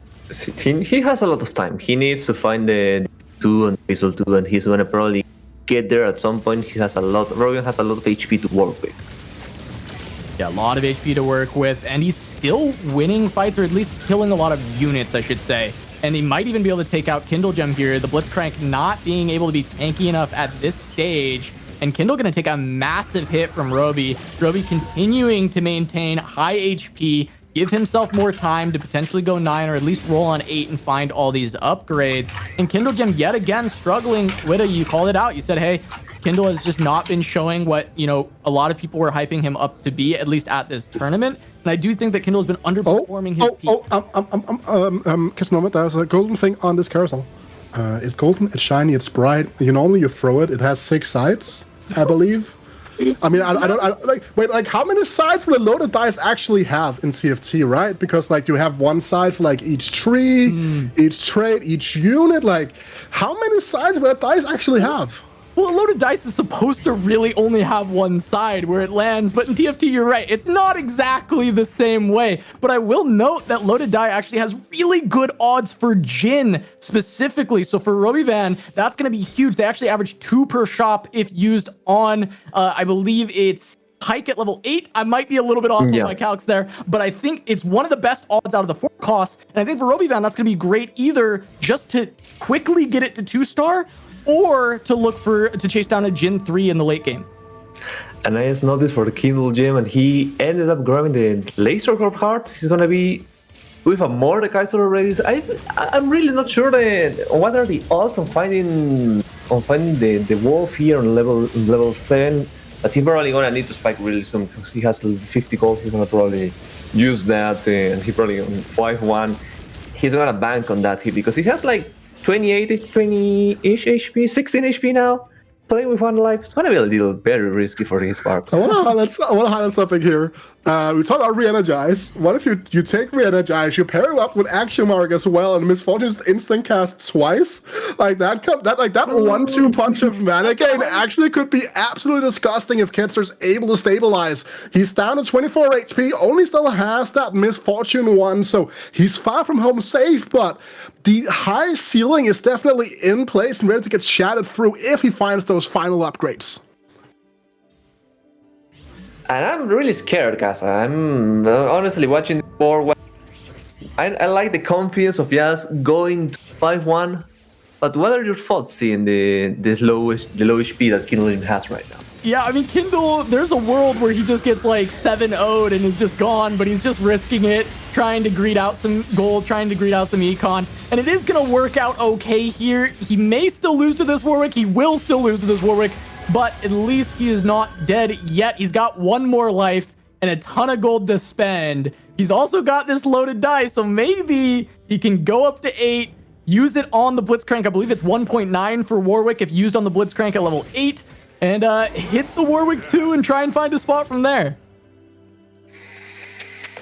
I'm just praying right now. I don't think he's in a good spot. I think he's dead. But Yeah, I mean, maybe he can squeeze out that 7. It's gonna be really sad that the re-energized board's gonna go away.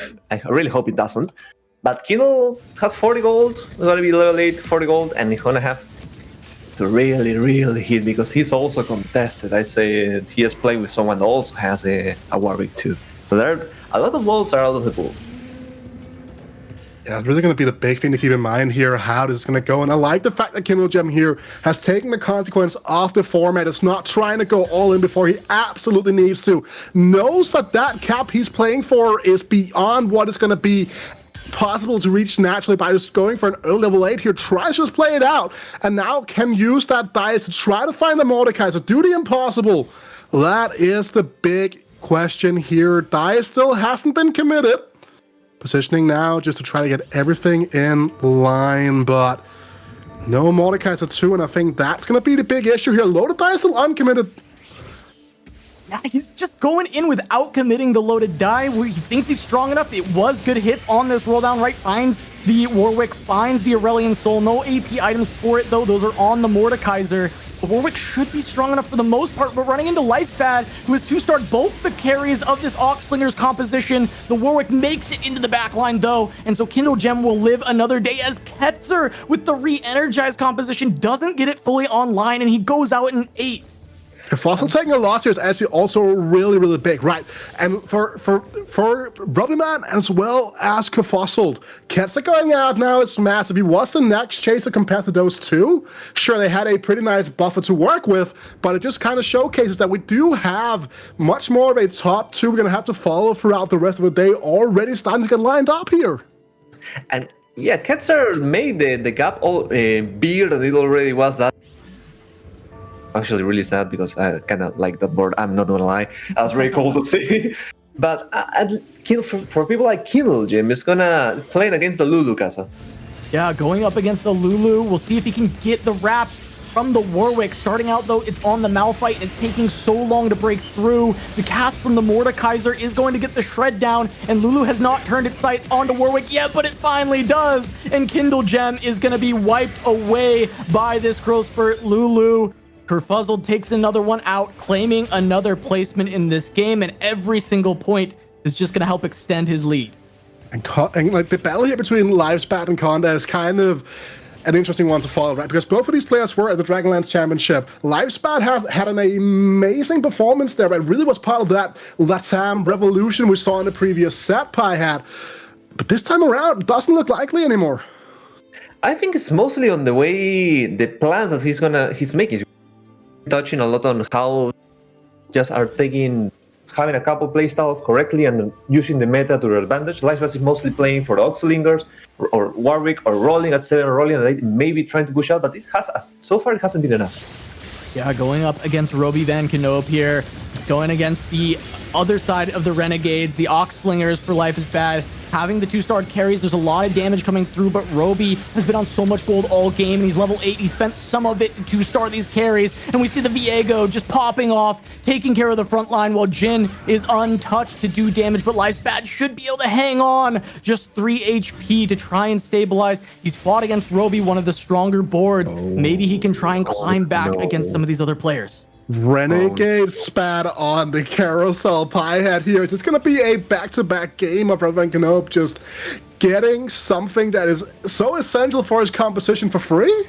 And no one's going to really grief him for that. No one really has a spot to play either the Syndra or the Renegade spot. Robbie carousel for free. And the other guy also got something that was really good for him was Black Sheep. He has 15 HP. He's been looted. Kale has been falling down, but he also has a duelist pass. So maybe the 8 duelist is gonna make him bounce back. But for now, look at Roy's board. That's so strong right now. What can you do to defeat this board? That's just kind of how this board ends up capping out, how flexible it is, and how it makes use of these extra Renegade emblems here. And he was talking about how Black Sheep would able to bounce back with an 8 dualism. That's not enough, Piehead.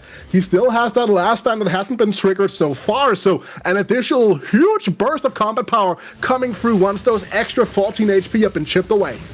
Yeah, now Life's Bad going up against a Laser Core board, having to deal with these Mordekaisers, but he does have some good tankiness from the Exiles. It's giving him plenty of time to get his carries onto the Warwick, but that Warwick has so much HP, and now we see the drones starting to pop off. The Warwick staying healthy, it finally goes down, and it's just a twisted fate, but all the drones on the Ashe, and it's too much for Life is Bad. He's gonna go out in 6th here. It was such a close fight, but not able to hold on long enough. The pew pew pew is too strong. Pew pew pew, as Larry said. It is amazing the strength and that the laser gore as a comp has, and you don't really expect that. You don't expect an Ashe to pump out as much damage. It's gonna be a little rough game, free games for Lightsman. So it's gonna be. Let's see how he bounces back. But for now, we're gonna go to see Konda. He has also 1 HP, and he's fighting against the Lulu. Yeah, Konda against the Lulu, gonna be tough for him with these Oxlingers. It doesn't feel like he has the juice to get through this. So on the other side, we're looking at Black Sheep with that Divine Ascent Kale going up against Roby's Ghost there, it seems like, because we do have a lot of damage coming out onto the back line. It does look like he'll survive through this. The Kale gonna hang on a bit longer, gonna take down that board, but Konda not able to survive against the Lulu, and he will fall here in 5th. Yeah, and that's going to be another kind of unfortunate situation here coming through from the Southern American players, right? It hasn't necessarily been their day so far. It really has been about Kurfuzzled and Robbie Van Knoop so far here. But this board from Black Sheep is a board that we've seen plenty of times do really well across different regions. Patabol has been championing this a lot in the Hex League. We saw Spellfam do this during the Mega Cup. We know this board has an insane cap and could potentially still beat a board like the Lulu. Should be able to push for the front line quick enough. But if that Lulu is going to get enough time to start ramping, that might be what is going to take home the lot. But again, Robbie here, 70 life, 5-win streak. But look at Kurfuzzled also. Like the gold count as well, Casanova. He has so much gold. Yeah, I mean, Roby, 82. He can go to 9 so quickly and get so incredibly powerful. Cap this board so much, Pi. I mean, he's got so much he can do. And now the rest of the lobby is just praying that they fight Roy 1 before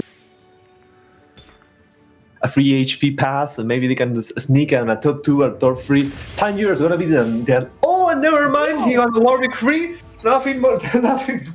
Didn't say anything. Rowan is not the strongest guy in the lobby now. Yeah, he might not be able to take this win because Tanjiro has found the Warwick free. We talked about how the dice has a good odds on Jhin, but it also has good odds on Warwick on 8, and Tanjiro able to help use that to get to this Warwick 3 and absolutely shred through Black Sheep. Does he get the last stand proc? He does.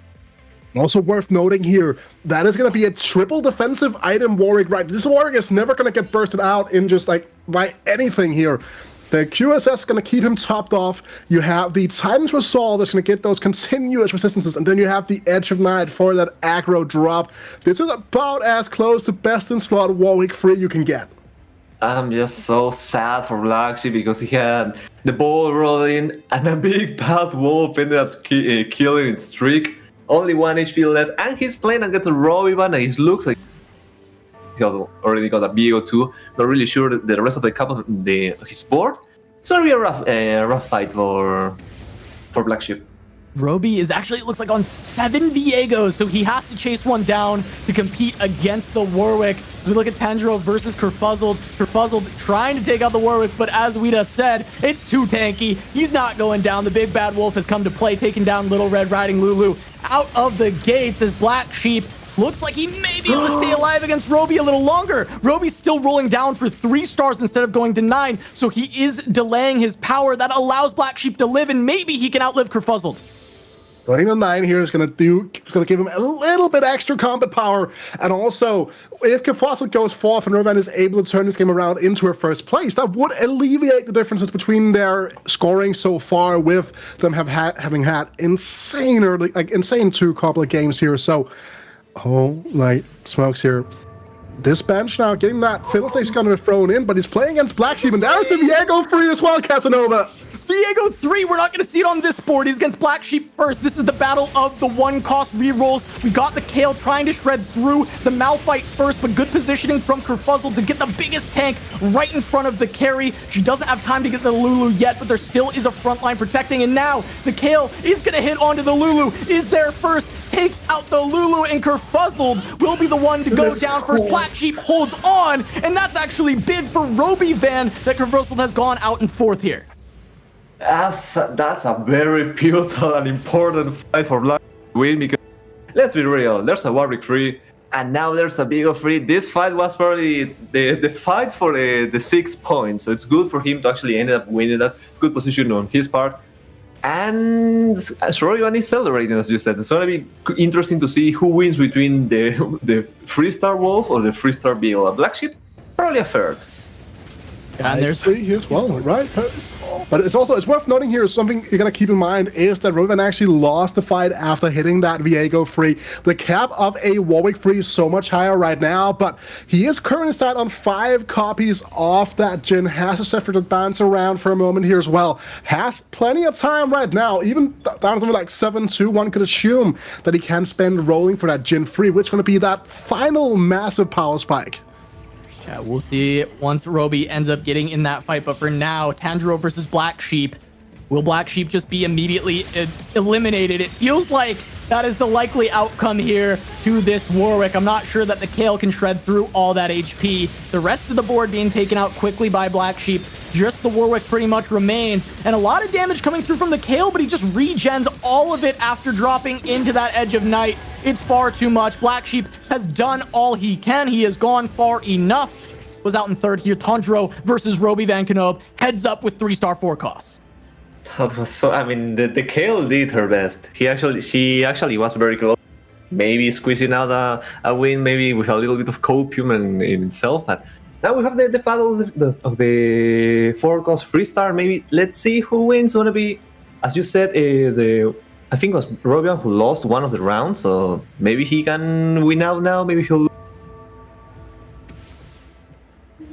Does Roby get the Zephyr onto the Warwick? We saw the positioning. Tanjiro puts on the side. It looks like he can't get the Zephyr in, so he holds it back for one more fight, waiting to see the resets come through for the Viego. The first one misses. He's gonna have to regen it, and he's not gonna have time. There's 1 reset. There's 2. There's 3. Not quite able to take the Warwick out, though, but finally gets 1 more strike, and he does. But Tanjiro has another chance. 2 life left to bring it back against Roby-Van Knob.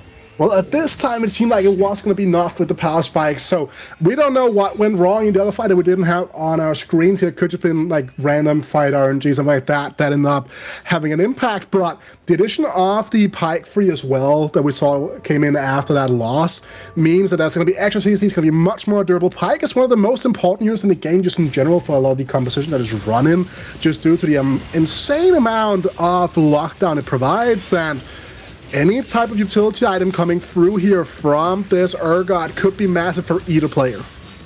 And I'm gonna see what Roy is gonna do. Is he gonna push level 9? Okay, level 9 of this. Piehat rolling down here potentially as well, trying to find that final unit here. Very happy with his admin choice, it seems like, but the first unit on the board is going to be that LeBlanc. It's not Leona 2. That's a better way to count. Or probably going to be as much as he can possibly get. Getting one more chance to actually nail Zephyr. Last time it wasn't really needed, but now maybe the Zephyr is going to be the difference. Yeah, he's able to still hold it on. Mordekaiser 2 hit at the last second by Tanjiro. That's going to be some more damage, some more shred available to come through. But we're all watching for the Viego. The first dunk comes through. Come on and slam, and welcome to the jam. Here goes Viego popping off. One more hit onto the Warwick, but he's targeted the Viego. The Ox Force is procced. He's regenning through all of it. He's still alive. He can't be taken down. He can't be denied. He gets through the Leona, and Tanjiro says, no, I want one more fight. I ain't heard a bell yet. I mean, I feel like both our reactions here kind of is indicative of how these fights are, because it's a very fine margins in terms of being able to target and lock down this Warwick, right, to a certain extent. So whether or not that's going to be possible in this final fight, it's going to be a big deal here. Rovan also missed the Zephyr this time around, but does have a remover, so does not have to compromise his positioning. And positioning in this composition is a little bit egregious due to having to juggle the second round. Here we go. Does the Zephyr come in yet? He does slam it. Does not get the Warwick. He hits onto a Yasuo instead. Here comes the fight through. No reset right away by the Viego yet again, but that is the channel from Leona on Warwick. Doesn't take him down. Only one reset. Warwick not on to the Viego yet. He gets another cast. One more, and it's enough. Roby Van Canove taking down Tanjiro, getting a first and catching up to Kurfuzzled here in game number 3. The big bad wolf was taken down in the end. This is wild. This is a wild game, and this kind of showcases why loaded dice is such a rare thing to get in the game these days, because there are some absolutely immense boards that can be created. And I mean, it was a super fun game to watch, right? But if you are someone like, let's say, either Black Sheep or you are a Kurfuzzled here, like you're playing the reroll compositions, then everyone suddenly gets to play a reroll composition. Yeah. That's not necessarily fair. No, it's awful for them, right? Because in these one-cost lobbies, you're essentially looking for either using it to accelerate you to a late game and then trying to cap out a board there, or using it to win streak once you've gotten that one cost online and trying to cap out that board, right? But in this case, the people who used it to get to the late game were rewarded so heavily by being able to use that to further cap out those boards to points where these one-cost rerolls could just not even play against it. What were some of your final thoughts on that game? I mean, if you can play around a four-cost, good for you. It's gonna be what's needed, because now we have both Rovan and Kurfuzzled gonna be way ahead. The win actually is great for them to widen up the gap, and now Rovan caught up to Kurfuzzled. So it's gonna be probably a 2-horse race for now. Wida, you as well. Final thoughts before we head to break and get to our game 4. I just want to get to game 4, man. This game was insane. All right, you heard him. Let's head towards game 4. We've got an analyst desk in between, but we're going to go to a quick break before that, so don't go anywhere. The Western Last Chance Qualifier continues right after this.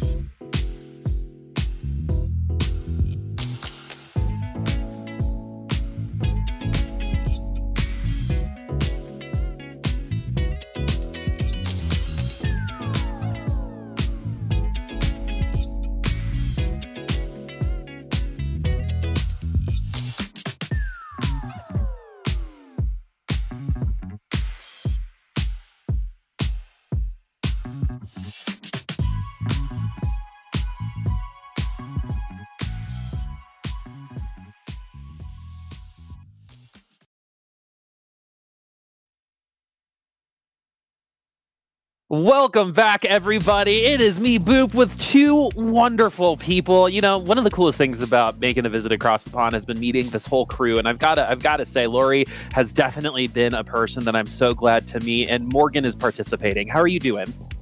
And Morgan is participating, huh? That's the only intro I get. Okay, just wait until I meet you one day, Boop. I swear to God, you've been hanging on me bench pressing all of these weights. How much do you weigh? Doesn't matter. Quadruple that. Yeah, more than you can bench press, that's for sure. Okay, as soon as I see you, I'm feeling very good. Unlike you, Boop. I love it. Yeah, I've been having a hard time sleeping, that's for sure. No, but you know what? Honestly, Morgan, it's been awesome getting to know you a little bit. You know, it's fun to have the bands in. You're absolutely hilarious, so definitely keep that go into your grave. But a little bit less about us and more for what the people are here for, more about us. Just kidding, more about TFT. That was a pretty wild game that we saw last time around as we look at the standings from that last game with Roby coming out on top. And I just definitely want to start with Roby. 3 different lobbies, 3 different compositions, Morgan. This man cannot be stopped and has been doing it in a variety of different ways.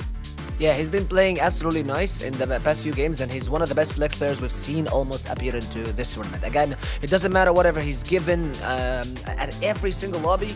You don't find it absolutely weird that you find Roby win streaking straight into Krugs. He has that 5 win streak. He's always been surviving on 96 HP, 100 HP for the past 3 games. And this time, he doesn't just do it at the early game, but he's also able to keep up his win streak and his tempo until the late game. And he's been able to win the game with about almost 40 HP, except for the Giga Chat Viego appearing at the last fight to save him up. He would have almost won it with more than 40 HP, I guess.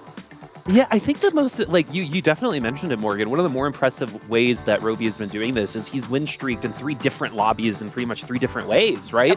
With this one, with the champion augment going really early in terms of tempo, he still win streaked, which should have been the hardest lobby to do that in. And then the craziest thing as well, Lori, is the fact that we had an early champion augment. You know, we are just getting ready for these Lulus. We got the Kale 3, but then we got Warwick 3 and Viego 3 as well, which is not something you tend to expect in what you would think about a quicker lobby as these tier 1 champs augments do kind of create. Outside of just being fun, were you kind of surprised at how it seemed like the Viego had a bit of an advantage over that Warwick there at the end?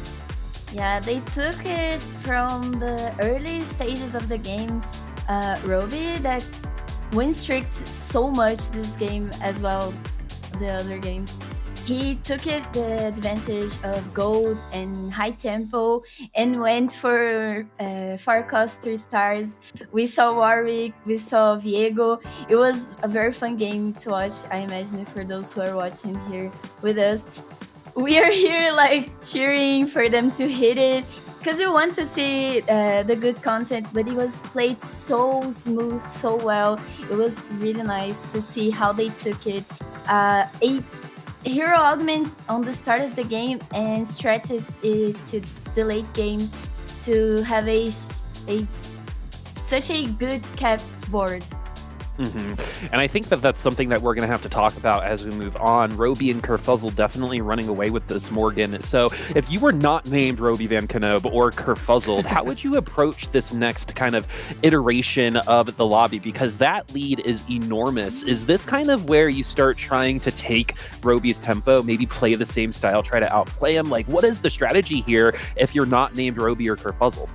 I mean, if your name Kindle Gem or Lev is bad, I mean, the name does hold to its beholder. Lev is bad really is having such not a good time. Lev is not really going so good for him at this point, standing with just 9 points at this point in the 7th place. Same thing goes for Kindle Gem. He is hidden deep dust in the desert. He has to clean up that gem. He has to start winning, and he has to maybe focus as much as he wants in order to get the best winning streak compositions in the early game. We've seen Rob do it. Not many people would really love having Hustler in the early game, or a Trade Sector, or maybe Chronic Hallucinations, but you would look at these augments and you would see, oh, they have such a horrible average placement in a stage 1. But Roby doesn't care about that. He cares about one thing: whatever can win him in the early stages so he can transition. It was a 1-1-1 hero augment at the start, and we still managed to see about 2 or 3 4-cost 3 stars, so that doesn't really affect your gameplay. Yes, we've seen many 1-cost 3 stars because they were given, but the tempo of the game is what matters. Try to play as much as you can for the early game. You need to top 4 at least all of the upcoming games to have a chance. And then very quickly, oh, go for it. Oh, sorry. One last thing. The thing I talked about on the early stages of this competition, I said that Tanjiro plays for the long game. He plays it very slamming items very soon. So he's adapting so well on this setup where Robbie and Kurfuzzled, thank you. His name is so hard for me to say. Are dominating and win streaking, so it's really nice to see Tanjiro adapting so well on this third game. Yeah, and so it's now or never, folks. If you are not named Roby Van Knob or Kurfuzzled, you gotta, I think, try to go for this first or eighth to even try to compete with those two. And even within those top two, only one will advance to the World Champions. Remember, folks, this is the last chance qualifier for the Western region, and we've got another lobby coming at you. Let's see what these casters have to say here in a bit. Thank you so much, Boopasaurus, for throwing it on over to us for round 4. Casanova joined by Piehat and Witta. Got half the day done and 2 clear front runners in Kurfuzzled and Roby Van Knob. Piehat, I know you were talking up Roby before we go in that game. I mean, you got to be just happy to see that performance once again after saying that, hey, this guy's been popping off. And he's been playing quite well. I think he has a better, for now, I think he has a better plan coming into the LCQ. I think he had a very clear plan on how to punish the entire lobby, how they were going to probably play, because there was the concept of going first, going eighth. So he's using that to his advantage. It's going to be really great to see this fight between Kur and Robin. But also Tanjiro and Black Sheep aren't really that far away. They are like 5 points. Yeah, 5 points is a lot. But if they continue their streak and maybe Kur and Robin slip once, maybe the race is not so far apart as we expected. I mean, we saw a little slip from Kurfuzzled. I mean, not really. He's still top 4 in a spot that was pretty unfortunate with those dice coming through. I mean, Witta, I still expect to see big things from Kurfuzzled, but there is still the point that, hey, we're only halfway through. There's 3 games to go. People could still have the same performance that Kurfuzzled had in this back half. So to Piehat's point, I mean, who do you think outside of the top 2 has shown the most to you that you think could turn things around, have a similar next 3 games? I mean, I think that going into the previous game, it would have been Ketsa, right? And then everything just kind of fell short here. I do like that the Black Sheep has kind of taken the consequences of his 8th in the first game and really started to turn things around. Tanjiro obviously is the one with the most points outside of the top 2 right now, but I think that Black Sheep's understanding of how to play for these higher caps so far has proven to be pretty good, and I think that he would be the one that would try to make up this 7-point gap somehow. I'd have to pick him, but it's a 7-point gap for a reason over 3 games, and it's not even 1, it's 2 players. That is gonna be so hard here. Yeah, gonna be incredibly tough to get through, but we are jumping in to round number 4 on this carousel. We get the nice animation of the Malphite. I love this little legend, or this board, rather. We jump on with Roby. He's taking the chain vest to start, but Piehat, I kind of want to take the same question with you that I took with Witta before we jump in. Which player do you feel has kind of impressed you the most outside of Roby and outside of Kurfuzzled, and maybe has a chance to turn things around in these back half of this tournament? I think Tanjiro actually has been playing quite well. I didn't, as when I started the broadcast, I was rating Konda as my favorite to make it. That wasn't from Latam, obviously. But Tanjiro has been bouncing back after not of a great first game. And being six points away is not so much. So maybe he can find a way to bounce back, to use this to his advantage. And there's still a lot to go. All right, well, kicking things off, Roby does have a pair of Yasuos. We've seen him play the duelist line in the past, but you know, of course, this is very early. Laser Core still early options, but Roby very flexible. We usually won't see him signal something too early in the game unless the augment really calls for it. All the items being picked up. Everyone on 2 items to start things off, which is solid for us. Nobody with a crazy amount of gold. But yeah, I mean, what are you looking at in this game? With what comps have been really good? What are you expecting to see more in this back half? I mean, I think that we're going to be seeing a lot of what we've seen so far already, right? I think that the likes of these high cap AD boards. I mean, we're probably not going to see a lot of these freestyle forecasts, but something like the Renegade composition, we are going to be seeing a lot more of going into the back end of the day here, and it is going to be a middle of the pack here, Open and Rovan again playing for the tempo. And we've seen him do this a ton in regional competitions as well, picking up that early duelist crest and playing to pressure the lobby. The instant duelist crest for him is gonna go in back in par with what he's been playing for the entire tournament. It's gonna be great for him to actually secure and maybe snowball a little bit of the board that he has. But for now, we're watching Lightsbat, which is one of the players that needs a top 1 to actually maybe even have a chance to compete in. And he goes for something that he played in the first games, which was an Infinity Team-focused game plan, which wasn't really as successful for him before. Maybe it can bounce back now, but Infinity Team hasn't really been outstanding during the competition.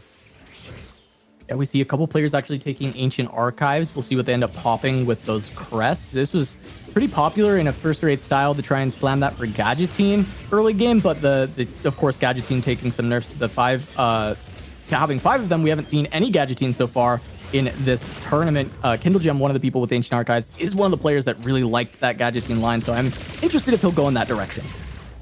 I think in general, right, the Ancient Archives opener is pretty good. It also gives you 4 gold, and that 4 gold cannot be underestimated in terms of trying to hit those early gold breakpoints and really start accelerating that economy. A little bit of an admin check here from Livespat. I like the fact that when players have the option, you don't have to play the admin. You just gotta check what it is to see if it's worth trying to manipulate your board further down the road to play into it. But so far, with an Infinity Team emblem already unlocked from the augment, it is pretty clear this is going to be one of those 80-centric lines. And there it is. And you're going to be on this setup here, Casanova. But also keep in mind, it's going to be a Hand of Justice Gnar, so pretty far from BIS. Yeah, and keep in mind, this is also the new patch when 5 Gadgetzan a little point of the power reduced, being only when you're on 5 Gadgetzan is only 80% of damage per item. It's not gonna be as strong as it was before. At least in Latam, it could overpower their lobbies if they hit fast enough.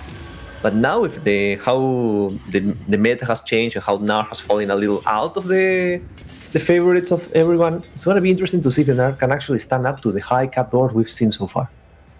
Oh, for sure. I mean, I think Gnar had phenomenal stats in the North American Regional. This is, of course, before the nerf, but it was getting a ton of first places. It was top 4ing, I think, 60% of the games that people were actually going into that line. I think a lot of that was because people were hitting those Nunus towards the end of the game. We saw some fortune favoring the Gadgetzan players, but it's still a powerful composition. Losing 1% on each of those items, this is a 3% overall. It's still a powerful line, especially when you're playing it from a Gadgetzan start like this one. I think another thing that's worth noting with this composition is you're very rarely going to play it from a spot that's not beneficial to play it from. It's not a comp right now that you can kind of just say, okay, I have a Silence Resolve, I have something else, I am just going to sit back and relax and play into this line, because it is going to be so dependent on that Gadgetzan spatula. You can no longer get that from a regular augment until 4.2. That change specifically really made this way less reliable in the early game. Well, at least the tome is going to give him the comfort that he needs for that. And maybe depending how the lobby shapes up and how the augments are going, maybe he doesn't need a +1. Maybe he just finds a Nunu, a random Nunu hero augment that maybe helps him push into that place. But for now, we're seeing the rest of the lobby, seeing what they're grabbing. I'm surprised to see what Roivan is going to say to continue the streak. I'm going for more for a sword and a rod, and I don't know if it's going to be enough to build anything to slam maybe the GS, because you want to probably save that for a locket for him. So maybe he slams, maybe he doesn't. We want to see if he continues his 4th win streak. It's going to be interesting, right? Because we've already seen him give up on that locket here by slamming that Sunfire Cape for just pure pressure on the lobby. And I like this. We're going to see on our right side here as well. You can kind of look at which units are going to be on the board here for most of our players right now. And down towards the bottom, we see Ketzer again on one of these AP lines. Cats are going to be on AP once again. You talked about it at the start, Wida. He likes to go for those blue buff lines. He likes to play that AP. See if he can actually, turn this around, being in his comfort zone after taking a really rough 8th place, playing that energized Wukong in the last one. Roby might not be able to find the win here. There's the heal, there's the stun, but it looks like maybe the Sona can actually find this win, having the Gadgettine on it and the 2 Gadgettine items, and Roby finally not going to actually win streak all the way to Krugs. For the first time in 4 games, Roby is not getting it.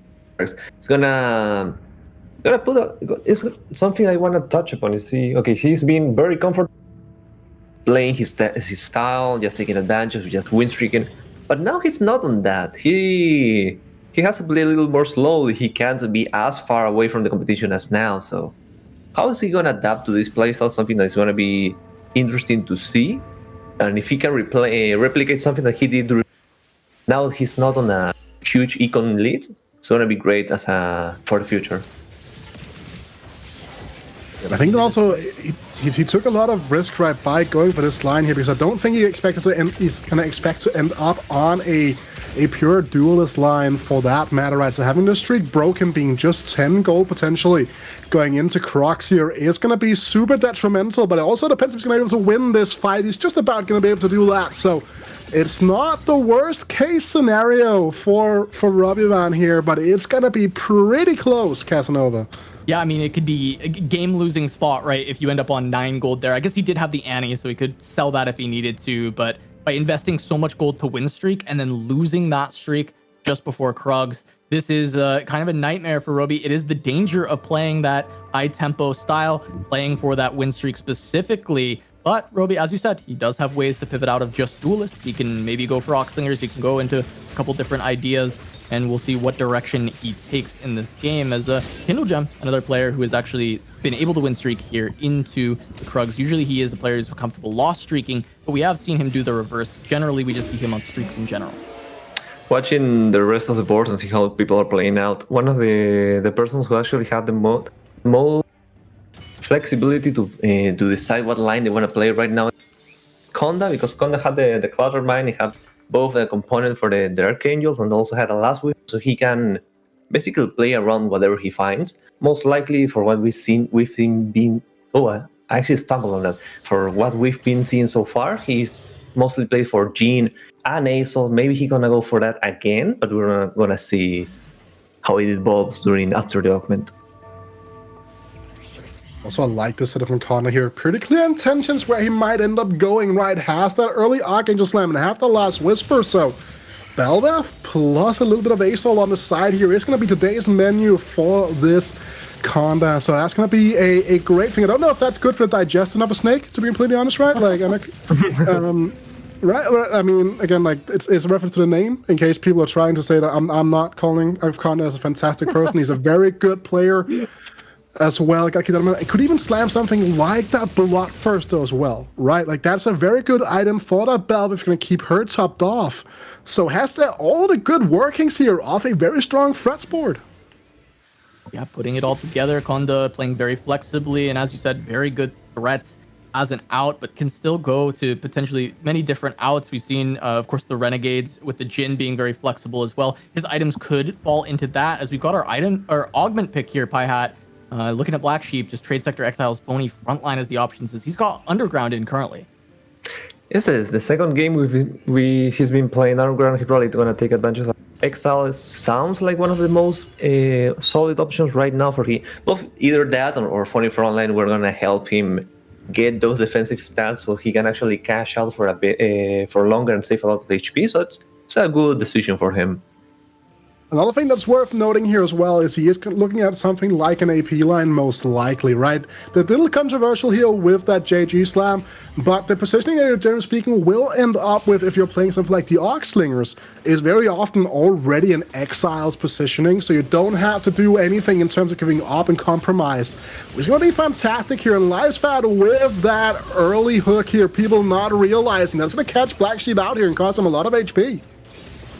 Yeah, that hurts quite a bit. Black Sheep probably in a spot where he can clear a lot of these units in the fight if he's able to keep his LeBlanc alive. I don't think he was in a position to win it, which is fine. He's playing Underground. Taking another loss is not a huge deal. but getting hooked there means he takes a lot more HP for it, and that hurts quite a bit. Not only an early hook, also an early Samir is gonna help Icebat a lot because he was mostly playing out of a lose streak, and he's not gonna start now maybe using that to go for a 5 streak during stage 3 and maybe go for aim for that high cap, especially now that there's a high chance of getting a hero up on the third one. Meanwhile, Black Sheep continues the streak, tries to continue the cash out, want to see how far he can go. I've seen a lot of people just mostly playing for a cash out of 3 or a cash out of 4, whatever helps them enough to spike the board. It's gonna be cool to come back to him in the stage. I want to highlight something here on this board from Tanjiro, right? Because he's kind of getting punished by slamming this random chain vest onto the Gnar. So much of the power of the mid game of this composition lies in being able to use these Guillotine items, like using the double up of those, and Gnar makes such a great use of most of them here. So sure, in the long run, you are going to be wanting to have that times resolve on the Gnar, but in a lot of other matchups here, this might have been the downfall, because yes, Titans, like the Teen Times Resolve here is still good on the Annie too, don't get me wrong, but not having that open item slot to get that onto your carry could be an issue going forward. Well, I mean, also Tanjiro is 3rd in HP. He's not guaranteed a bow by any means anytime soon. And if you don't find the bow, Chain is so dead on a Gnar. It's not a lot of great options. The only other thought is maybe Edge of Night, but you really want that to be a Titans. Well, the story so far we've seen in almost every game is that people, whatever they want from the carousel, they're getting it in carousel. So Tanjiro gets the bow. So what is Robbie getting from the carousel this game? That's the real question, right? That's the real question. And Robbie also lost a round, and after that he started winning again. He's back on a 4 streak. Oh, Ruby, able to turn it around. Maybe he can win to Wolves here. This board doesn't look infallible. It does look like it can lose, but 6 Duelists, 3-5, has some good early game items, right? The Locket has the Sunfire. It's pretty strong. It's a decent spot for sure. And the fact that he found Knife's Edge once again on his Duelist line is so massive. I mean, that's the power of the composition for now. He is taking a lot of... He's basically, even though he lost a round, he's coming back to what makes it become strong. The Locket, a lot of front line, a lot of burst. Basically trying to burst through with a lot of stats and pushing through the boards. He's managing to do that, even though against a Gadgeting, an Gnar Gadgeting with 5 Gadgeting already, I think. It wasn't enough to actually withstand the power of Roivan, which is already level 7. Probably gonna go for 8 Duelists eventually. Yeah, making that Gadgeting board look squishy is insane, right? It feels like that's such a tanky board, and the Duelist just chewed right through it. Yeah, but he's still also just on that Gnar 1, right? So you don't even have that stabilization point. Think back to a lot of the free cost rerolls we've had all throughout the set. As I'm talking about it, Gnar 2 is found, so it's going to be a little bit more stable now, one would assume at least, right? But keep in mind something like the Jax comps we saw so much of at the start of the set, right? So stable with that 2-star free cost, and that's kind of the pattern for a lot of these compositions. When you find something like a Vayne 2, Neela 2, all these kind of units that are centered around your composition, you can kind of just sit and go to level 8 and try to play for a more capped out board. And the issue that Rookman here is going to run into most likely outside of that Blitzcrank hook from LiveSpat is that unless he's able to find a different way to capping out the board here, he's stuck running something like a Kale and a GP. And those 2 units, if you want to play a Duelist, honestly are not good enough to get onto a late game board. And also trying to find when you're going level 8, want to play a Duelist, it's going to be quite hard to find the Kale and the GP. Maybe they'll never come back. So he probably needs either to try to maintain the streak as much as he can before the hero augment maybe even punishes him for... Because what happens if we get on a 4-5-5 scenario and the only thing he can go for is maybe a Twisted Fate, maybe a legendary that maybe helps him. But the power curve of him is not going to be as strong as a lot of other people are going to grab. Just exactly the carry, both either the epic or the legendary that they're gonna need for the composition to actually ramp up. Lucky for Roby, we are in a spot where once again we might end up with just triple gold augment. Still a decent chance for that to happen. I think that is best case scenario for Roby, as you said, right? 4-5-5. maybe the caps of the other boards start to skyrocket. And yes, Roby has saved a lot of HP. Maybe he can just bleed out to a top 4 still. But top 4, when Kurfuzzled has been playing so well, doesn't feel safe. And even though Kurfuzzled is low HP, we have seen this time and time again with it. He always brings it back. Yeah, and that's just the nature of his game. He's so comfortable in playing for these positions where he can make these, where he can kind of just like put himself back into contention with a massive swing around turn here. But I think he's in a position where he would really like to see a hero augment come through here on this 4-2 augment. Meanwhile, look at Live's bad board here. Finds that 2-star Samir. He already has triple itemized, has that hook, but Conda is well aware here, hooking that Pantheon directly into the fray. Also Conda's bench. He has a Jhin, a Pyke, and a Vex already pulling through. The only thing that's gonna be a little worrisome for him is what happens if it is a hero augment. It's not gonna be tailored for what he wants. Maybe gonna has laser cards, has maybe sure shots if he's gonna aim for that way. But this is gonna define a lot of what he's gonna be forced to play into. Here come the augments, maybe? Yeah, well, augments, of course, but no hero augments is what I meant. It is just triple gold. Roby to be happy with this, but looking at Black Sheep's board, here's his option. Salvage bin, second win, component grab bag. I mean, he has the best augment in the game right there in the middle. I think that's going to be a snap pick, right? The combination of Exiles plus second wind, sure. You might see my units lose less HP, sure, but they also get more HP. Like, they stay alive for long, which guarantees the second wind to proc here. The Eternal Winter is also going to do that, allow some more stability and a little bit more time in that front line here. And I think he's going to take this and just run for level 8 on 4-5 instead. Try to play for a harder cap that way around. And looking at the options here, Robyvan trying to find some of those items to really help him try to build up those multiple carries that you can have in that duelist composition. A lot of really strong augments overall. I don't think I see anyone that like, what's the point of the augment working here? I think the strength of the lobby is gonna rise up because everyone actually had what they needed. The two people actually needed a little bit of an extra burst. Have both got the Jewel Lotus, for example, Kindle Gem, and Black Sheep, which need a little more time to ramp up. Ended up having the second win. So basically, everyone got. It was a cherry augment that was mostly cherry picked for almost everyone. So maybe Robyvan not, because I don't think the items were ideal for what you want. But maybe he actually got a second locket, or maybe a different item. But Kurfuzzled, on the other hand, what do we see?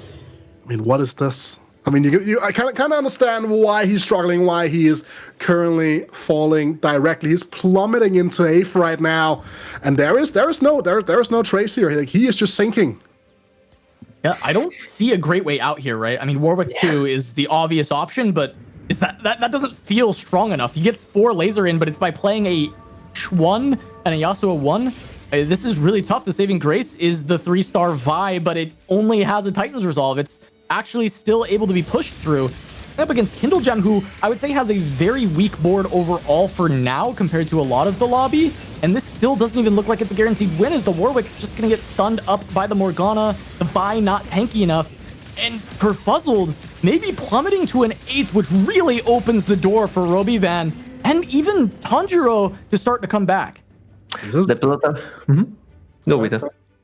Oh, I was gonna say the plot armor is, I think, starting to run a little thin. So this is one of those spots that you don't really want to be into. Is rolling down your gold, level 7, 0 gold, only with pairs, and not really being able to actually hit your units, especially on a comp that actually relies on having a strong board and push and try to maintain a lot of HP. Because a Warwick from behind is probably not gonna be good enough for Gar. I think that the big question here and the big goal for Kurfuzzled here is trying to avoid going 8th, right? Just getting that extra point and just kind of helping out the tiebreakers here really is going to be a major thing to keep in mind here, because if Robyvan isn't able to win this lobby, the first tiebreaker is still amount of wins, and Kurfuzzled open the day up with 2 wins. So as long as he's able to potentially cash in on a bad game for Robyvan to make up that differential in the HP, that is going to be massive here. Have to give up 2 pairs, or a very important pair, to get this Aurelion Soul online. Oh, this is the rough decision that we have to make, but when you look at the matchup pool, Lifespan, Tanjiro, and Conda, you have to do this. Yeah, he hits the Aurelion Soul. Is it enough power to keep Kurfuzzled alive? going against Tanjiro. This is that Gadgeteen. The Sona still a Sona 1, but we do have the Gnar on 2-star with great items. He's setting up and trying to find an immediate kill onto the Warwick. The Warwick still just on 1 star. It's just not enough. The Vi is really what we're looking at, but the Gnar has found its way onto Aurelion Soul. The Ascension, he gets 1 cast off, but it goes down. And now it's 3-star Vi versus 2-star Gnar. Both Titan Resolves fully stacked up. Had to get through the Annie first, and at least there's the Laser Core for the damage, but it's very close. 1 more cast from the Gnar, but not in time. Kurfuzzled stays alive, and he is just fighting every single one of these, trying to make it not an 8th, as Witta said. The lasers have been so pivotal in the entirety of the LCQ. A lot of fights have been won just because of a one singular unit that actually was tanky enough to withstand and throw a lot of lasers. It's gonna be interesting to see if he actually makes it back to the Dragon. I think he may be able to get there, but for now it's gonna be quite hectic, Asa. Yeah, I mean, Kurfuzzled, one of our point leaders, tied with Roby, but they're on opposite ends of the standings here in round 4, going up against Konda, that 2-starred Samira, a very powerful board to be facing off against, but the Vi is trying to hold strong in the front line. It finally goes down to the ace. The Garen stun comes through, and that's going to be it for Kurfuzzled. He takes a big hit. No one is coming after him. That is just an uncontested 8th for Kurfuzzled, and that opens the door for Roby Van. It opens the door for North America. Unlucky, man. I just unlucky. It is one of those games, right? And we don't get the full perspective of the game. It's kind of hard to say where it went wrong. Like maybe his rollings have also looked fine. Had to roll a little bit deeper, but he is playing a comp that really relies on the tempo, was unable to hit here, was hoping to get something like a well-fed, for example, or big data to really have a chance of getting back into the game, but the triple gold here really just meaning that Kurfuzzled did not get that lifeline from the higher powers here, off getting that extra copy off the Warwick, for example. So rough one for sure here. Another player that's kind of struggling in the same vein here is gonna be Ketzer on this Oxlinger composition. He's currently stuck without any of the 2-stars in the backline where he might have hit them or tried to roll down for them had he gotten that hero augment instead. He's also in the same trap as you said. He only has 1 unit. Maybe is he either gonna on a level and maybe pray that in 20 gold he can find the units that he's gonna find. He's rolling down. Not a single TF is showing up. Be able to at least gonna help him stabilize a little bit. The Nico pair maybe it's gonna be enough to actually kill a couple units. But I don't see the shops. The shops are not it. They're not really helping him in what he needs. Yeah, maybe Ketzer's found enough to stay alive another round or 2, but certainly not stable to go towards the top 4 here at 17 HP. Tanjiro has found a 2-starred Twisted Fate to put the Gadgeteen on. Gonna be very powerful with that bonus damage, having a lot of attack speed, but the JG not nominal. Going up against Ketzer, trying to take him out, or at least put a lot of damage. It's just stage 5, so 17 health might be enough for 2 lives. It's just Twisted Fate versus Twisted Fate, but there is still plenty of supporting cast for Ketzer. We'll be able to hold on a bit longer. The roll down stabilizing enough for now. And Ruben continues to win here, even though he has taken a couple of losses. Almost already guaranteed going into that top 4 here, but the players in the lower parts of the lobby are trying to put up a fight here. They find a lot of upgrades. A 3-star LeBlanc from Black Sheep. That's been a while since we've seen one of those. It's been a while. I actually have no word for that. He likes to play a lot of AP overall. He likes to reroll AP as a whole, but LeBlanc is not something that was on our radar as a comp that he was going to go to. Good enough, maybe he can steal a top 3, but with Roby-Wan fighting against him, a very strong board for him. Maybe he's not gonna win. Yeah, I mean, Roby's still on a lot of econ here, so the board not as strong as it could be. I think Roby right now down to sack a couple of rounds, hoping just for small losses, and with Black Sheep hitting so hard, getting this 3-starred LeBlanc, still going to do some good damage, but Roby actually killing a lot of this front line, getting through a lot of the board overall. Black Sheep's still going to win that, but Roby only taking a 2-unit loss. The Deco actually bought a lot of time for him. It's going to be great for Black Sheep. He's one of the players that needs to capitalize on Kerr going AIF. The other guy is Tanjiro. We're seeing him roll right now. Has a Nunu if he wants to go over that route for now. It's gonna be like a blessing for him. Only 6 stars though. It's gonna be a little hard for him to actually find the unit at 3-star. But for now, maybe the Nunu is good enough to give him at least one more placement. Yeah, 7 Rs with 1 in the shop can sell off the unit he's not going to play here. But again, even more 2-star forecasts coming through. And yet again, we get to see what this board of Robbie Van is made of. It's a good hit for Tanjiro, right? Because Roby should still be relatively weak. We know he's still strong regardless, but overall compared to the lobby where everyone's rolling down, trying to stay alive, Roby's kind of who you want to run into when you are low HP, and Tanjiro going to have this extra carry of the Nunu, really good items rolled on the Gadgeteen, and it's enough. But once again, Roby Van, only 3 unit loss. These are okay. These are acceptable for him to continue either to roll down excessively or to push to level 9. Look at the HP of this lobby. We'll actually find a skill gem to define the final HP total of the 12 HP, 8, 7, 3 HP. Any one of them, if they lose one of those fights, maybe that's gonna be the difference between going to 4th or maybe going 7th. And if you're Tanjiro, if you're Ketzer, that were very close to actually making a push through the top 4 of the standings, you really need to win this fight. Here are the carousel. Last couple items being picked here. With anything big sticking out that's gotten grabbed here? I mean, if you don't have Ansale of Wakanda here, right, getting a Sunfire Cape is going to be massive. Even something like a Surratt Paul, I think, is a super undervalued item coming off of these carousels. Being able to guarantee aggro onto units that might not have that natural taunt, but Kindle Gem's been cooking in the kitchen. I'm not quite sure if I know what exactly, or if I wanted to I want to compliment the chef, but that is definitely one of the boards of all time being presented here by one of our North American players. That's a spicy meatball for Kindle Gem there. Only Prankster is the synergy. Couple of threats tossed in, you know. I think he opened up the Prankster bottle and poured a little too much. It's a bit of an overpowering taste in that one. So we got Lives Bad fighting for his life, 7 HP against Roby Van. Roby Van has gone to 9. He's spent some money here. He's got a Fiddlesticks in. But is the damage there? Is this Vayne going to do enough? It looks like it may be able to target the Samir after the stun. It doesn't. It goes to the Garen, but it seems like that was enough for Roby Van. One more cast coming from the Aurelian Soul. Not enough, though. Lives Bad going to be taken out as Roby Van starts the slaughter of the low health players. Tanjiro gonna drop as well, one of the players, and Ketzer. We've got our top 4 of round 4 as Ketzer, Lifebad, and Tanjiro fall. Where does Ketzer go, though? It's 7th. Oh, MEA in 7th and 8th after such a strong start to the day.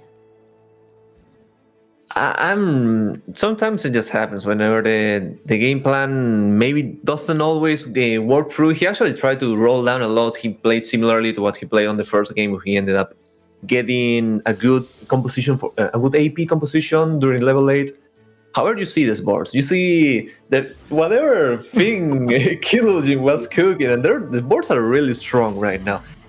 I'm actually really excited to see how this fight goes. It looks so cool. I love this Prankster Garen. I'm just looking to see where he jumps to. He gets his stun. Oh, it's just next door. He's not going to get another cast off either. He's going to fall down, but that is a very tanky Rammus protecting for the Belveth. Roby trying to take out his countryman here with Kindle Gem, trying to hold on to his HP, trying to play for that first, extend the lead over Kurfuzzled, but this is still going to be Kindle holding on a little bit longer down at 8 HP with this 4 Prankster board. You can kind of see like the struggles of Roby Van Cano now, right? Because these are 2 fights back to back. Sure, he did win the one we previously was watching, but it's not a stable board by any stretch of the imagination when you start hitting into these boards that have kind of found their absolute massive power spikes. A matchup like the one against Black Sheep, for example, could be quite difficult. If that LeBlanc finds its way onto that Vayne 2, for example, you have to figure out a way to get some of these worst duelists out of the board, just into a more stable board, and put that duelist emblem onto something like a Belveth or any other carry that can really utilize that extra attack speed incredibly well. I'm scared for his Second. He only has like 15 gold. If he's gonna hit anything, he probably gonna be forced to lock the shop because there isn't really as many resources to actually start win streak power upgrading your board. when people like Konda already has 50 HP, 50 gold, he can go to level 9 whenever he wants. Black Sheep is on a win streak. And well, I mean, Kindle is Kindle. I mean, nothing else you can add here. Yeah, Kindle is also playing the game at this point. You know, he's doing what he can, but Konda has a lot of gold and a Mordekaiser too here. Konda looks like he's marching towards a first place with how this board is, but Black Sheep is also quite powerful on that win streak. Let's see how that Rammus holds up. It is living for now, giving a lot of time to the Belveth, but one more cast from the Garen, and now Samira follows up, and Kindle Gem is going to take this fourth, I think, quite happily from the spot he was in with those pranksters.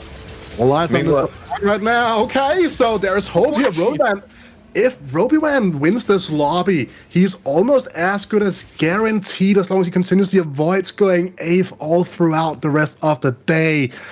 Holy moly, Casanova, another North American representative going to the championship potentially here due to Kurfuzzled going 8th. I'm so excited. I mean, we knew how good Roby was. Roby had a chance to even make it just from regionals. This was a player that after his day 2, a lot of us thought he might do it at regionals, but now he's at the LCQ trying to prove that he did in fact deserve that spot at the championship. And so far, he's been showing great strides that is the truth. Looking at another top 3, he has not been denied top 3 all day. Looks like Black Sheep trying to hold on against this Ghost. He does not want to be denied yet another top 3, but it looks like that will be the case. The LeBlanc has gone as far as it can. He will go down to Konda's Ghost, but let's see who wins between the other two as it sets the stage for the rest of this lobby, and it is Konda by 1 unit. Black Sheep's board actually got bonked. The board through the building, and the entire team of Black Sheep was kind of poof, disappeared. It's gonna be. I think he couldn't really play for more, and it's great to see aces. I mean, 4 aces is not something that we really saw as much from during the day, but they actually got a little buff. More than 2 also helps a lot, and Rowan is already upgrading the board. He also already has a field too, and maybe can make the difference. But this fight should tell a lot. Yeah, I mean, this might tell us who is going to take this lobby, but either way, Roby has built a big lead over Kurfuzzled here. He's in such a good spot. Just playing the tempo style, the duelist got him this far.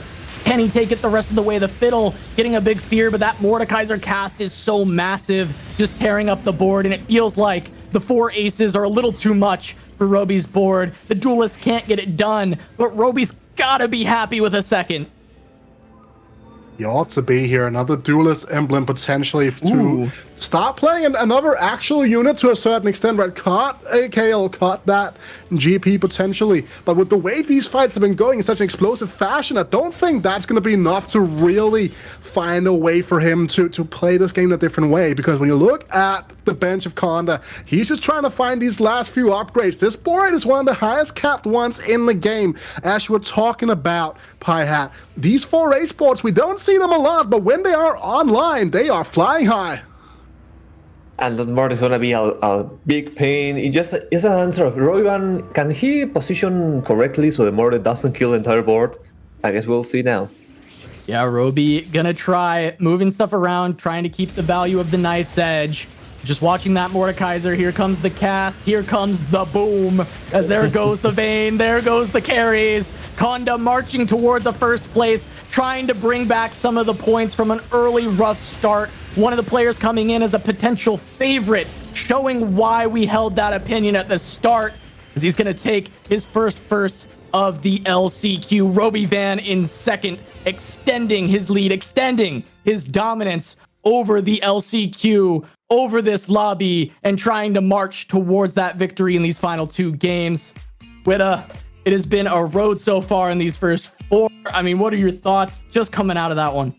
I mean, rough for the EMEA chances, right? And with the style that Robivan likes to put forward here, I have a very hard time seeing him go away. But sometimes that tempo game plan, we've seen it before. You're 100 HP, 3-2, you're flying, and all of a sudden, the tempo and like all the air just gets pushed out of you.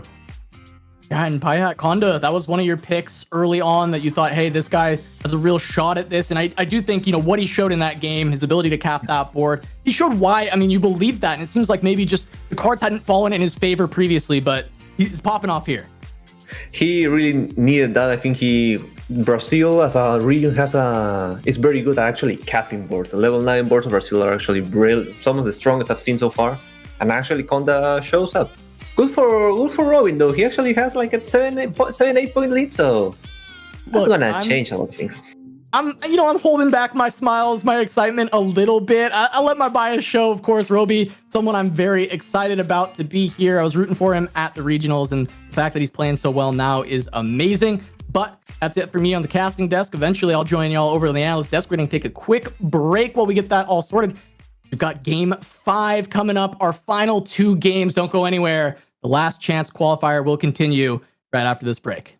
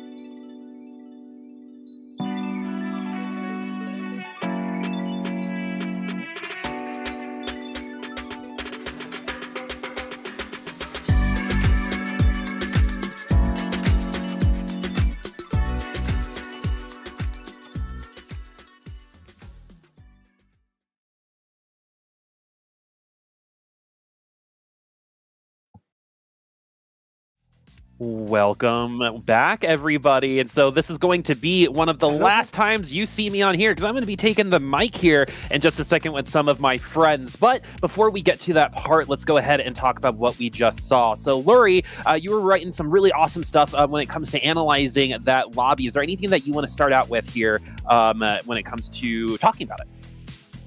We have to start talking about Robbie. Robbie is playing, pushing the lob all 4 games in a row. So it's very impressive to see his potential to win the competition, go to the Worlds with such consistency. He's been playing so flexible, and it's so nice to see.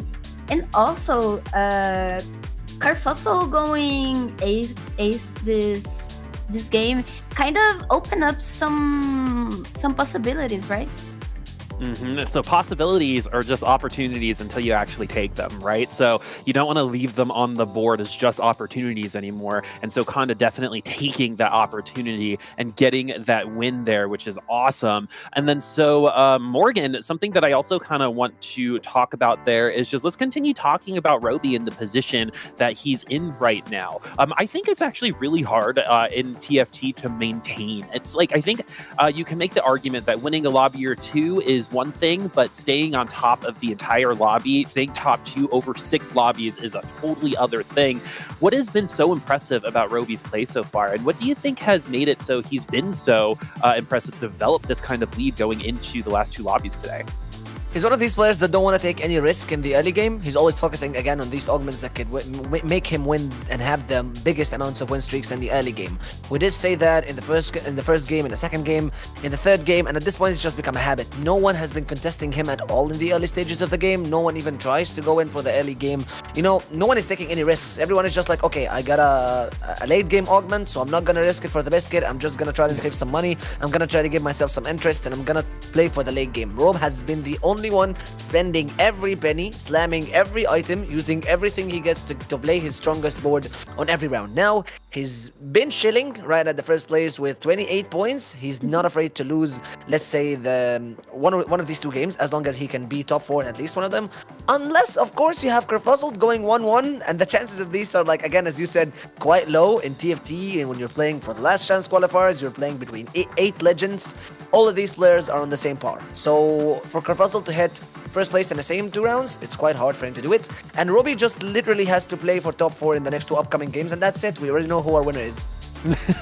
Well, you know, we could make it exciting. So, I mean, obviously, Roby just has to avoid her 7th or 8th. Could actually probably take 1 or 2. It's still top 2 in the last lobby and potentially take it. But the math is still there for a couple other people. We did just see Kurfuzzled bottom out, and a bunch of the players in this lobby making up a 6-point deficit on just 1 lobby. So it's still very much a possibility. But Lurie, Roby in a very good position. If you were Roby, if you were in his seat right now, what would you be playing in these next 2 lobbies?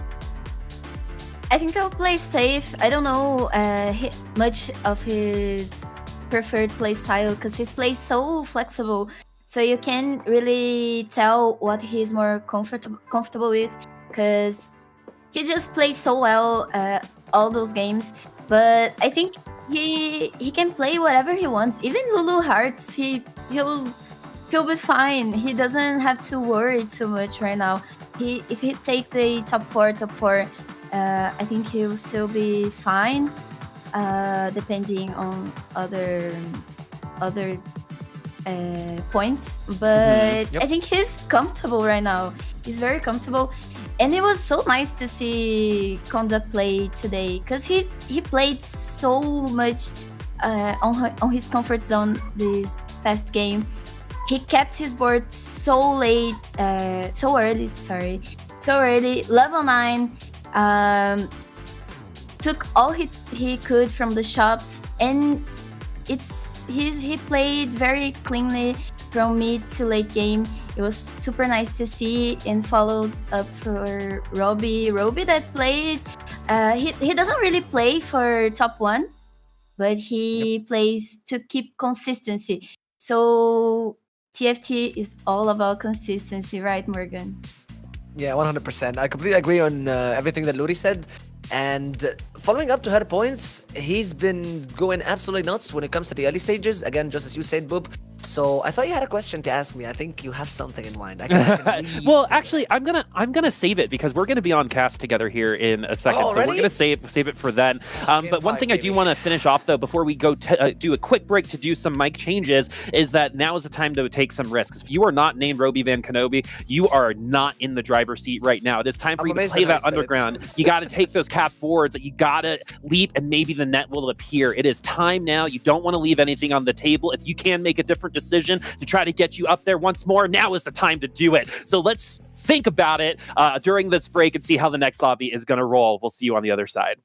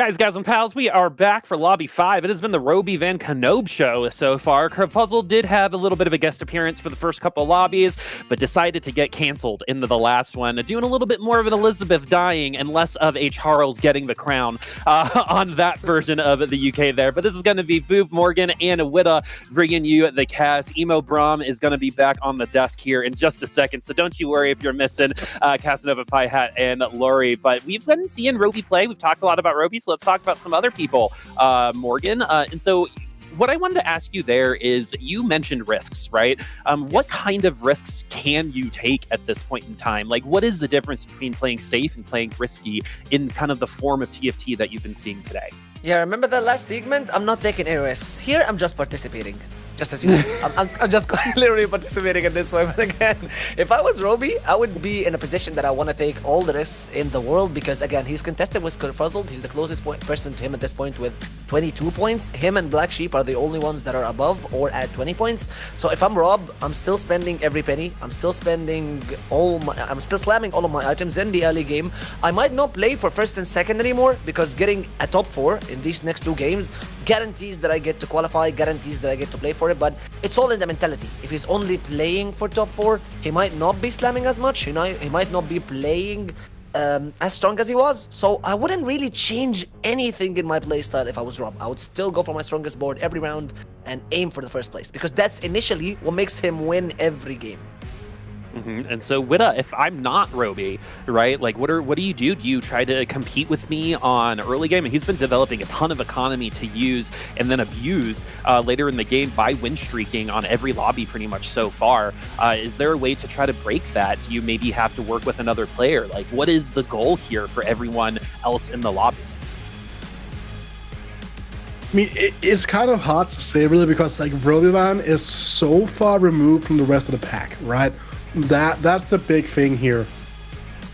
And when you're so far removed from the pack here, Roby Van just needs to go top 6 pretty much every game so far. So with the style that Roby Van has been playing, it's going to be really hard to kind of push him out of course, because we even have seen some of his earlier streaks get broken, and he's still been able to steer the ship back on course. So it's going to be hard to say, because if there's only like 1 or 2 people in the lobby trying to contest those early streaks, and Roby Van is one of them, then it's really hard to like fully stop the game plan that he's been. Yeah, it seems like Roby is kind of just like vibing, right? They're like, well, if you're not going to change, I'm not going to change, because I've won and top 3'd the rest of my lobby so far. So if we're going to keep going with the status quo, Roby's going to be just fine with that, as we get one of the best intros in all of TFT. Second best intro. I think there's another board with a better one, but Roby's going to start out here with a bow and some units, Morgan. In terms of how this has been starting, how you feeling so far with this first kind of pack opening for Roby?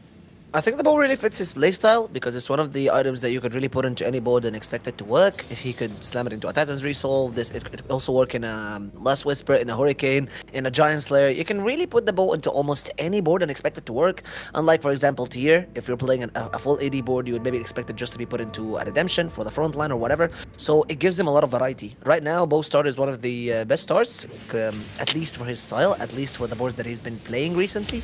And at this point, he has not played twice with the same board. So another bow that might not be the best position. A rapid fire cannon slam is not gonna be the best thing that you're looking for.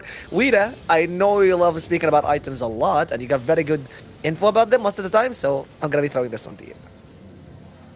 I mean, RFC is it's not really. It is indeed 2 bows, Morgan, but it's not necessarily something that you want right now. And I think that Roby Van would much rather prefer taking those bows further down the road here. Just needs to finish the job, but any type of component here can work. You know, you get the glove, you get that early Last Whisper going, you get the Tier, get that Static Shiv. Okay. But the real question is, there's a Static Shiv, so you get that, one of the best items, one of the most flexible items in the game, and something we haven't seen a whole lot of. Hold the phone for a second, because it does have an underground opening, an open Tier, but the double bows become quite hard to kill now in the Rising Spellforce composition, and that's why we do see him roll down here.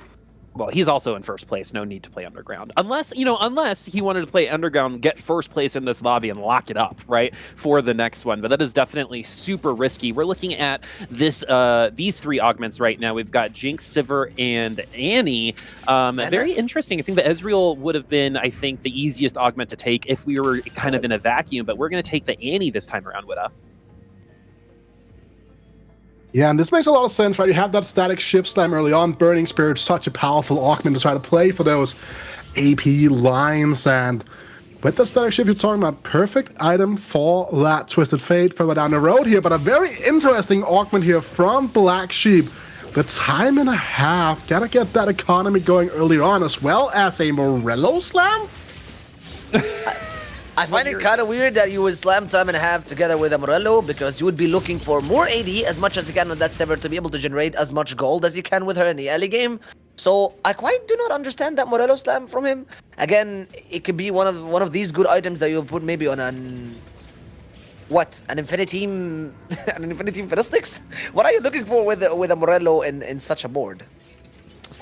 Well, I think it has something to do with it being a little bit more on the early game, and with the rod and the belt, I don't think you're making a ton of other AD items, maybe other than like a shield breaker down the line. But the Sivir really wants just flat AD. Time and a half was one of the most popular augments in the North America Last Chance Qualifier, and I think Roby was actually someone who played it, and both of them performed very, very, very well. Thinking about capping out boards, that was actually a very good way to get to some of those late game boards a little bit sooner, with the Sivir, especially Sivir 3, being able to stick around a little bit longer than you might initially think that Sivir is going to be there. So looking around the rest of this lobby as well, we see the choices. Anything else pop out here? For me, I'm looking at Winds of the Wanderer for Kindle Gem. That's a first or eighth if I've ever seen it. I'll never forget 3 players picking Winds of the Wanderer in a lobby, and all 3 getting 6th, 7th, and 8th a little earlier this year. Are we maybe going to see a similar thing here, Witta?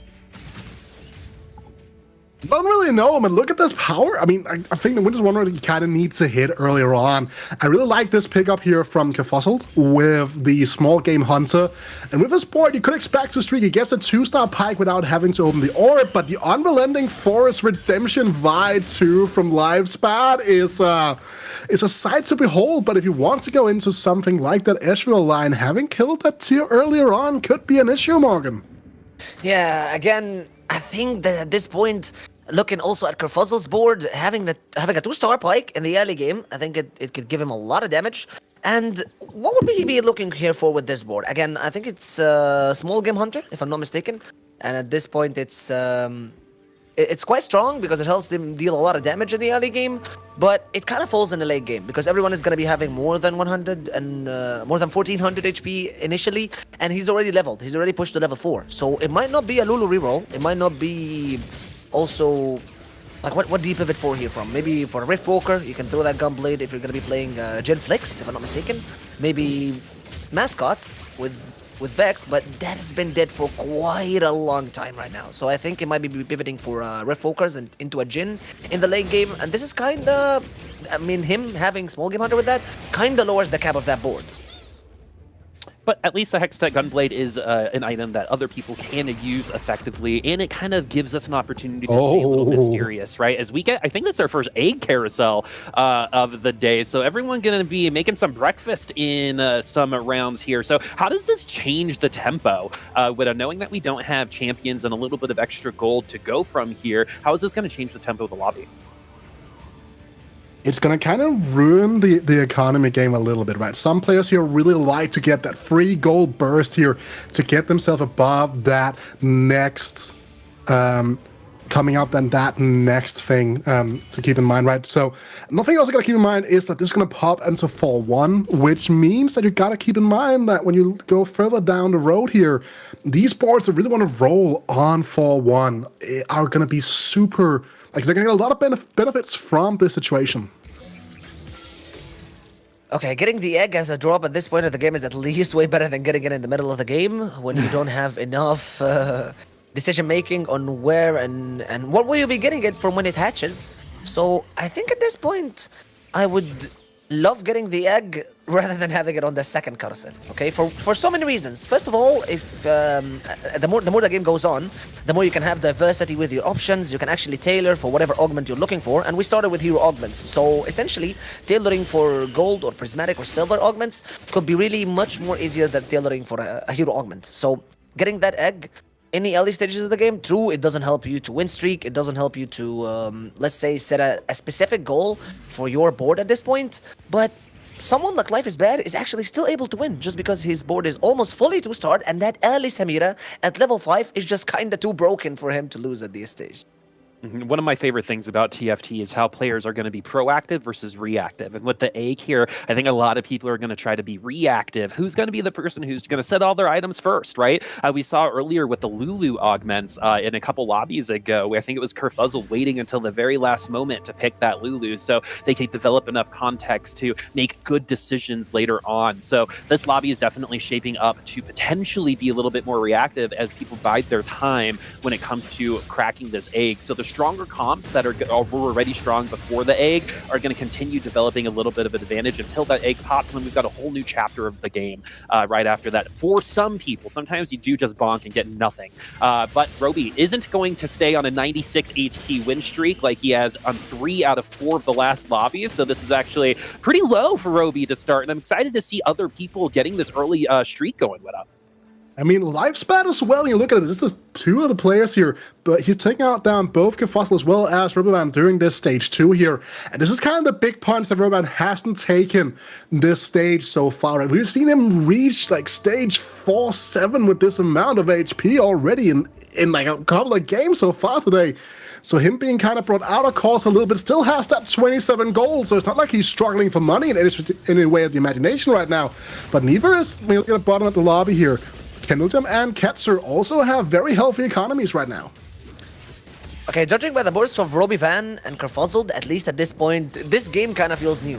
You know why? Because this is one of the very few times where we see Roby be below 90 HP at the early stage before Krugs. So I love that more and more players changed their playstyle into a more aggressive and a more let's say, early game oriented playstyle in order to try and get as many win streaks as he can and as much gold as he can in the early game. So we see Roby kind of struggling in order to keep up his board strength in the early game. Luckily though, Kurfuzzled, his biggest contender and the one with 22 points compared to his 28, is currently sitting on a 3-win streak on 96 HP. So this is looking very good for Kurfuzzled in it.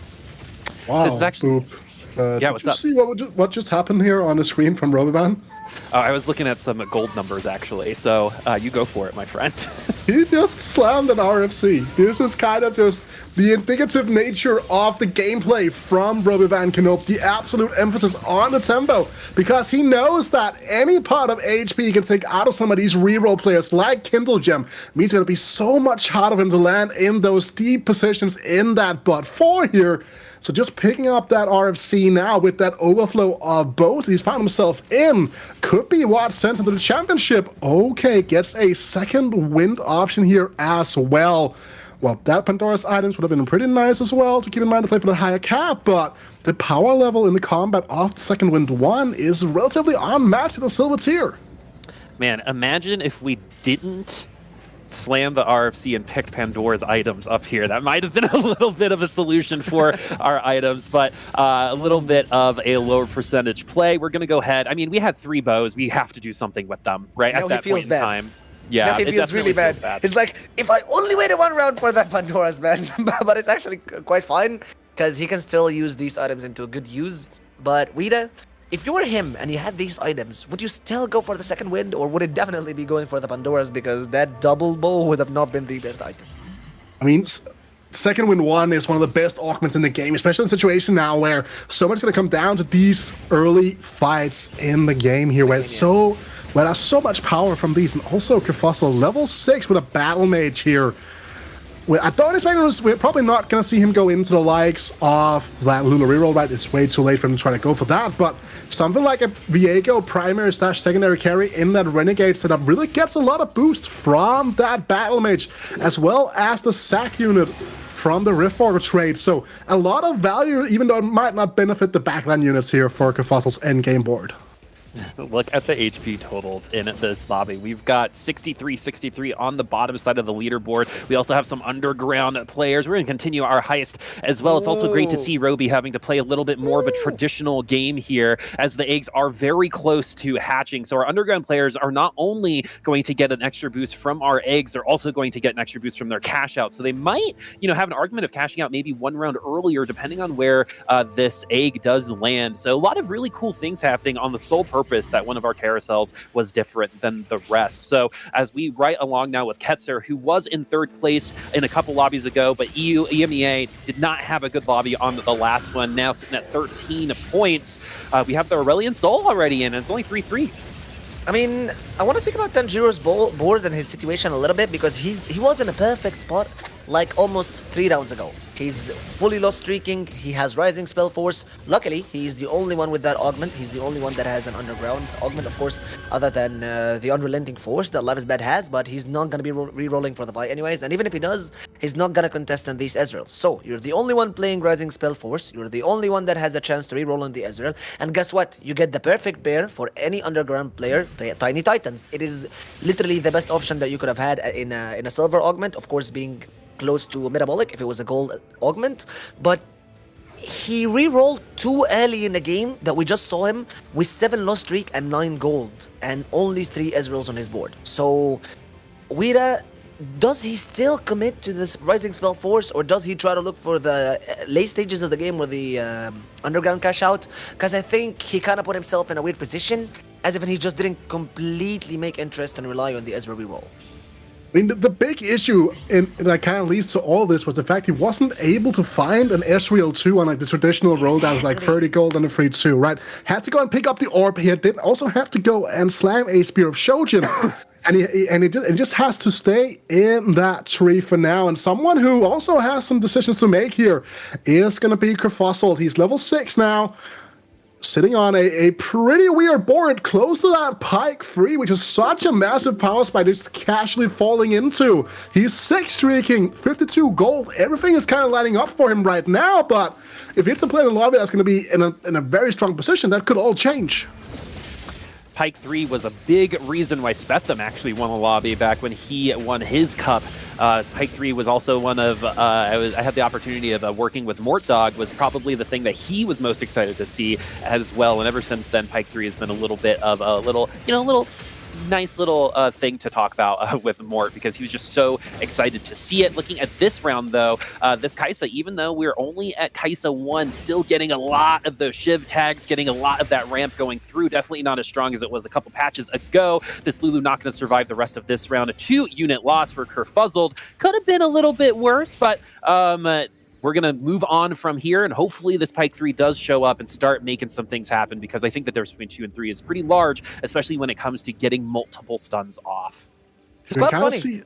Go ahead. I was just going to say that he has almost 7 Pikes without even re-rolling once, and then we have someone like Tanjiro rolling almost down to 9 gold and still only having 3 Ezreals. I mean, TFT being a TFT at its finest. Yeah, and the big thing here for Kurfuzzled was the fact that this broke his 6 streak, right? Sure, he's about 50 gold, so he's still going to be garnering a pretty solid amount of interest here. If he was like super interested in trying to protect that streak, he could have gone level 7, tried to roll down a little bit, but he's playing for the higher caps here. He does not want to risk going deep on stage 3 here without any sort of reward. That's absolutely correct. And looking right here, we have the 4 admin, and of course, I don't know what Skedzer board is supposed to look like in the late game. He has a mini Thrill of the Hunt with 400 HP on a kill, and of course is being boosted with 20 attack speed on a kill. So essentially, that Jinx is going to be able to put a lot of damage, but the Vi with the Unrelenting Force and the Thrill of Hill value might not be enough. Again, almost a semi-perfect loss with 8 win streak, 8 loss streak. I mean, he didn't want to win this round, so it's very good that he loses only on 2 points. Ooh, look at the cash out. We're looking at a potential cash out. We're gonna pass. Actually, yeah, we got a Gargoyle Stone to work with, but we have to take risks, right? Like, this is the type of situation that everyone except Roby is a part of, is you have to take a risk. You're gonna have to make a decision that you normally wouldn't make in positions like this, because you have to go for it. Playing safe and playing to your style is exactly what's gonna keep you in 2nd to 8th place here. Roby can do that, though, which actually makes Roby moderately the most predictable player in the lobby. Honestly, playing something like TF every lobby from here on out would be beneficial. A top 4 is pretty much all they need. We can't get a 7th or 8th place, and as of right now we're chilling in 2nd place. But in terms of the lobby looking in terms of HP right now, it's about a 50% difference from first to last, but we do have that underground coming up here very closely for Tenjiro, and then Kurfuzzled now also has a duplicator and some items to go through as well. We did get the Pike 3 and the Peace Gloves on it, which is a pretty great unit to actually carry this item. You don't really want to put it in your backline carries, you want to put it on someone in the front line like a Riven or a Pike that's going to be able to utilize the most items at the best way possible.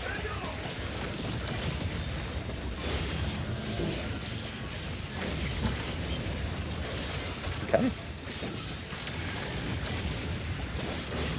As you look at this here, this Yasuo is so close to dying though. This is gonna be a bit of a downfall potentially. This is a fight you were hoping to win out here if you were Kurfuzzled, but he's still vertical, can still kind of work his way into it in a certain way, but this augment choice here is gonna be everything. Keep in mind what he has on his bench right now with that duplicator. It's gonna be a prismatic.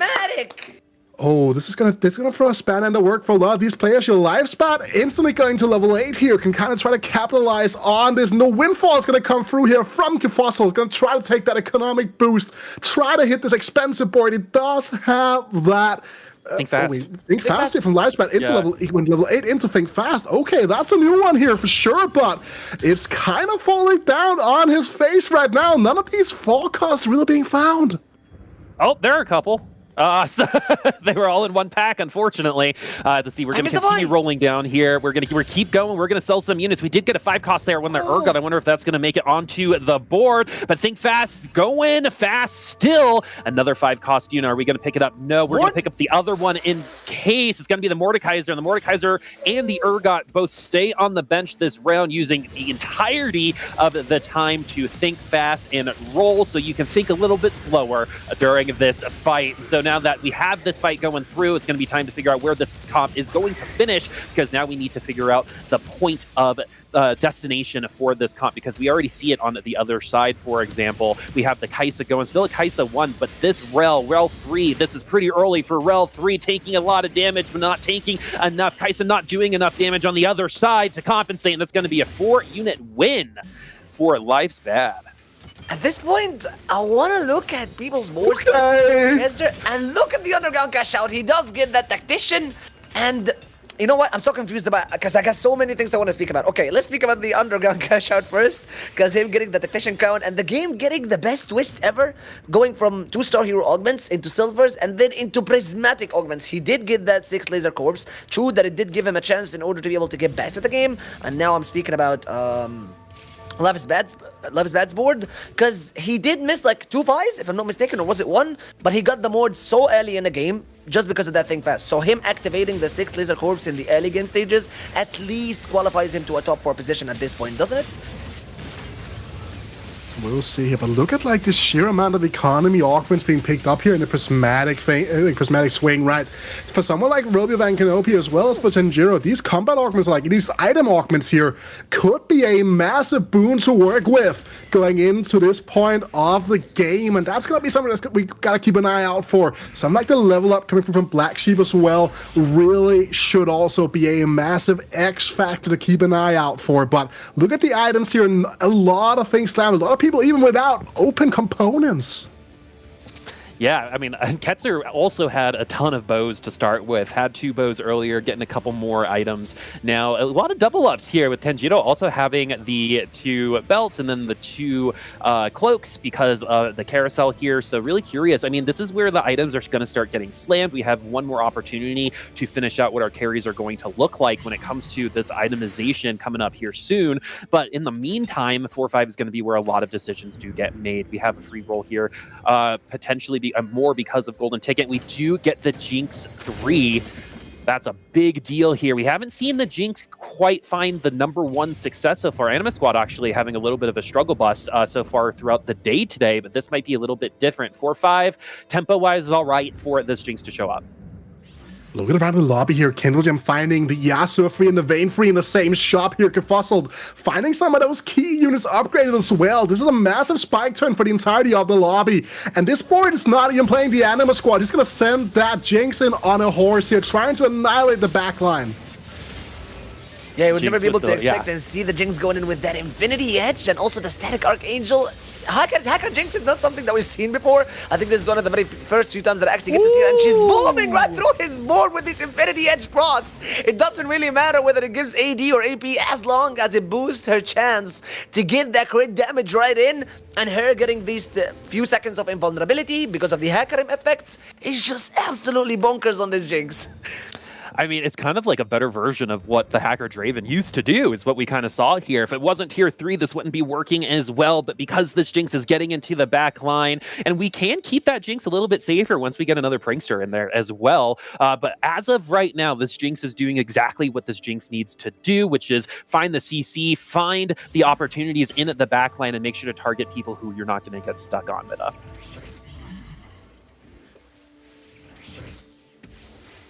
Live Spat Sport here has found that Mordekaiser 2 boop to really try to set this floor on fire, but even then, he's still just on that Warwick 1. Is it going to be enough? That's the big question. All right, so here we go. When it comes to this fight, it's going to be exactly... we have to figure out exactly where these players are going to be ending up in the standings right after this, because we do have a couple more items coming up, and this Jinx does not seem like they're going to be able to withstand the force of this Vi. That Think Fast still coming up strong right now, but when it comes to the lobby as a whole, looking from top to bottom, Kurfuzzled doing exactly what EMEA and the UK absolutely need Kurfuzzled to do, which is stay on top of the leaderboard. However, Roby doing exactly what North America wants him to do, which is stay in that top 4. Lifespad and Kindle Gem finishing out that top 4. Great to see both of those players finding some success in this particular lobby. But looking at economy, it's the black sheep being the black sheep of the lobby with a substantial amount of gold and a little bit of a loss streak as well. So looking at Kindle Gem's board right now, as we do get a little bit of scouting. 2, we got the Prismatics kind of balancing each other out. What items are we looking for in order for Kindle Gem to continue being a little bit of a nuisance on this Winds of the Wanderer comp with our Yasuo already kitted out? Something like a Zephyr is a good start, right? Zephyr plus Shroud makes you incredibly hard to position against. Sure, it's not going to provide a lot more damage, but the time being board here going to be a great factor to consider. Also, trying to find anything to really make this Vayne do extra damage could also be interesting to figure out here. It's going to be that TG into what I assume is going to be a Zephyr here, because we did see the freestyle of Blanc being picked up by Kitzer as well, as Rovan's finally starting to hit here. This lobby now is time to go on fire. And speaking of on fire, Kurfuzzled at the top is chilling, but Rovan Canope just needs to fight it out just a little bit more. I would have said Kindle Gem has enough HP in order to survive and try to put that Thieves Glove maybe on that Twisted Fate and try to farm some good Vayne items. You could have had a Guard Breaker, but it doesn't matter. He doesn't want to risk it anymore. Again, this is almost our final game, only round 5. There is one more round for him and one more round for Redemption. He doesn't want to risk it, and that Vayne has not been able to put enough damage because the Hacker Jinx is just way too strong. But the Winds of the Wanderer Yasuo, again with the 3-star Nyla that he just hit, is dealing enough damage. However, it might not be enough on that LeBlanc because she's also 3-star and she's way too tanky. The Jinx is still going, but who gets the first cast? It's gonna be the Jinx, who absolutely explodes that Yasuo as Kindle Gem loses one more fight. Look 3 out of at our the top HP 4 lost that round. Yeah, but look at the HP totals as a consequence of that as well, Boop. Roby Van through Conda, that's an 11 HP difference. These final lower end placements in this lobby right now are all up for debate, and that's going to be super intense to follow. Okay, Roby, definitely on the tightrope right now. Definitely the biggest risk Roby has had getting out of the top 4, which has not happened at all today. I think the only player so far who has not made it into the bot 4 so far. So we're going to take a look over at Conda right now, who is on Elimination Station going up against Kindle Gem with our duelist. We have the Zephyr on the Twisted Fate. We got the double lockets as well. You need those lockets to help that front line go, especially with that Nila 3. That front line is going to be here and is going to be able to stake around for quite a while. And with not a lot of CC, that Yasuo is going to be free reign as well. But look at this Rel in the front line. So so much tankiness there. The Kai'Sa's actually going to be able to steal a unit, maybe two, and is going to be able to steal 2 units from this round, preserving our HP and potentially getting us a 7th instead of an 8th. Look at this as well here. Ketsla's going in 8th now, but Robyvan can hold 10 HP. Even though he's been hitting these upgrades, it hasn't proven to be enough here. Him, Tanjiro, and Konda all battling it out for those lower-end placements. And we were talking about the Tempo Slam off that RFC earlier on in the game here. The items that he got through from that Prismatic Grabback, even after the Reforgers, haven't been strong enough, and he's kind of stuck on level 7. He's playing a high-risk game style right now, unable to go to level 8 for just this very moment. Yeah, a double rapid fire is not going to serve Roby good at all. Again, will the King finally be dethroned? He's been able to go top 4 in the past few rounds, but again, we might be losing at least 2 players in this fight, so thanks so much, production, for that double cam. Again, we see his Twisted Fate able to put in some of the damage with the Godbreaker, but he's playing against one of the strongest board because the Yasuo Wind will definitely hit the back line, and Roby is going to get lined up as the Yasuo just gives him his last breath out of this game, and we might also be having Tanjiro surviving for one more round because all thanks to that Aatrox surviving, going to give him the chance. Tanjiro will stay, but Roby is finally dethroned, and this will be the only game where he doesn't go top 4 in the LCQ. And he goes 7th as well here. If Kurfuzzled is able to carry on this win streak, he's gonna be able to completely bring back that point total and have another first place to boot in the back of that truck as well. This is gonna be a massive couple of fights coming up right now. Robyvan going 7th here really sends the entire LCQ back into flux. I can only imagine what the rest of the lobby is feeling right now. Seeing Roby go down, then all of a sudden they can breathe more air. They all have opportunity, especially Kurfuzzled on the top side of this leaderboard. Like you said, what a win in this lobby, I think, would tie it up. Going into our last lobby, our top 2 would potentially be tied or within 1 point of each other. Roby cannot get anything more than this 7th. This is a very big deal, folks, when it comes to the LCQ here in terms of stakes, in terms of where this can go. It's now up to Kurfuzzled to get to the finish line exactly where he is right now, which is in 1st place. The 2nd place would feel great too. And anything that Kindle Gem, for example, finishes off or taking points away from anyone else that could potentially catch up from Roby too. So you got to think about that as well, as we do get the split screen of Tanjiro and Black Sheep as well. I'm looking at Black Sheep here because he's going to be the one on Elimination Station eating that Misfortune ult because of that blue buff. That Kai'Sa in the back line definitely not as good as a couple patches ago, but definitely still showing up strong right now. That front line, though, is going to be kind of the big deal there for that Rel. That Rel is absolutely doing work. Get that MVP status for that Rel, and that's going to be an elimination for Black Sheep. Unfortunate. Doing the Soju, the lower you are in your chair, the least confident you are, and that unfortunately is going to be the case for a Black Sheep there. That's an unfortunate elimination, and now we have a top 4.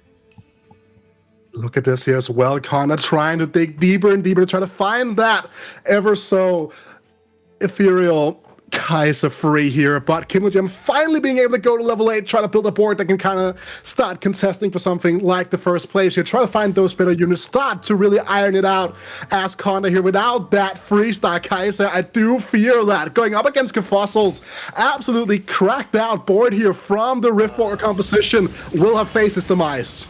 Kind of unlucky for Konda. Again, doesn't even get that one Kai'Sa. He's just missing one Kai'Sa. One Kai'Sa, he would have been able to hit a very strong power spike, and not just that, he also goes against the King Kurfuzzled himself in the first place with such a very strong board. True that the small game Hunter does kind of fall in the late game because, again, Eunice having more and more maximum HP, but that Rel is putting in work, trying to make him survive as much as she can, but the Kai'Sa's not going to be able to get protected from that Aurelion Soul because his meteors do not care which target he has in front of him. It hits everyone randomly, and here it goes. The Apocalypse is gonna hit Konda as he finally goes in 4th place because he was unlucky twice.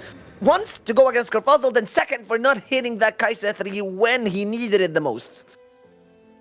Oh, man, what a wild turn of events with Roby getting out at 7th. Kurfuzzled, look at that gold, too. That's kind of a lot. You can't keep it for the next set, so hopefully you do spend it by the time the game ends here. But Kurfuzzled doesn't really need to right now. He's on the win streak, so until he loses, he doesn't really need to make any particular moves to stay ahead. We're going to get some more items to go on our potential carries here as well. The other thing to think about, especially when it came to that last fight, was the Aurelion Soul being able to get access to that back line. And Witta, I heard you and I see it. That is a very special looking anvil, my friend. Yes, and speaking about things that could be game-defining, something along the lines of a Sonya's Paradox, split rank hooks, you name it, there are so many options here for these players, and when you're playing this Riftwalker composition in particular, you have multiple units that really make great use out of these units, like out of the items coming out of this anvil, and if Kurfuzzled really gets a bad choice as well, he could even go and risk it all with that Reforger on the bench. Oh my goodness, this is so exciting, folks. We got the Zephyr. Yeah, we got the Zephyr on the back line on the Aurelion Soul. One of the best ways to trigger that Zhonya's into the back line a little bit early, and the Zhonya's has been triggered for the Twisted Fate, so any lethal damage is going to take that unit away. The Leona also getting that ult down, trying to get through the Yasuo, and it does! And that's going to be a Kindle Gem loss, even though the Aurelion Soul was not doing damage there at the beginning. It was enough once that dragon landed on its feet. On the ground as we move on through the rest of this lobby. We still have a top three right now. Kindle Gem in a third place with that loss. Life's Bad and Kurfuzzled in a first place, sitting on what was a mountain of gold, a Scrooge McDuck amount of gold. You could pretty much swim in it. Yeah, very affluent right now. Really was able to navigate that mid-game incredibly well here. Picking up the Windfall, picking up the Leona too as well. So many upgrades. Everything coming up Millhouse right now for Kurfuzzled. And this fight is the real big deal because is this Mordekaiser 2 going to be able to chew through the entire board for Kurfuzzled? That is going to be the big deciding factor if he's going to be able to bring it back and try to challenge for the LCQ spot. He's not able to actually get that burst damage going on because he has the double chalice. The automation on the Mordekaiser is not getting him any value at this point. At least the Gunblade does keep him alive, but again with the Laser Corps, the drones are still alive and he's able to get the Warwick to survive because of the Edge of Night. The Warwick is doing his best as he sees the Blight, all thanks to the Syndra that is still giving units and damage for the Jhin to come out. It's giving him more than enough time, and Kurfuzzled does do it, despite the fact that he was heavily outnumbered. But thank you, Syndra. That extra air support does save him because all he needed was time for that Jhin to rip through Kindle's Gem's board. Oh man, we still have so many more rounds to go, and all of them so far have been so impactful, so intense that Warwick almost bringing it right back in order to win out that round. That would have been absolutely insane to see. But look at these boards now. There's been enough time. It is 6-3. We have tier 2 4 cost units. We have tier 2 5 cost units right now, and we have ways for each of these players to try to challenge Kurfuzzled on the top side of the leaderboard. It has been cool to see Think Fast make it this far away, but now we've got the double locket frontline along with this Yasuo. Winds of the Wanderer. We did just see Kindle Gem take the L on the last one, and it might continue that way. We have the Fiddlesticks ult as well. The Zhonya's is going to go off as well. We do get a little bit of economy there if we're going to be able to use it on Kindle Gem's side, but are we going to be alive to even see the day to use the money? Because the Vi is getting into that back line. The Twisted Fate can't do much, and the Yasuo is trying to wander into that back line and finally does. Kindle Gem is not going to fall. It's going to actually be Life's Bad there, falling there in third place. We have a top two, both starting with the K's, Kurfuzzled and Kindle Gem there. 67 HP has been a streak for quite a bit, folks. And also keep in mind, that was great fight understanding being showcased here by Kindle Gem, utilizing the combination of the Zephyr as well as that Sonya's Paradox coming through onto Tay, put that in the front line, trying to snipe either the Warwick or that Mordekaiser to great effect, buying time and space for the Yasuo to really go in and have a massive impact. And now the question is, Kurfuzzled, what can you do to try to cap out this board? How to continually contest this absolutely immense duelist board from Kindle Gem? At this point, Kurfuzzled is in a way better spot. Again, look at him. 12 win streak, 67 HP, has not lost a single round for almost 3 stages right now and still going way too strong. He has a lot of gold. He has an Orga 2 almost ready to be thrown by that Syndra. He's just missing one for him, but it doesn't really matter. He has the Fiddle 2 thrown outside, and he has way more units than Kindle Gem can have. He only has 8 units. He has 9 with the Syndra, and that Jhin is fully itemized. That Aurelion Soul is just absolutely unfair to play against because the Zhonya being triggered by the TF almost every single time at the start of the round. Despite him having the Zhonyas, despite him having the Zephyr, he's not going to be able to survive because the Blight targeting just gets him absolutely right on time. And the Aurelion Soul is able to give that less healing for the Yasuo, but his healing is just way too crazy with the Hudge and the BT and the Titan's Resolve. He's still surviving one-man army, almost like the Laser Corps from the last fight, but there goes the overtime. He's not going to be able to get that one cast as Kindle Gem falls, and Kurfuzzled does make it to the first place one more time, giving himself another chance to compete against Roby, to be the only one contending for the Last Chance Qualifiers. Morgan, you good? You want to take a breath real quick? That was great stuff. That was phenomenal. That was an amazing last fight. Good stuff, my friend. But these lobbies continue to impress, right? Kurfuzzled, we're going to have to give it to our European brethren here when it comes to WITA, because if you are from EMEA, that region has got to be absolutely stoked. We're getting set up for a pretty crazy last lobby, but Kurfuzzled doing exactly what Kurfuzzled needed to do there, WITA. Are you surprised at all, or this is a little bit of an expectation?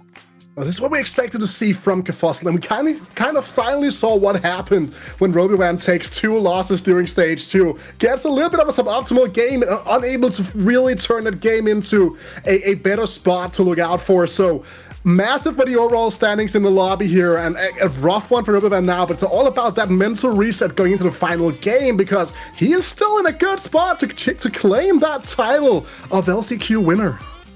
I mean, it's probably one of the best spots to be in right now, with a tied, I think, for first place. And so we see a little bit of weakness in Arobi's armor here. Is this going to be maybe the mulligan? Maybe this is the so different from the rest of the day that we don't see this again? Or are we going to see it again here? Now, after we get into our last lobby, we only have one more opportunity. If you had to pick between Kurfuzzled and Roby there, Morgan, who are you picking? That's kind of a very hard question. Again, everyone loves an underdog story. Everyone loves the comeback story from Kurfuzzled, him winning, but also having 67 HP is absolutely nice. However, I feel like Roby kind of deserves it, because he's had so many games where he's been able to go into a top 4 position. He's been playing very aggressive. I think that this game he was just kind of unlucky with his early game. So if I was to cheer for someone, and don't blame me for this, I just love the style of Roby a bit more. He's a bit more aggressive. He's always that one to slam these items, being absolutely uncontested and not being able to get dethroned by anyone in the first 4 games. So I'd be giving my vote to Roby. I love you, Kurfuzzled. I'm sorry. I love you, but it's got to be one of you two guys. Oh, man. So we only have one lobby, folks. When we come back, we will know eventually who is going to be the Western Last Chance Qualifier. As a reminder, there is only going to be one person from this lobby that will advance to Worlds and join their countrymen and their region in competing for who is going to be the best TFT player for this set. I'm really excited, so I want to get there. We're going to take a quick break, and when we come back, Lobby 6 will be up for grabs.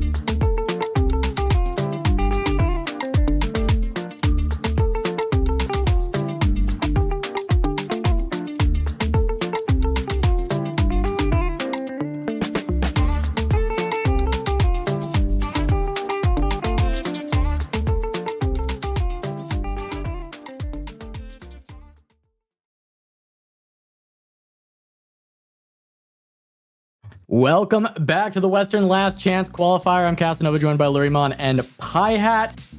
What an insane game to set the stage for things. I have nothing better to say about that. 2 players all tied up. Piehat, that was phenomenal, and it has put us in a crazy position here in Game 6.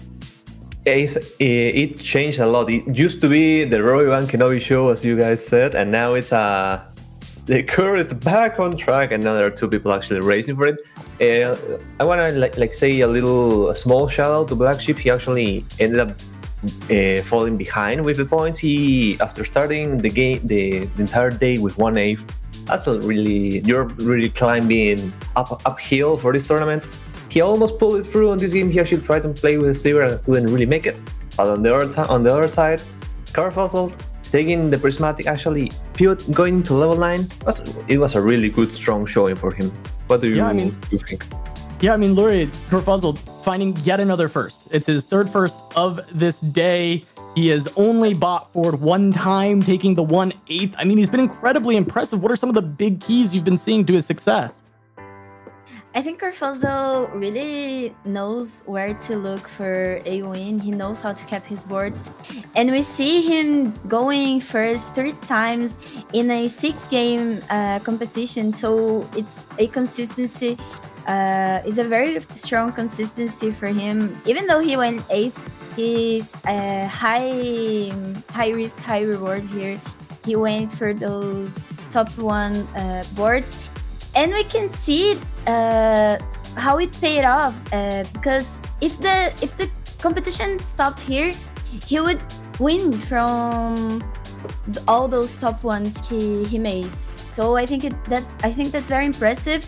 But it's also good to notice how Robbie has been playing. He's been pushing the lobbies. It's so impressive the way he plays. No one can contest him when he's strong early game. It's so good to see, right? Yeah, I mean, that's the big thing, right? You said it. If we ended here, Kurfuzzled would win with this tie with those first places, but we aren't. We have one more game to play. It is a duel between Roby Van Knoop and Kurfuzzled. It is whoever outplaces the other claims the spot, the championship. There is not a closer margin that we could possibly have between Kurfuzzled, who has played really great loss streaks into stabilizations, where he then comes back completely uncontested through the rest of the day, or Roby, who plays tempo through and through, continuing to have win streak after win streak with only one time that his armor was chopped through, and he wasn't able to keep that win streak all the way to Krugs. It is the craziest duel ever that we are setting up for. And Pie Hat, what are you looking at? Who is your prediction? Who do you think takes it between Kurfuzzled and Roby Van Knoop? It's gonna be really hard because this is also a clash of playstyles, as you said. Roby Van has been playing a lot of aggressive boards and trying to take advantage of that and actually push to the top 2 or top 1.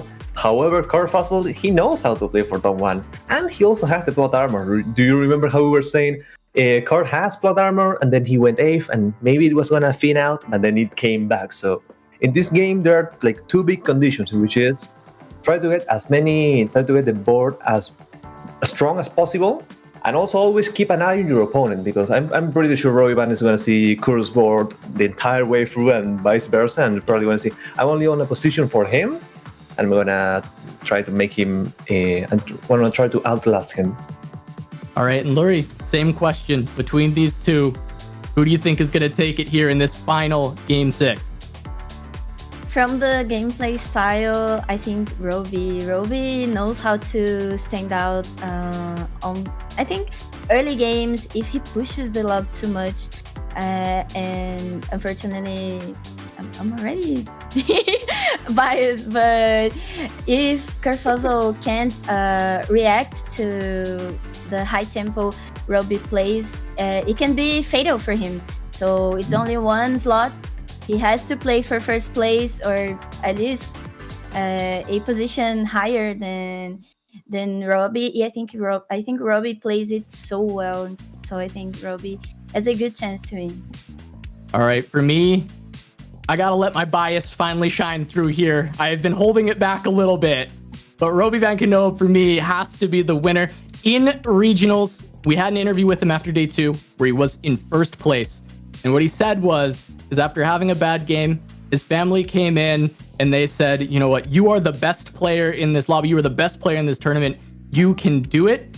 And he came in and he got first on the day. So Roby Van Knoop, you are the best player in this tournament. You are the best player in this lobby. You are going to make it to World Championships. I'm looking at you. All you got to do is outplace Kurfuzzled, who has been an absolute monster so far. So with that, I would love to send it over to the casters so they can hype this up and take us into our final game of the day. As soon as we've got...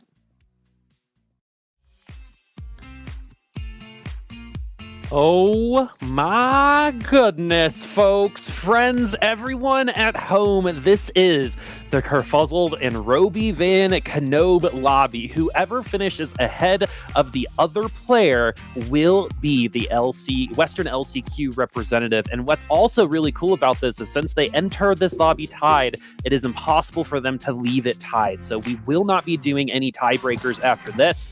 We will have a winner. So folks, I know you like participation. I want to see it in the chat. If you're Team Roby, let me see a 1. I did that on purpose. If you're Team Kurfuzzled, let me see a 2 there. Casters, man. I know, bias. You know, we got two.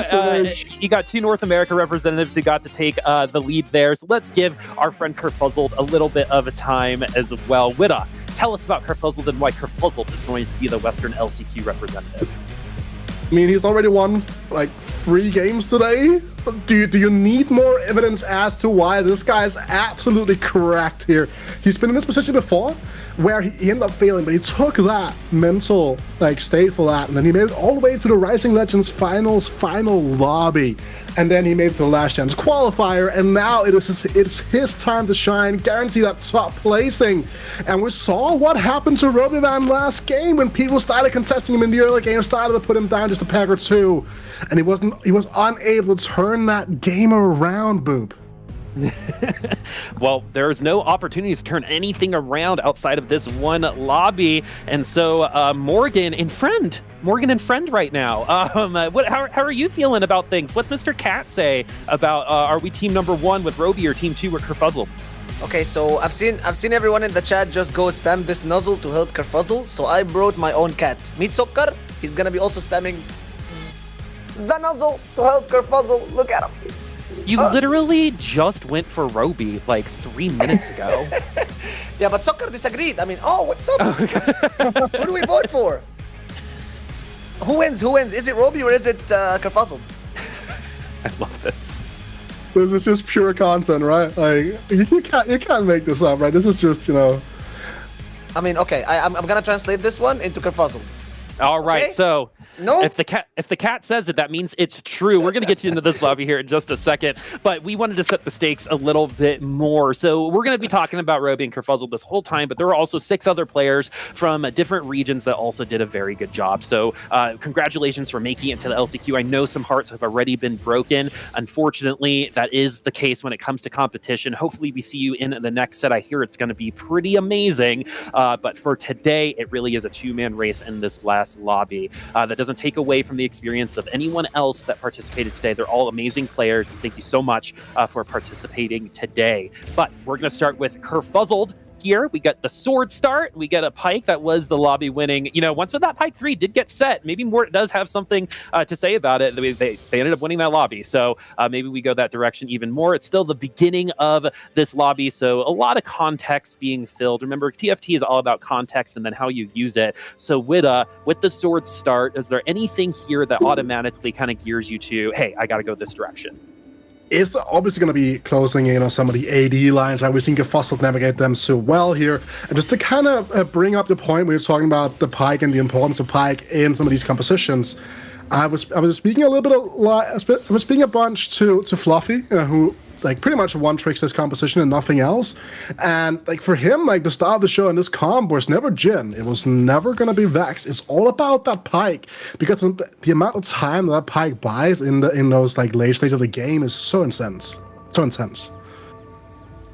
Yeah, and again, this is the final shot for both Roby and Kurfuzzled, sitting at 30 points. One placement in this game. Can you imagine the tension? I mean, I would not imagine being in the same position. At least I could accept being down 2 or 3 points, but having the exact same amount of points and also another 1-1-1 hero game, And remember what Bai had said when he was casting the third game and we got 1-1-1? Assert dominance. Just take that augment, don't even scout, and this is what Kurfuzzled did. He saw that Lucian augment, he literally just asserted dominance, picked it up. And actually, Roby does make Lucian as well. Okay, so they're contesting twice. On points and on the Lucian augment. This is so intense now. Oh, that is loving really... this game. Oh, man. I don't know if we could have asked for a better situation. So we might actually see two players on their qualification lobby round. Two players that need to finish ahead of each other in order to qualify, play the same comp. Let's see if that's going to maintain through the rest of the lobby, because a lot of things can change, but they must have scouted each other. They have this information. So I'm also intrigued to see if this finishing ahead of each other might be in 7th or 8th place. How hilarious would that be to end the day when it comes to that, right? And so let's see when it comes to this round. We're actually getting the 1v1 right now. Roby versus Kurfuzzled. Who's going to take the first go at this 1v1 at the moment? Roby is going to have a little bit more cast when it comes to that Lucian because of that Shojins. That might bring us the victory at the end of the day. The Blitzcrank 2 going to be taking a little bit more. This is going to be ultimate versus ultimate, and the way that this goes, he misses the ult to start. That's so Lucian, my friends. Oh my God. It's not that so Raven anymore. That's so Lucian. Is this as it? we move on with Roby with the win there. Is this it? Roby wins already? No, so before we get a little bit, we're getting a little bit too ahead of ourselves here, right? Okay, we do see a Black Sheep on Cyclone, so that's going to be pretty hype to follow at some point throughout this game. Kingdom going on to the Divine Ascent here, but the Lucian augment doesn't necessarily mean you're going to be ending up on the same board. Think of the Lucian augment kind of like any other XP augment, like a level up, like something along the lines of Major Progress, right? Boards that it just allows you to play a little bit flexibly around situations. You can see Robyman taking the maximum tempo he got from winning that early fight and farming with that Spirit of Shojin to go level 5, and that's going to be such a massive thing for him because he's going to be able to put a lot of pressure on the lobby. But keep in mind, with these fights being shorter, he is going to get fewer stacks potentially from this Hyperbolic Time Chamber.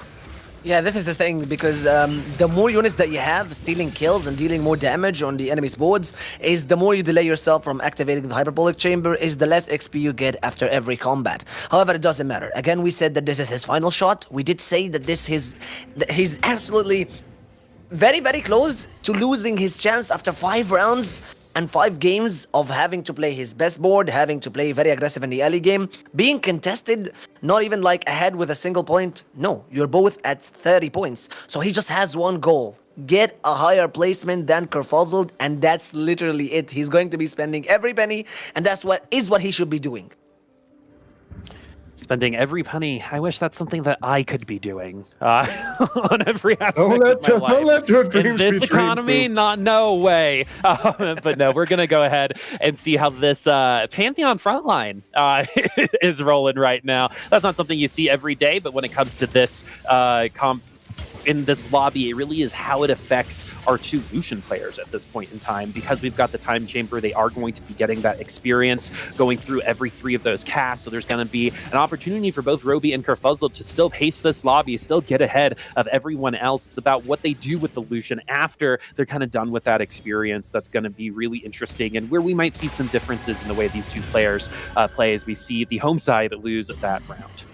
I want to highlight something here. Kurfuzzled's on a free loss streak, but he's 94 HP. That is actually insane. And that's just kind of the consequence of running this Hyperbolic Time Chamber, right? There's no combat power tied to the augment at all, which means that, yes, you might be ahead on levels, but if the rest of your board around it is still relatively weak, you end up taking a lot of really good losses during the course of stage 2 and can build up a pretty strong economy because you end up saving a lot of gold trying to not having to get into the XP as well.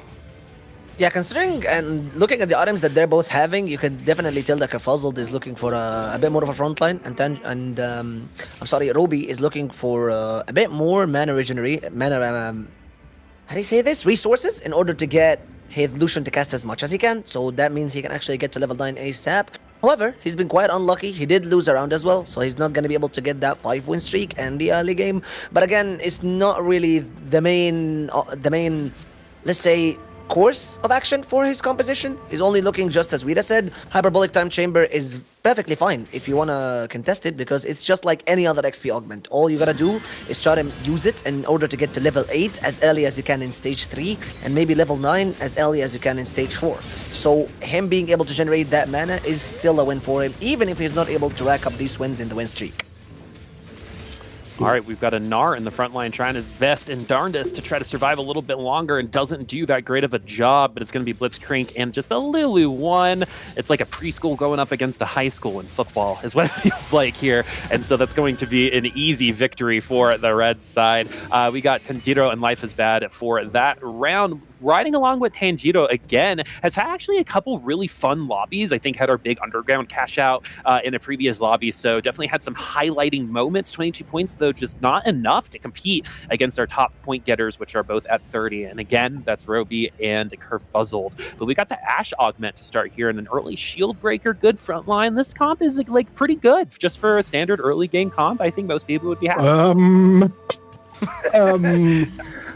That's about enough. I know what you're gonna say, Wida. Yes. I swear to God, I saw it coming.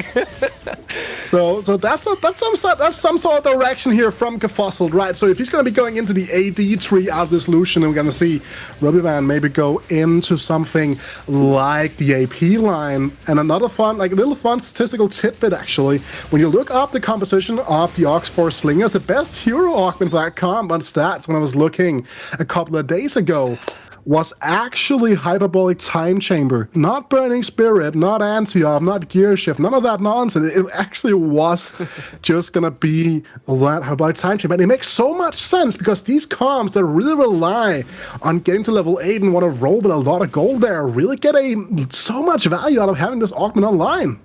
Yeah, and it's all skill, baby. When you get that Belveth with just 2% chance to level 5, you do know that you've done a lot of these, I mean, I'm just kidding, okay? It's all RNG. Kurfuzzled getting this Belveth is just quite unfair, I guess, for Roby. Again, he's able to get a bit more wins, but what can he say about it? It's Hyperbolic Time Chamber, just as you said. The reason that this augment shines so well, even though it's just almost treated as any XP augment, is that it's so consistent. And when you get it as a 1/1/1 hero augment cost, it is just way too strong that a 1 hero cost augment gives you this much XP. Okay, if it was a prismatic lobby and someone got martial progress or level up, it's completely fine. Why? Because other prismatic augments are also as strong, so he will be kept down in the early game. But no, Hyperbolic Time Chamber gives you XP, gives you that early level 2 Lucian, gives you as much XP as you can get from a hero, a 1-star hero cost augment. So this is why this augment shines really well in the early stages of the game.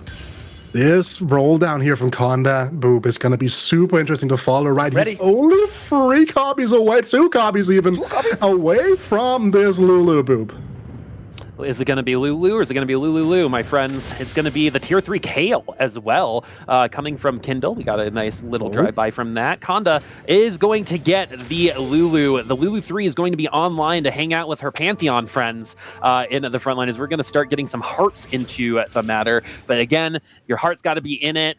You can't win the whole thing, and I like seeing the full, the full-bodied effort when it comes to this. We also get a tier 3 Wukong mecha right now on the board too. So you're going to take some units away to make this unit really, really strong. So it's going to be, if this Cyclone's going to be able to take down multiple units at once, and definitely this next cast does seem to be the case. Wukong, have you forgotten how to auto-attack? It seems like just for a little while you did, but you finally make it to the back line. It's going to be up to the solution to take him down, and it does. Wukong forgetting how to swing that staff, unfortunately, that round, but you saw the potential for some hypeness, yeah? While we get the augment, you're gonna let them all over. On that entire turn, every single person in here with a carry augment found their free cost. We saw the free star even, sorry. We saw the free star Ash come through, free star Wukong, free star Lulu, as well as the free star Kale all around the lobby. This means that the tempo now is gonna go through the roof, potentially, if you're gonna have the right options. But Kurfuzzled's on a Belveth pair. Like, this lobby is off the rails. I mean, I don't know what's up with this with these high rolls already, a double Belveth with perfect items, makeshift armor in order to make sure that his Lucian just has one job and it's cast as much as he can. And he also has the perfect itemization for that Belveth. He doesn't have a single frontline item, so makeshift is almost like having 4 defenders paired up with 3 Aegis already. So it gives you a lot of armor and magic resist for the front line, which is the only thing that he's suffering from now. But he has a best-in-slot item for Belveth, so he's able to get a lot of win streak. He's able to make more interest, unlike Roby, who's had to push. And again, we have that fight between both of them again. Roby is going to be racking up those levels a little bit in the early game, but the Belveth should be stronger, should it? No! It actually dies against the 2-star Lucian because of the Archangel damage, boom. Oh man, the Lucian overachieving, a lot like my sister in school and not like me, but the Lucian in the backline does find the win, and the Belveth too. My goodness, you ask it, you shall receive. So far, it seems like Mort's winning another European representative. Can we even say European anymore with Brexit? With UK representative on the board. However, okay, this is really exciting, especially if you're a Kurfuzzled fan. However, if there is a comp that does struggle, once the tempo increases in these fights, it is that Belveth. So the longer the fight, the better when it comes to this Belveth. Other than that, this Belveth is going to be sticking around for a hot minute. I wonder how Roby's going to respond. And I was like preparing this very intricate point about how Robyvan was like level 7 already, had gotten so much more value out of the hyperbolic time chain, but due to that having that Spear of Shogun slammed so early on. But if Kurfuzzled is just gonna find a Belveth 2 naturally without rolling on level 6 over the course of like 3 stages, I mean, that is gonna be an absolutely immense. But look at the power of this Ashe as well. Putting in so much work, and this is going to be rough for someone like Tanjiro as well, because he was expecting to pretty much win streak all throughout this stage off the back of that Ashe free. Yeah, this Tanjiro loss is gonna hurt him a little bit, because again, him getting the early Ashe and the Guardbreaker slammed on her. Not expecting at all to go against any unit, specifically not a Belveth 2, not in this stage, not in stage 3-3, you know. And with the perfect items as well, the Giant Slayer, which has been very effective because the Ashe hit above 3-star, so I think she does bypass the HP mark, I could be mistaken, but her hitting the 3-star kind of makes her activate the Giant Slayer damage. And of course the BT and Last Whisper give her a lot of sustain, a lot of damage, and just as you said, Weeda, the more the fight goes on, the stronger this Belveth gets. So it's kind of unlucky for Tanjiro to get faced against Kurfuzzled soon as he hits that Belveth 2, but it's the beauty of TFT. What can he say? Also, Robyvan is on a win streak, boo, right? This is the Robyvan comfort zone. Was able to put a span under work for Kurfuzzled streak-wise, which means that Kurfuzzled's economy is going to be lacking behind the one of Robyvan. Granted, Robyvan will be able to maintain his streak now that more of these boards are going to push level 7, are going to try to push for some more power in these fights.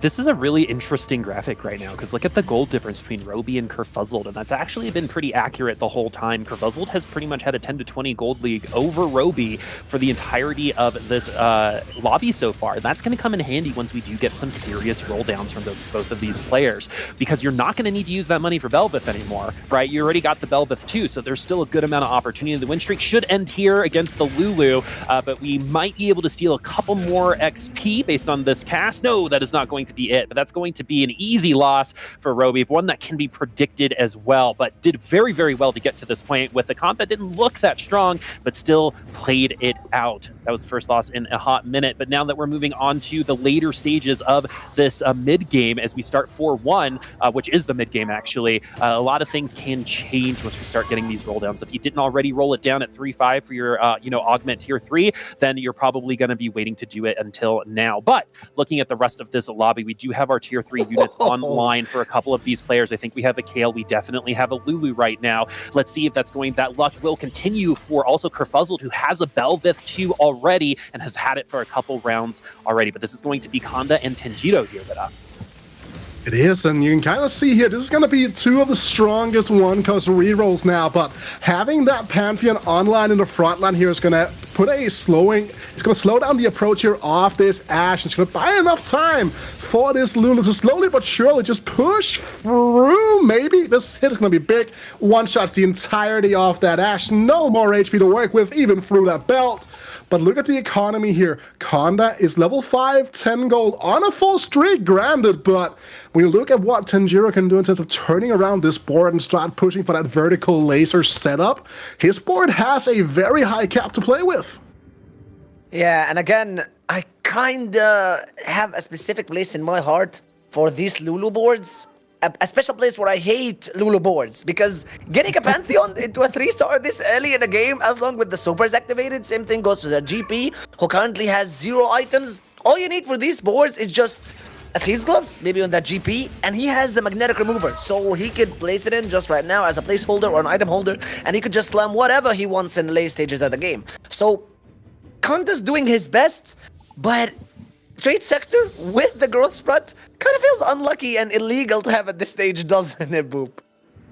Oh, looking at this gold again, everyone approaching 50, seeing Kurfuzzled actually ends up using a lot of that gold, is starting to roll down. That's going to be very interesting to see where that lands, because that is a 3-game win streak up for grabs. Roby also has swapped the win and losses, doing a little bit of a police siren up there for those stages. And we get the Aurelian Soul 2 now online. So you know what? We had to roll almost all of our gold for level 8 Aurelian Soul 2, and we nattied the Belveth, but that does give us an opportunity to continue looking for a possible Belveth 3. I saw Robin Songs use a Belveth 3 not too long ago, but it did not win that lobby, so it is still not a lock-in and play in terms of the win, though you can be very excited if you're from the UK or EMEA when it comes to Kurfuzzled right now, because Belveth is going to stay strong and stick around for at least another stage. And it's going to take down this Gnar pretty easily. And now you got the Aurelian Soul in the back line to butter him up, Belveth to take him down, but this comp is going to stay strong for quite a little bit longer, I think. Yeah, still has to really put together the front line, right? That's the next big step here for Kurfuzzled. Right now, the makeshift armor is going to be able to do just that for a while here, but Exiles and Thrill the Hunt, 2 premier combat augments here for Kurfuzzled, but we have seen him go some very, very aggressive rerolls for augments here. Is he gonna be happy with a Thrill the Hunt 2, or does he want something else? I'm struggling to figure out what he really would like to look out for, but this is a very important decision. And it's gonna be the Exiles. Gotta get himself that positioning minigame, but a combination of makeshift armor and Exiles means that this front line is gonna be very, very deceptively tanky. I mean, would you look at that shop that he had? He had a Nuno and an Urgot at the same shop at level 8, so I think he would be like way stronger, but again, he cannot drop the 4 brawlers at this point. With the makeshift armor, it makes total sense, because that bonus HP and armor and magic resist that they're getting from his makeshift are essentially very good for him to be able to survive. But now, I think it might be a little bit hard for Roby to survive against this board. It's an Ashe 3, fully itemized, almost semi-best in slot, with the Hurricane's Death Blade and of course her carry augment, the laser focus, so she has a lot of attack speed on her. With that guard breaker, again, she's the lone survivor. Thrill the Hunt value might be triggering, but no, the Ox Forces slam it right in his face, and Roby will be winning thanks to the Ox Force. The most balanced trade in TFT ever. No problems. No one has ever had a problem with Ox Force, ever. Either version of it has been very, very well received, right? When it comes to TFT. The other thing I wanted to mention is it wasn't a glitch, my friends. There are 4 people going Exiles in this lobby. Pretty crazy that all 4 people were offered the same augment like that. But here we are, 4 people with Exiles. We're very low on gold for a lot of these other players. And a lot of them wanting to play spoiler right now. You might not be able to win out on the day, but winning a part of the lobby is something that can set you up for the next set quite well. Ending on a bad note is not something that you want to do on this lobby, so we're still avoiding those ace even if we still can't qualify. But we're looking over at Black Sheep, who has arguably had the most frustrating day of the day. The second lobby is one that Black Sheep, I'm sure, does not want to think about again, and doesn't really seem like they recovered from then. But you got to also give credit to Roby and Kurfuzzled for being so consistent all day. We finally get to see this Wukong in the back line. It does do something in the back line, and so now we're going to see if it's going to do enough to take down the rest of the team. It looks like it could possibly do that. I mean, that's going to be a lot more damage and substantially more auto-attacking than what we saw the last time we saw this Wukong. Also, he has more than his entire gold augment on the bench right now. Has not really found what he wants to be the final item here for this Wukong. might be looking for a JG, like has a lot of good tempo slams here that he could be looking out for. So his carousel priority is going to be something to look out for. But look at the top of your lobby right now. Kurfuzzled, Roby, Van Knoop, both of these players are looking out there. Both level 8 off the back of that hyperbolic time chamber. There is so much on the line for these two players. Kurfuzzled just took a loss despite being level 8, having a really strong board, but he's still lacking that final piece in the front line to tie it all together. And I love that for a fact that our two most ranked players when it comes to the points, 30 point again, Roby and Kurfuzzled, just in case you just joined the stream.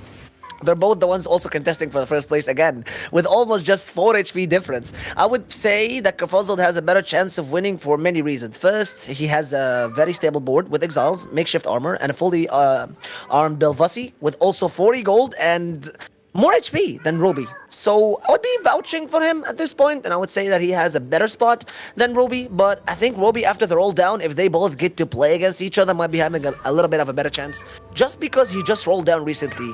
Boop. Okay, I'm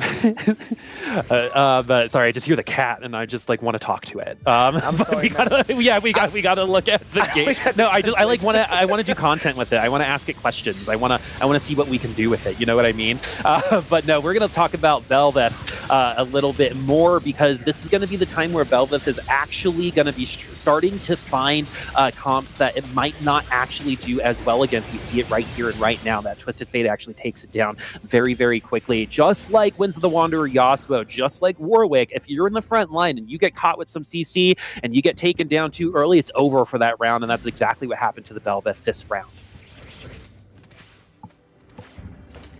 His setup from Kindle Gem here is still super strong. We can see how he's been streaking and maintaining, and Robivan has found himself in a bit of an alternative board here on the Riftwalker line, main carrying that Nico 2 for now at least, but only 2 Spellslinger on here. I assume that he might be looking to either go back into the Oxlinger line on level 9, or he might be trying to play a different AP carry, but this just kind of shows the flexibility. As long as you have those Riftwalker pieces in play, I think that everything here should be fine. Yeah, the last time we saw this was a Viego 3, actually, Morgan. Yeah, it was a Viego 3, and it was kind of close, and it was the only reason that he actually got a chance to win against the 3-star Hacker Dog, and we kind of got to the understanding and the agreement that for sure the Viego is more of a Giga Chad than the level 3 Warwick. But again, at this point, who's going to be more Giga Chatter? Because I think that this scale is way stronger than the Nico 2-star, and still Kindle Gem is going to be racking up win after wins. And he's able to survive a little bit more with that Divine Ascent. It's been serving him pretty nicely. Again, he's not contested. He has perfect items on her. Life is Bad is almost gonna lose, but luckily, he has 50 gold. He's on a perfect loss streak at this point, and it's one more round that he has after the PvE. So does he push for level 8? Does he try to stabilize at level 7 a little bit more? Apparently, he already answered this. Okay, no need to think about it anymore. He's rolling. All right, let's see what we're going to hit. We already saw someone hit a Belveth 2 naturally over a couple rounds very early in this game. So any roll that's not that is going to be maybe a little underwhelming, but this is going to be a little bit more traditional that we see on the board as well, assuming that we're going to make 50 gold after this, either through orbs or by selling some champions. But we have itemization to go onto the Sona, for example. We actually haven't seen a ton of this version of a comp so far. The Heart's not as popular as maybe some would have thought outside of the Lulu. I think there were some whispers of some Sona play, but this is kind of the first time we've seen the itemized version of it so far, and it's already pretty late, so I'm not feeling that great about it right now. Life is Bad, maybe doing a little bit too much of a cosplay for his name right now, having a little bit of a rough tournament, but again, it takes so much to get here, and it's just awesome that they all have that opportunity to try one more time, but again, that's going to be going to Kurfuzzled or Roby, and looking at the gold, once again, Kurfuzzled has continued to maintain that 20 gold advantage over Roby through the entirety of this lobby, and it's so interesting. They're next to each other on the leaderboard. They're only 7 HP away from each other. Let's see if that 7 HP actually might make a difference at the end of the game as well here. Yeah, and still going for the spread out front line here with the Brawlers is Kurfuzzled. Has to have a fully itemized Aurelion Sol now to really start helping provide backup for this Bel'Veth now, so that might be good enough here. Gets a bit of a fortunate matchup, one would assume here, with the fact that Livespad's board is in the middle of nowhere land right now, and whether or not Riven is able to take out the person he's going to be battling is going to be massive, but look at the HP totals outside of Ketzer. Everyone in the lobby are super close. Yeah, Ketzer is sitting as only 6 HP, and this has been the only time that we've got one player out by stage 5-1. So I'm a little bit optimistic that we might be having our top 4, all of them go to stage 6 at least, because everyone is sitting at almost 30 plus HP, being the lowest. Black Sheep, of course, after Ketzer having 6, which is only 13 gold. So I think he's in a very, very weird spot. What would you do if you're in his position, Boo? Is there anything he can do other than that Aurelion too?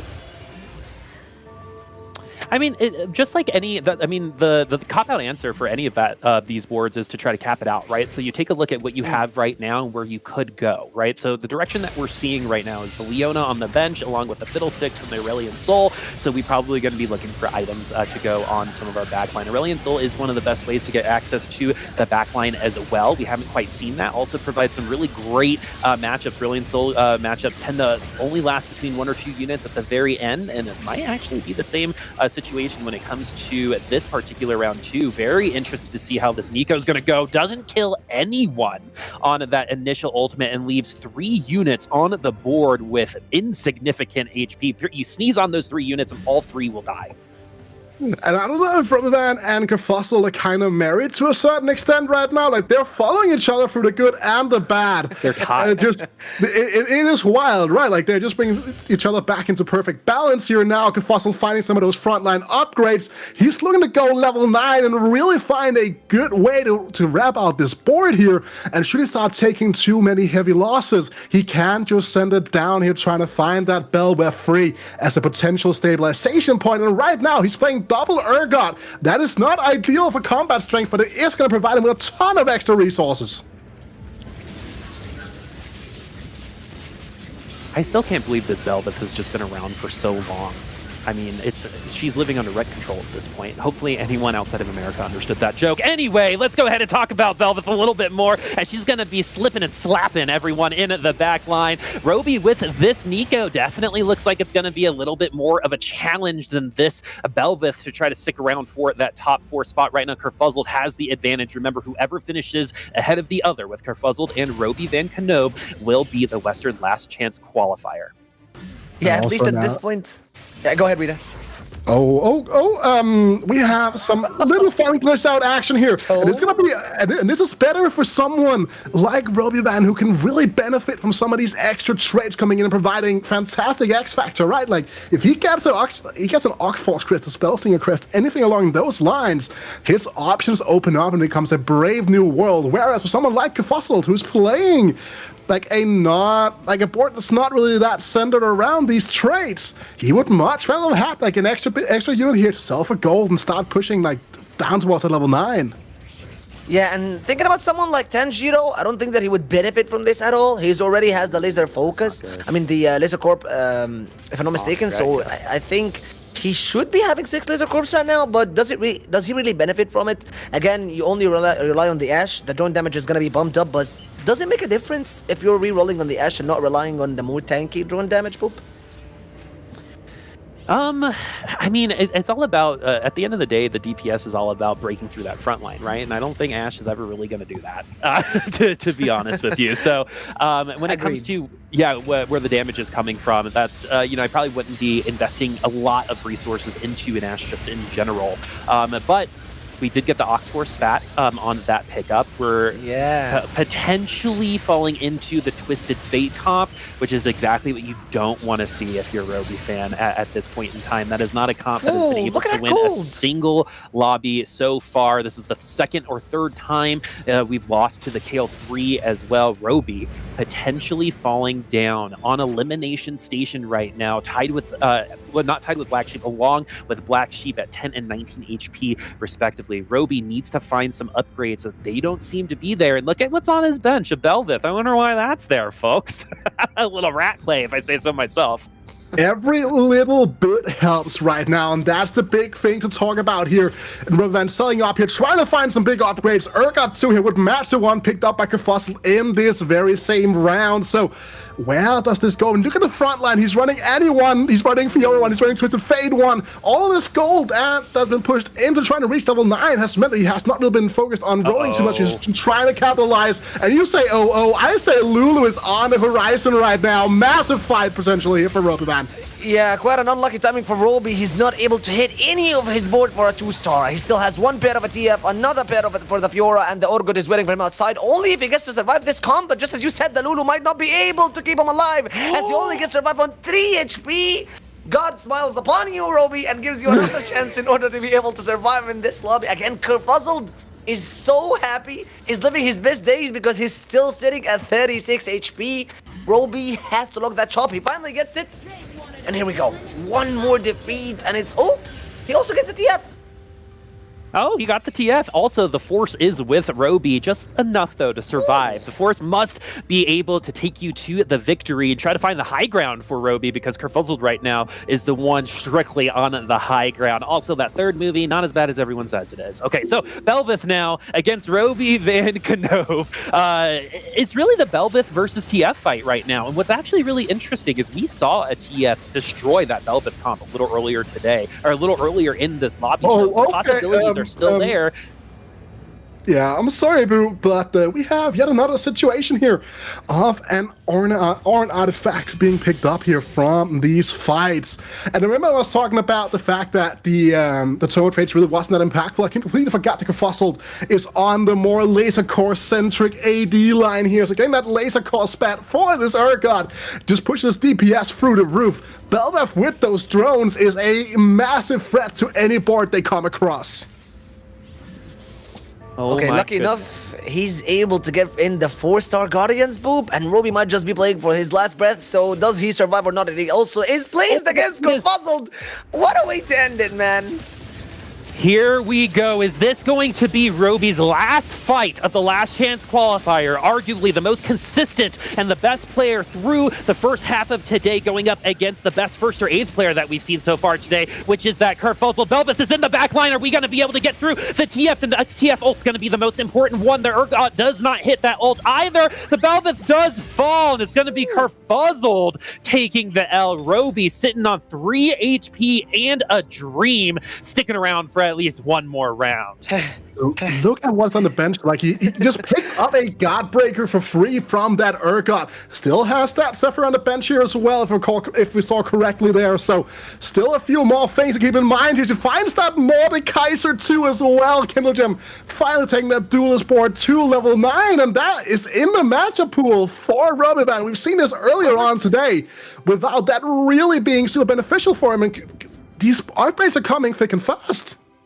Was there a double Fiddlesticks in his shop? Because if I'm sure that I showed it's absolutely right, I think he's actually able to get the Fiddlesticks too, if he's able to lock in that shop, but it doesn't matter. What matters more is the Kurfuzzled now, and Roby. Again, we have the camera on both of them. Special thanks to Danny again, and the production K with the amazing split camera. But who are we keeping an eye on? The Portable Forge Hog does manage to get him, but absolutely not the target that you want him to be there at this point. The Cyclone from that Wukong is gonna throw him right on the Nikos, and he loses his main carry just because of that Wukong board being absolutely bonkers against him. The Belveth, however, from Kurfuzzled's side, does make him win, but I think Roby might be losing here against this Wukong because he has no answer to it. And at this point, I think we can already say that Kurfuzzled has it, but no, the Wukong is his last hope at this point. He has to win it, and Roby only needs to do more damage, and he does manage to live.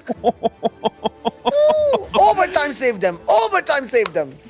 May the Force be with you. North America and the entire region is rooting for you, my friend. Roby Van Knoop with a Fiddle 2 in the shop, keeping one Belveth on the bench to keep Kurfuzzled from getting that Belveth 3. If that Belveth 3 never pops up, we're already seeing it fall off a little bit right here and right now. We might know the answer as to why. This is also a comp that traditionally I think people really underestimate, especially you with that Viego in the front line. Is Kurfuzzled going to take another L? Is Roby going to survive this next round? Let's see. It is going to be Tanjiro on the other side. It's going to be Ash 3 and the Morgana Laser Core versus this TF and this Belveth. Very interesting that the Twisted Fate also is not the itemized unit on this board. It's going to be the Nico doing a lot of that work from the back line. Uh-oh, everyone's getting closer towards the Twisted Fate. The Ash might get there, but there's going to be a lot of damage from the Nico. It's going to be Twisted Fate versus Ash, and it's the Ash taking North America out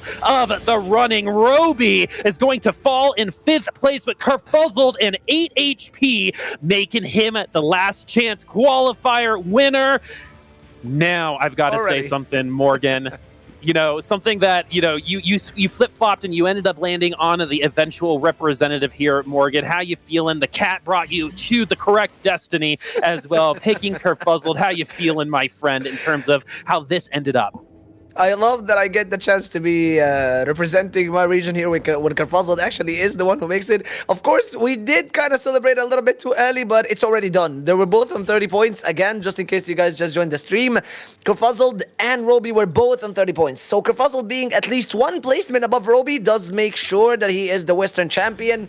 I mean, we will kind of celebrate it a bit more in the final fights, but he already qualified and we already know who the winner is of this game. So at this point, it's just, you know, for entertainment purposes, we want to see who's going to be able to win this lobby. But we already know that Kurfuzzled is the one who wins. And how am I feeling? I'm very happy, because my representative got to win. Also, I want to have something about this composition, right? The double Zephyr combination with that rocket grab coming through here has called out so many of these one-cost carries. We saw it against the Lulu composition. Here it catches out that Ash from Tanjiro. And keep in mind here that he's still got to play this game out. He's still on the horizon here looking for that potential Belveth 3 to secure it going out in style. This Belveth 2 showed itself on stage 3-1 or 3-2 and hasn't left the board since. He's rolling it all down now, trying to find that Belveth 3, trying to get yet another first place in this last chance qualifier. I want to ask a small question though. If he sold that Belveth and he went for that 2-star fiddle, or maybe sold the Syndra for the 2-star fiddle or anything, would he not had a better chance in order to win? Because initially, the Syndra never threw the fiddle in, really. She only threw the 1-star Belveth in, and then she threw the other Syndra in. So what would have happened if he sold that Belveth and he wanted to go for that 2-star fiddle stage? Do you think he would have not won this one, Boop? You know what? The way that this game goes, it seems like the game wanted him to win, to be honest with you. We got there at the end of the day. Kurfuzzled in 3rd place, finishing 1 spot more than he needed to over Roby. And I think the only thing that really could take down that Belveth at the end of the day was actually the Lulu, which we saw there in a good position, Twisted Fate, that was able to get some good red cards and focus the Belveth. In terms of positioning, you got to really give it to Kurfuzzled too, right? Positioning that Belveth is not the easiest thing in the world. A lot of people can definitely empathize if you've played Winds of the Wanderer, for example. How many times have we seen that Yasuo get CC'd to oblivion and do absolutely nothing? You have to position correctly in order to really get the max out of that unit, and we saw Kurfuzzled do that with Belveth instead. And also, you gotta mention that it was 3-1-3-2. We keep saying it, that he nattied the Belveth. There wasn't any rolling. It was just Belveth that showed up, and we ended up playing it to qualification, which is very, very, very awesome. I mean, you look at this board, like, again, let's just focus back on the game here because we have 2 insane boards going up against each other, right? We have the Lulu reroll coming through from Conda, and then we have the level 9 Divine Ascent Kale. Look at this supporting cast around this Kale as well. You have Mordekaiser 2, Urgot 2, Warwick 2. Like, this board is absolutely wild on top of everything that's been going on here.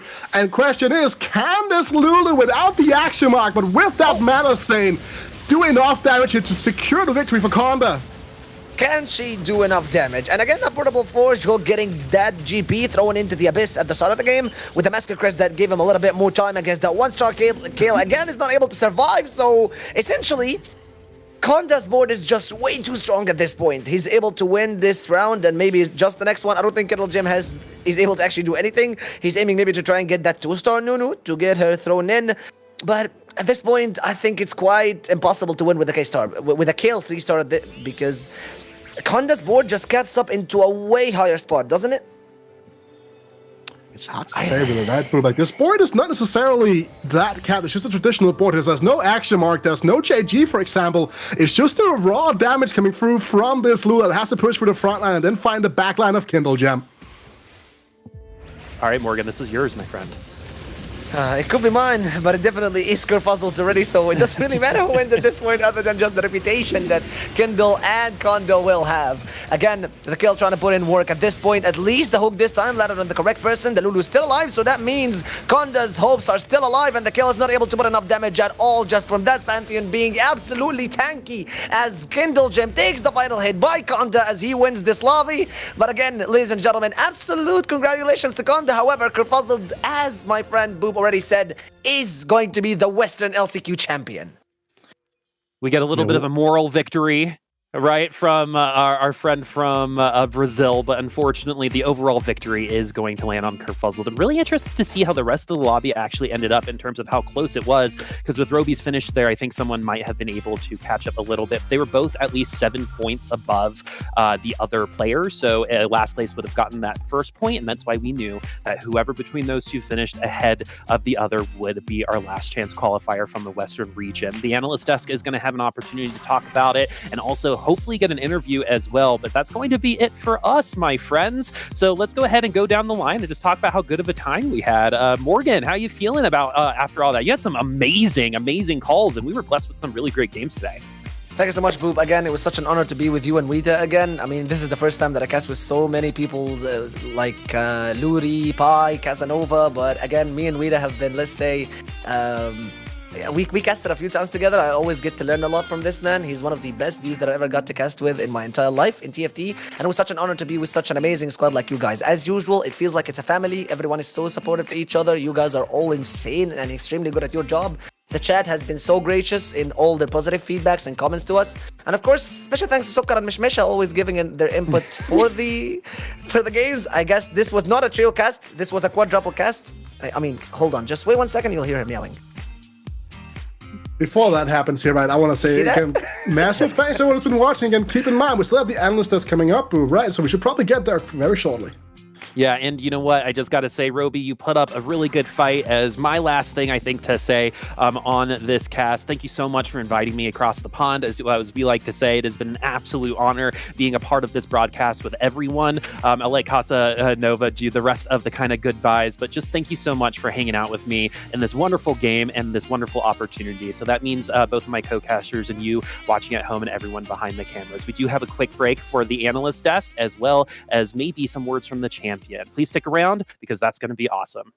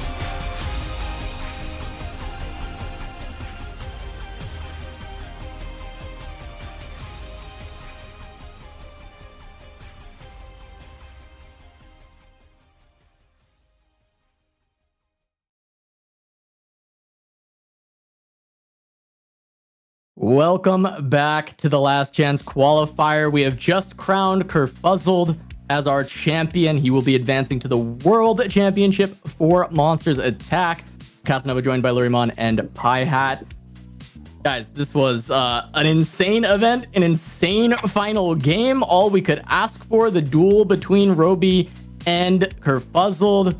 Luri, gonna go to you first. What were you feeling after that game? What were you feeling in that game? I couldn't feel anything. When Kurfuzzled hit Velvet 2 at that stage of the game, it was just too much to handle. I couldn't think of anything else. And then Robbie went for a Oxlinger's comp, which was kind of risky, but he took it. And I think it was such a emotional game, I think, for them to be playing just against one another in the whole lobby. It was kind of, I think it would be kind of nerve-wracking for them, right? Hi to you as well. Same question. I mean, this was an absolutely insane final game. Roby, as Luri said, took it all the way back, even with the Oxlingers, to a point where those fights were within inches. And what a great way to actually end this tournament. We were talking about these two people from the start, and it ended up with both having the same starting line, the same movement, and just pivoting it out into two different, widely different compositions. Phil Royman, actually, as you said, it was just a couple inches, just a couple units here and there, and maybe it could have pushed him into actually contesting Car, but very well done for both of them. And actually, what we were saying from the start, Core has both the plot armor and the cat's blessing. So the chat spamming the nozzle for Kurfuzzled actually worked. So meows for you. Yeah, I think it did work for getting that, early Belveth 2 naturally rolling into it. Kurfuzzled really blessed in this game by hitting it. And it allowed him to be way more flexible in this game. He could really aim for level 9 from an early point. He knew that he'd have the HP to get there. And it really opened up just so many different possibilities. Whereas on the other side, Robyvan was pushing the levels way quicker, so his economy wasn't as high. He wasn't naturally into those. He had to roll down quite a bit to find those spots. But it really came down to a fight towards the end. There was the Fiddle 2 Roby could have made. Would it have made a difference? Would it have not? That's a big question that I'm sure Roby's asking himself, but end of the day, he should just be proud of what he did today. What an insane tournament, and to barely lose Kurfuzzled, who got 3 firsts in this tournament, is outstanding. I mean, Luri, there was so many great plays over the course of the day. It was impressive the way he played this game, because he had the chance to roll for the Belveth 3, and he was trying to, but at the same time, he didn't need to win this one. He already knew that Roby was eliminated, so he went and he played what he had to. All throughout the championship today, he played so smooth. He played for top 1. He had one mishap, one bottom 4, but that's it. And he kept his mindset. He kept his mindset so strong, and it's very impressive for him to be this good at this level of competition. And Pie-Hat, looking forward to the championship, right? We're sending Kurfuzzled, and Kurfuzzled, with this level of play, showing that he can cap boards, showing that he plays for top 4 so well. I mean, how do you feel about this guy going to the championship? He's got to be a threat with just the way that he's able to go for these high cap boards. Seeing the game, the way he played almost every game except the 8th, of course, that was Lag, just right? taking that out of the picture. He showed really solid TFT and also knew how to take advantage of a lot of different boards. He wasn't just playing only one route and one route only. He actually tried to win with a couple of them, and that's what you need. Remember that Worlds is like 12 games, right? 12 games, if I recall correctly. So you need to grab as many points as you can. And if you play like Kurfuzzled, it's gonna be a risk. All right. That's well, a threat. I think it's a threat. Are just a threat. Yeah, he's a threat. Yeah, he's a threat. It's a risk not a for trait, anyone else. but Of course, but we are just waiting for that interview with Kurfuzzled as soon as we've got him on the line. we will take it there. But I want to get any last kind of thoughts before we jump in with Kurfuzzled from Luri on maybe some of the other players from your region that came in. They still had good performances. We saw some first places come through. How did you feel about the performance overall? I think the games were quite good to watch, nonetheless. And I'd like to give a shout out to Conda and Tanjiro from Brazil. They were like so good on the regionals, and I'm very proud of them to be here today. They are top far until here, and it's also a very big achievement, I think, right? Yeah, of course it is, even just making it to the LCQ, getting this close. But without further ado, let's talk to our champion. Let's talk to the person who has made it to the Monsters Attack Championship, Kurfuzzled. Congratulations on the W. What are the emotions going through your mind right now? You are going to the Monster Attack Championship. Relief, I think. I thought I'd thrown it away after that 8, so I just can't believe I got there in the end. And the last game was insane. It was just insane, so I just got. As you said, walk me first of all, congratulations. Really deserve making it to Worlds. But I want to ask, on that day that you just mentioned, what was going through your mind after the game? How did you manage to actually bounce back and end up? Well, you knew how to end up. So what happened there in your? To be honest, I was kind of mentally done at that point. I thought I'd thrown it away. Like I don't know how I came back from that, to be honest. I don't know. Mortdog helped me out a bit, for sure, in that last game. I don't know. Honestly, I don't know. It's a lot to think about. Yeah. I wanted to know, what was your preparation for today's championship? I kind of did a lot less prep this week compared to for the regional finals. I was just kind of burnt out this week, so just a few ladder games and a few VOD reviews, and Dish Shop wasn't streaming much this week, so it was hard to get new knowledge, Mm-hmm. All right, Kurfuzzled. I mean, I can hear the emotion in your voice. You've made it to the Monster Attack Championship. I just want to know, what does this mean to you to make it this far? I know you're fairly new to the competitive scene. I don't know the extent of that personally, but I just know that this has to be a massive achievement. And I just kind of want to know, like, what is competitive TFT to you, and how big is this an accomplishment for you? Well, I've only really competed this set, but I've been competing in games for like, I don't know, 10 plus years. So to make it to a world championship is quite special to me. Yeah. Amazing. For sure. And how are you gonna look forward to the world championship? Do you after today? You said I wasn't really motivated. Dish wasn't really streaming. Well, you have to train TFT for one more week. I'm motivated now. It'll be long days for the next week, and then we'll try our best. The last thing will be kind of what did you make to kind of relax this past week? You said you were kind of stressed, burnout. I think relaxing is always important as well, keeping a good mindset. What did you do to come here and win today? Honestly, just watching a lot of my friends stream. Snowball TFT, shout out. Quite a chill stream. Yeah, just keeping it casual and having fun this week, and it was nice and relaxed. Well, let's stick with that theme. You gave a shout out real quick to the streams you're watching, but do you have any other shout outs that you'd like to give before we send you on your way? Shout out to my family. They watched all my games the past couple of weeks, even though they don't have a clue what's going on. And shout out to my friend Will. He's helped me a lot with VOD reviews and stuff in the past set or so. And Marvello as well. So that's it. Thank you. That is fantastic. Kurfuzzled, once again, congratulations on the win. Congratulations on making it to the Monsters Attack Championship. Excited to watch you in the next week there at the championship. I have high hopes with the performance you put on today. Thank you. Thanks a lot, guys. Cheers. Cheers.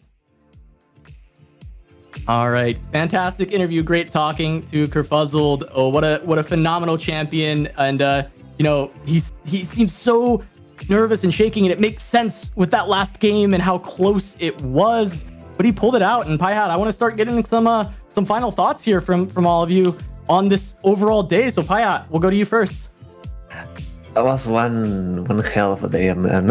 it was just amazing overall. It was when I started the tourney, when I saw the format, I was like, oh, is it gonna be only one person reigning supreme, like which was what we thought when Robbie was on top and only Anchor took an eighth. But it ended up being exciting up until the very end, which is really what you want from a TFT competitive tournament. So I'm really happy with how everything went, and of course I'm really happy with you all having me, so thanks for that. Yeah, perfect day of TFT. Luriman, how was it all for you? Final thoughts before we close out for the day.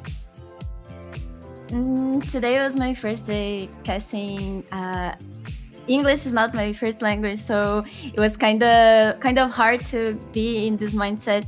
And the thing I did for preparing was I talked a lot with my cats in English. They think I'm crazy, but it's all worth it. Today was awesome. I'm really happy to be here with you guys, and the games were so fun to watch, and I hope you guys liked it as well. Yeah, that's it. All right, and for me, it was an absolute pleasure working with both of you, as well as Morgan and Witta, and Boop's okay too.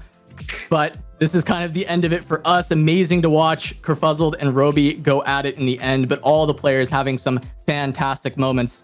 Just remember to tune in next weekend, Friday the 26th, for the Monsters Attack Championship at 1:30 p.m. CEST, 4:30 a.m.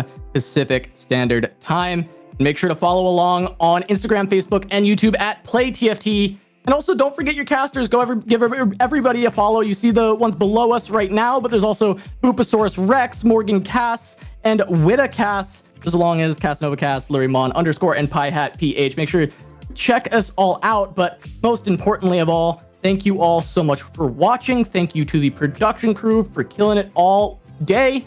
And shout out to everybody on the desk. Thank you all for being here with us and supporting the players and supporting competitive TFT. And we'll see you all at the Monsters Attack Championship.